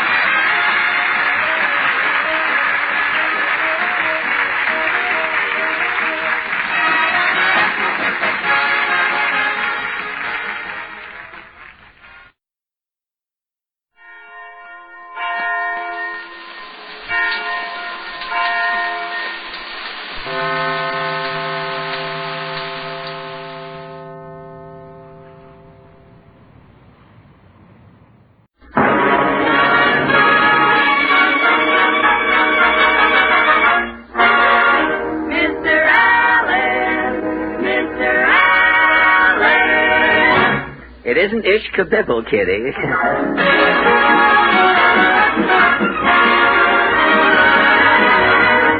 The makers of Bluebonnet Margarine and Tenderleaf Tea present The Fred Allen Show.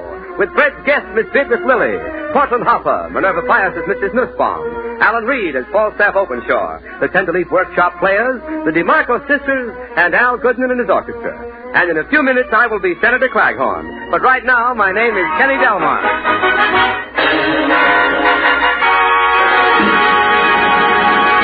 Last week, ladies and gentlemen, a leading magazine selected America's 10 best-dressed men. Tonight, we bring you a man who was 11th in the first 10. His wardrobe is baggy right up to his eyes. And here he is, Fred Allen. Thank you.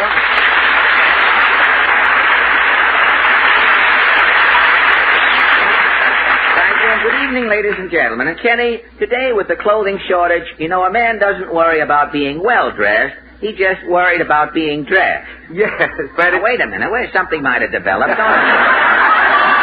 start off that way with 30 minutes to go. Treading on the possible laughs, treading on the lulls. I was being a pessimist about the whole thing. A pessimist? A new thing you invented. It's quite a problem, the clothing, yes. Well, men's clothes... tying us back into the subject so cleverly. Men's clothes are so scarce, Kenny. In this month's Esquire, the Varga girls have more on than the men. I'd like to be Mahatma Gandhi until this clothing shortage blows over, Kenny. You don't have to dinner. Gandhi lowers his napkin a little, and he's dressed for the street. You say that there are no... Thank you, Mother. That's my line. It's really Mrs. Burl. I'm giving her a job till Milton gets going. Well, Fred, to get back to the suits, you say Yes, there are no suits in the city, Fred? No, so Kenny, this morning I saw a little moth flying back and forth in front of a Crawford clothing store. The moth was singing Memories. And if you don't think that a moth can... Well, Portland, gee whiz. Hey, is that little package you have there a present for me? No, it's some iodine for Mama. Iodine? Mama was walking by a pawn shop. The sign fell down and hit her. A pawn shop sign hit your mother? Mama has 3 big lumps on her head. We get a nice class of people. They don't know what pawn shops are. On the Benny program, that would have been sensational. But tell me, with all of those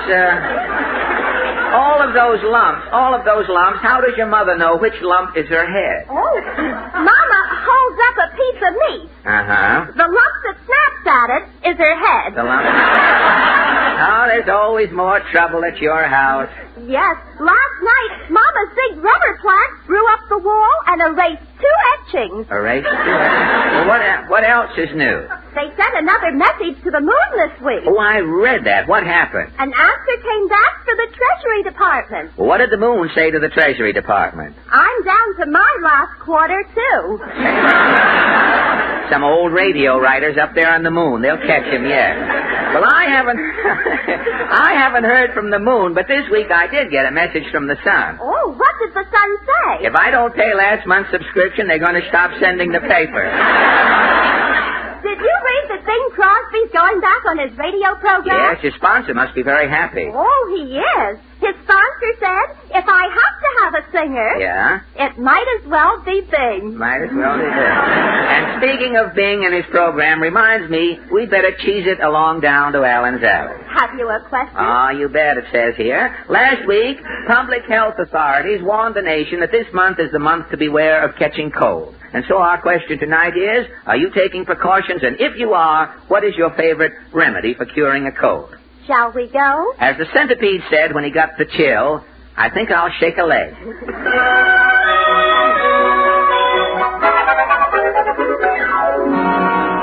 Well, Portland, as usual, all is serene down here in Allen's Alley.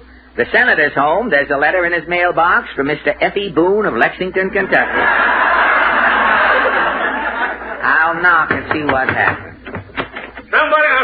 Somebody knock. Yes, I know. Claghorn's the name, Senator Claghorn. I know you're from the South. When I'm in New York, I'll never go to the Yankee Stadium. Now, wait a minute. I won't even go to see the Giants unless the Southpaw's pitching. Well, look, I refuse to watch the Dodgers unless Dixie Walker's playing. Now, wait a minute. Stop interrupting. Where's your manners? Manners, I have more... Try listening. You might learn something. Listen, all I'll ever learn... Your tongue's wagging like a blind dog's tail in a meat market. You're winded, hey? Just sucking in some air, son. Well, leave a little. I'm breathing, too, you know. Tell me, Senator, what is Washington doing about cold prevention? The Senate reconvened just in time. Yeah? Hold on now. I was glad to see Senator Aiken back. Aiken back, that's a joke. I know it's a joke. That was a side split. That was a Shreveport shrieker. Listen, you don't know what it is. I keep tossing them and you just sidestep them. Well, look. Now, wait. Say, you're a regular sad sack. Sack, that is. Now, you wait. Tell me, cool off. Now, just a second. Do you have a favorite cure for a cold? I caught a cold last week. Yeah? Like to ruin my filibuster. Ruin your filibuster? What did you do? I took an old Southern remedy, son. I drank down 2 buckets of hot mint juleps. Gosh. I kept right on filibustering. You drank 2 buckets of hot mint juleps and you still held the floor? Held the floor? Son, I couldn't get up off it.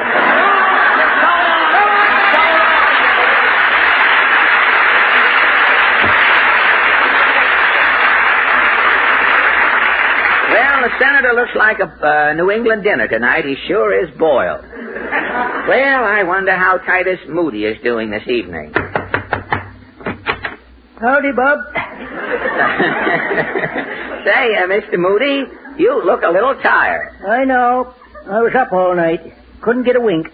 You didn't sleep a wink? No, it wasn't that. Somebody stole my tiddly. Mr. Moody, have you done anything to fend off colds? No, colds don't bother none. It's the rheumatism. Oh, rheumatism, eh? Yeah, the rheumatism took my grandpa. He died all bent over. Died all bent over, huh? Yeah, they started to roll Gramp to the cemetery like a hoop. Yeah? Coasting down the hill, he got away from the pallbearers. What did they finally do? They buried Gramp in a drum. A bass drum? No, snare drum. He was a little man. Oh, well. Well, Mr. Moody, tell me, has this cold epidemic hit your farm? Why, my bull caught awful cold out in the pasture. Got in a draft? Yeah, somebody left the gate open. Oh, that'll do it. Well, did you treat the bull? Yeah. First I wrapped him in blankets to get him sweating. Yeah? Then I rubbed him all over with turpentine. Would this cure your bull? I don't know. I ain't caught him yet.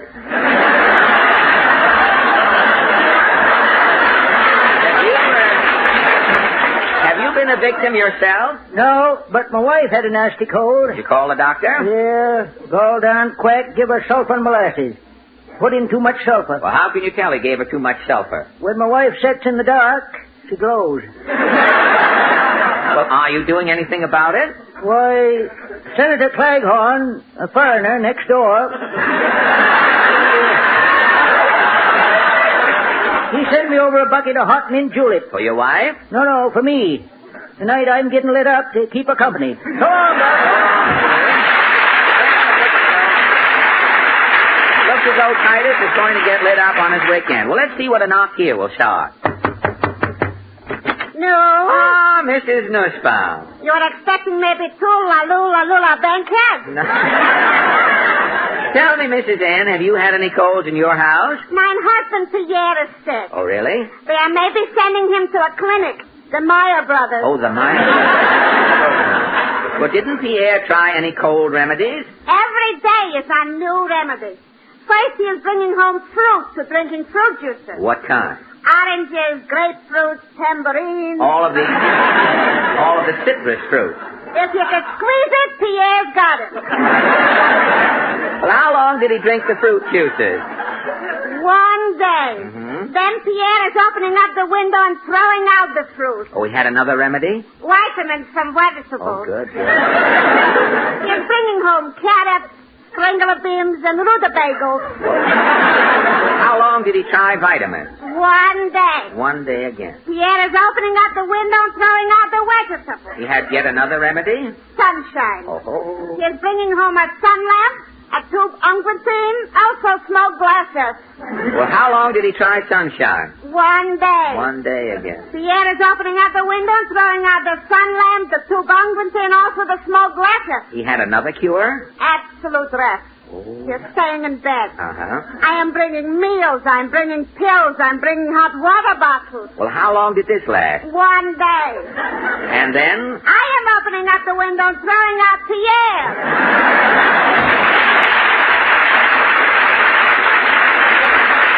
Well, here we are at the last shack in Allen's Alley. Let's see what happens here. Roses are red, jonquils are yellow, Falstaff is here, and the stuff is mellow. Falstaff, you have been sweating out new cantos? Oh, indubitably. Have you heard, said Mr. Fairless to Mr. Murray, I'll open my steel mills, what's your hurry? No. Or, this week in Brazil, Mea LaGuardia's a hero. He's no longer the hat. He is now the sombrero. No. How about, stop breathing on the percolator, mother? You're too old to be blowing your top. Now, wait. Tonight we're simply discussing the common cold and its prevention. Precisely why I am here. Yes? I have rolled a rondo. What is your cold poem called? Attention, you men of science. How does it go? Attention, you men of science. Stop advancing civilization and turn your efforts to solving an enigma that baffles the nation. Oh, I know you've harnessed the atom. Jet propulsion you mastered last June. Radar you've reduced to a plaything. And now you're in touch with the moon. But one small microbe defies you, and science is 10,000 years old. You haven't subdued coryza, the germ of the common cold. So attention, you men of science. Until this germ you confront right, half of this country will be sneezing and the other half saying Gesundheit. Now that Falstaff has received his cold reception, we turn to some hot music. Our 5 DeMarco sisters, abetted by Maestro Al Goodman and a sizzling symphony, sing, Did You Ever Get That Feeling in the Moonlight?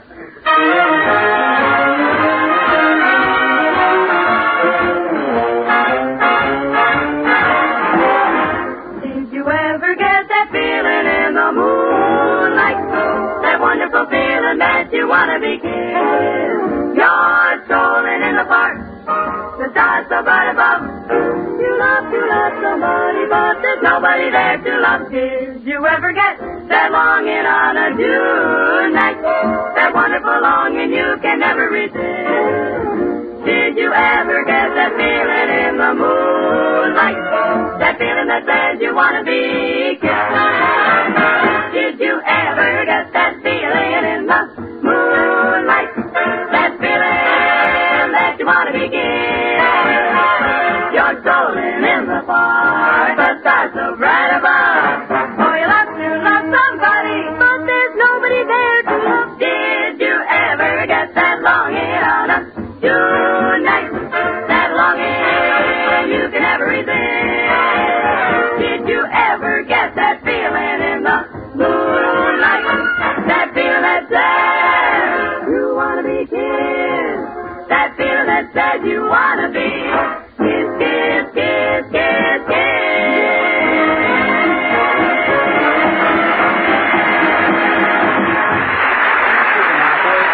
And now stand by for a worthwhile suggestion. A suggestion about something good to eat makes us all take notice, so here's one for the book. Made popovers lately? Why not surprise your folks with some soon? Big, puffy ones. Crispy, golden brown, piping hot with lots of Bluebonnet melting into them. Yes, Bluebonnet, the margarine that gives you flavor, nutrition, economy, all three. Bluebonnet has a delicious flavor.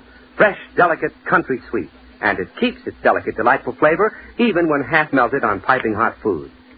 Bluebonnet margarine is packed with nutrition, too. Rich in food energy, rich in vitamin A. As for economy, Bluebonnet saves you real money. It costs so little you can spread it on twice as thick. And boy, you want to. And don't forget, Bluebonnet margarine is a product of the makers of Fleischmann's yeast. That fact alone tells you it must be good. Ask your grocer for Bluebonnet tomorrow. Remember the letters FNE for flavor, nutrition, economy. Bluebonnet margarine gives all three: flavor, nutrition, economy. That was Dr. Lawyer Indian Chief, a midget version, played by Al Goodman and his Grand Concourse Grenadiers.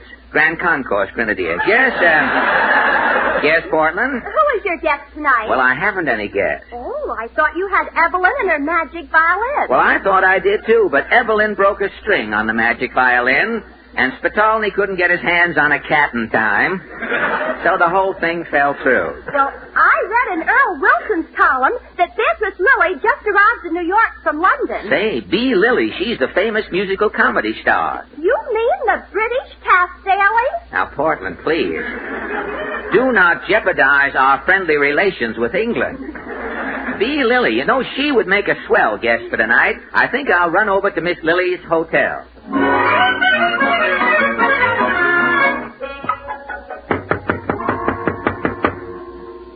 Yes? Is Miss Lilly in? I'm Beatrice Lilly.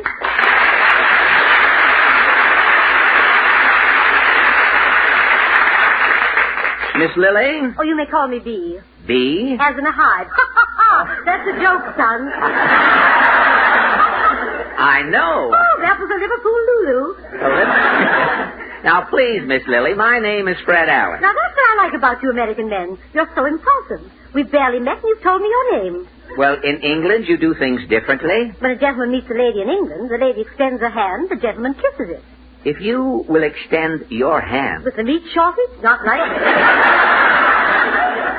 Well, Miss Lilly, I'll come right to the point. I am in radio. Radio? Oh, you mean the wireless. Oh, that's right. In England, you do call radio the wireless. Yes, yesterday I asked the man to direct me to Wireless City. You meant...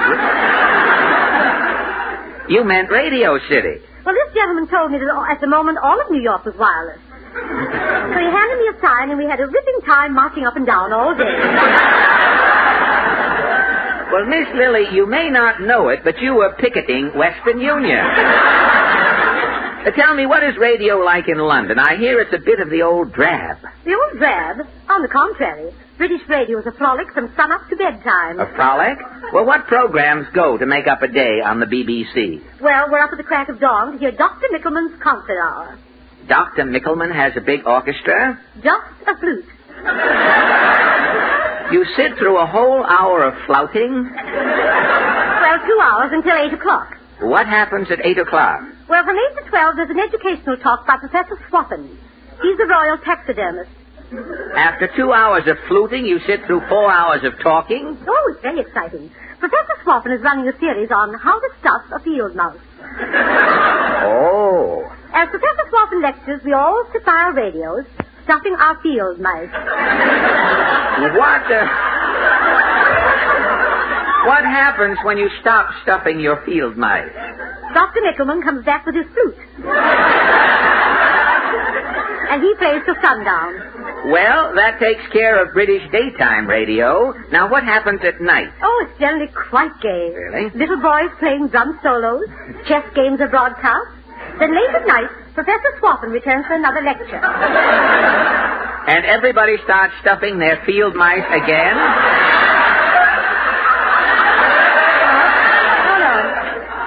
Professor Swabin's night lecture is called How to Stuff an Owl. Oh, phenomenal. This fills in the rest of the evening. Yes. BBC goes off the air with Dr. Mickelman and his flute playing When You Come to the End of a Perfect Day.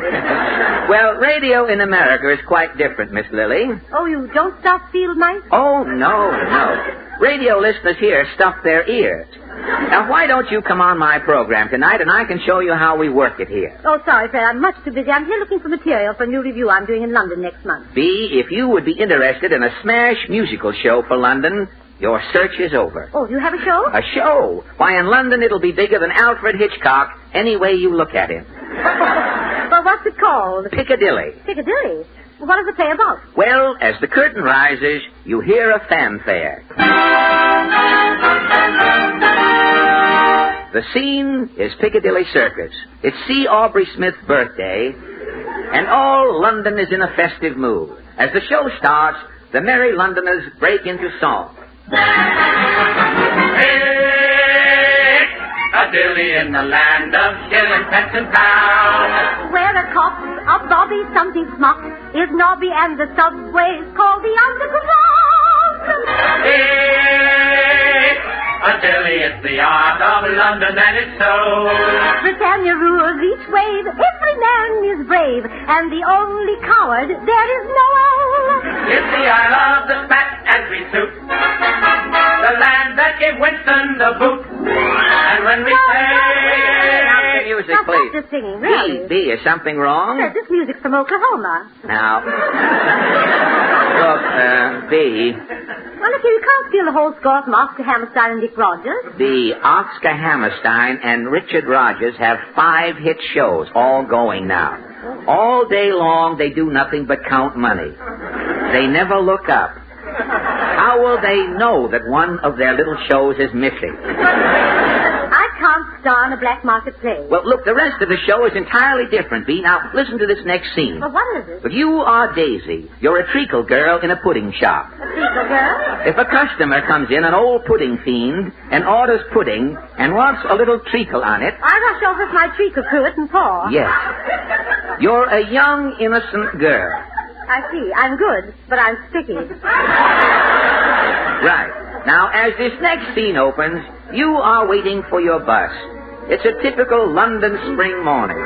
As a tribute to a spring day in London, you sing... There are days that I feel I should chuck it, when the rain's coming down by the bucket. It's a nice day for ships, the sky drips and drips.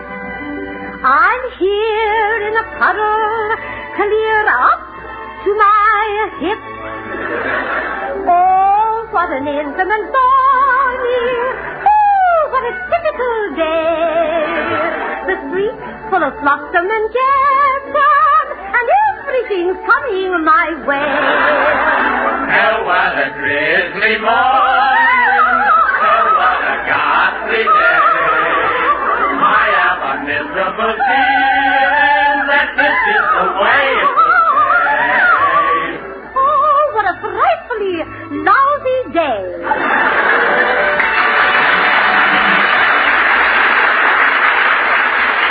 Well, that was wonderful, Bea. What's next, Fred? Well, now comes the love scene. I am your sweetheart, Herbert.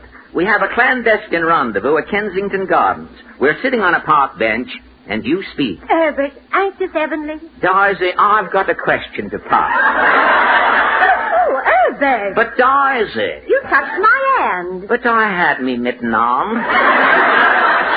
Yes, but our reputations, Herbert. People will talk. But Daisy. Remember the rules of English courtship, Herbert? Certain don'ts we must observe. Certain don'ts? Don't bone my chipper for me. Don't slap my bicycle clip. Don't put salt on my fish and chips. People will say we're enamored. Don't tug my tea bag string. Don't filch my crumpet crumbs. Don't sniff my chrysanthemums.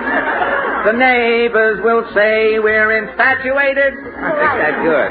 Don't jostle my snooker cue. Herbert, please don't get gay. Daisy, I won't even look at you. The hoi polloi will sigh with that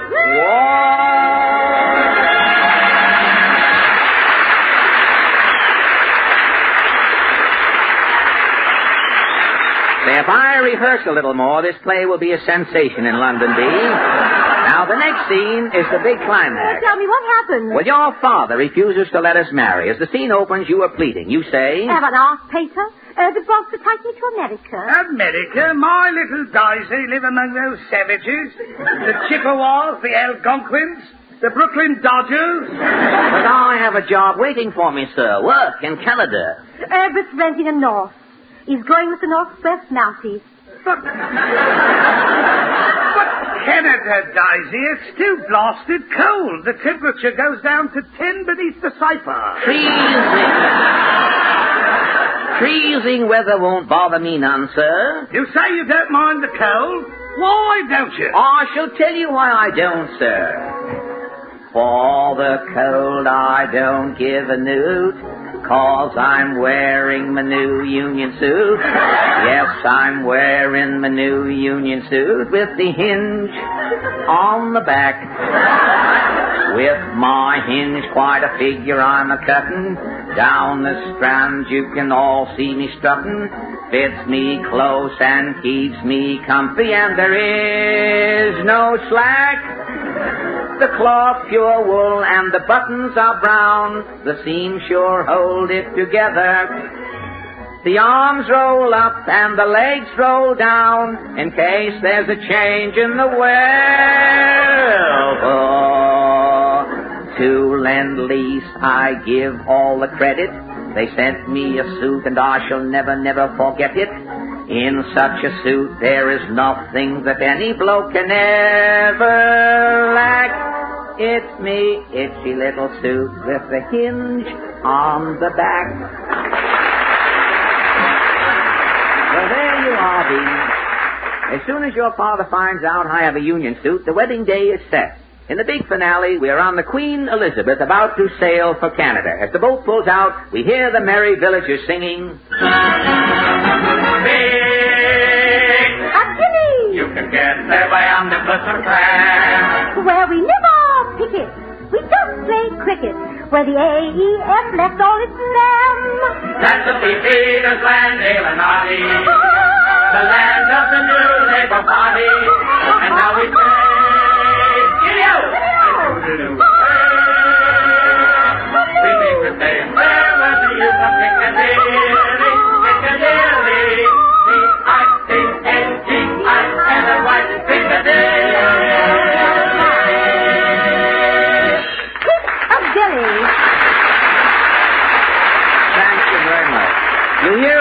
Miss America, we bring you now a tribute to Mrs. America. The world takes its hat off to Mrs. America for a great many things. Her beauty, her wit, the way she cares for her children and manages her home.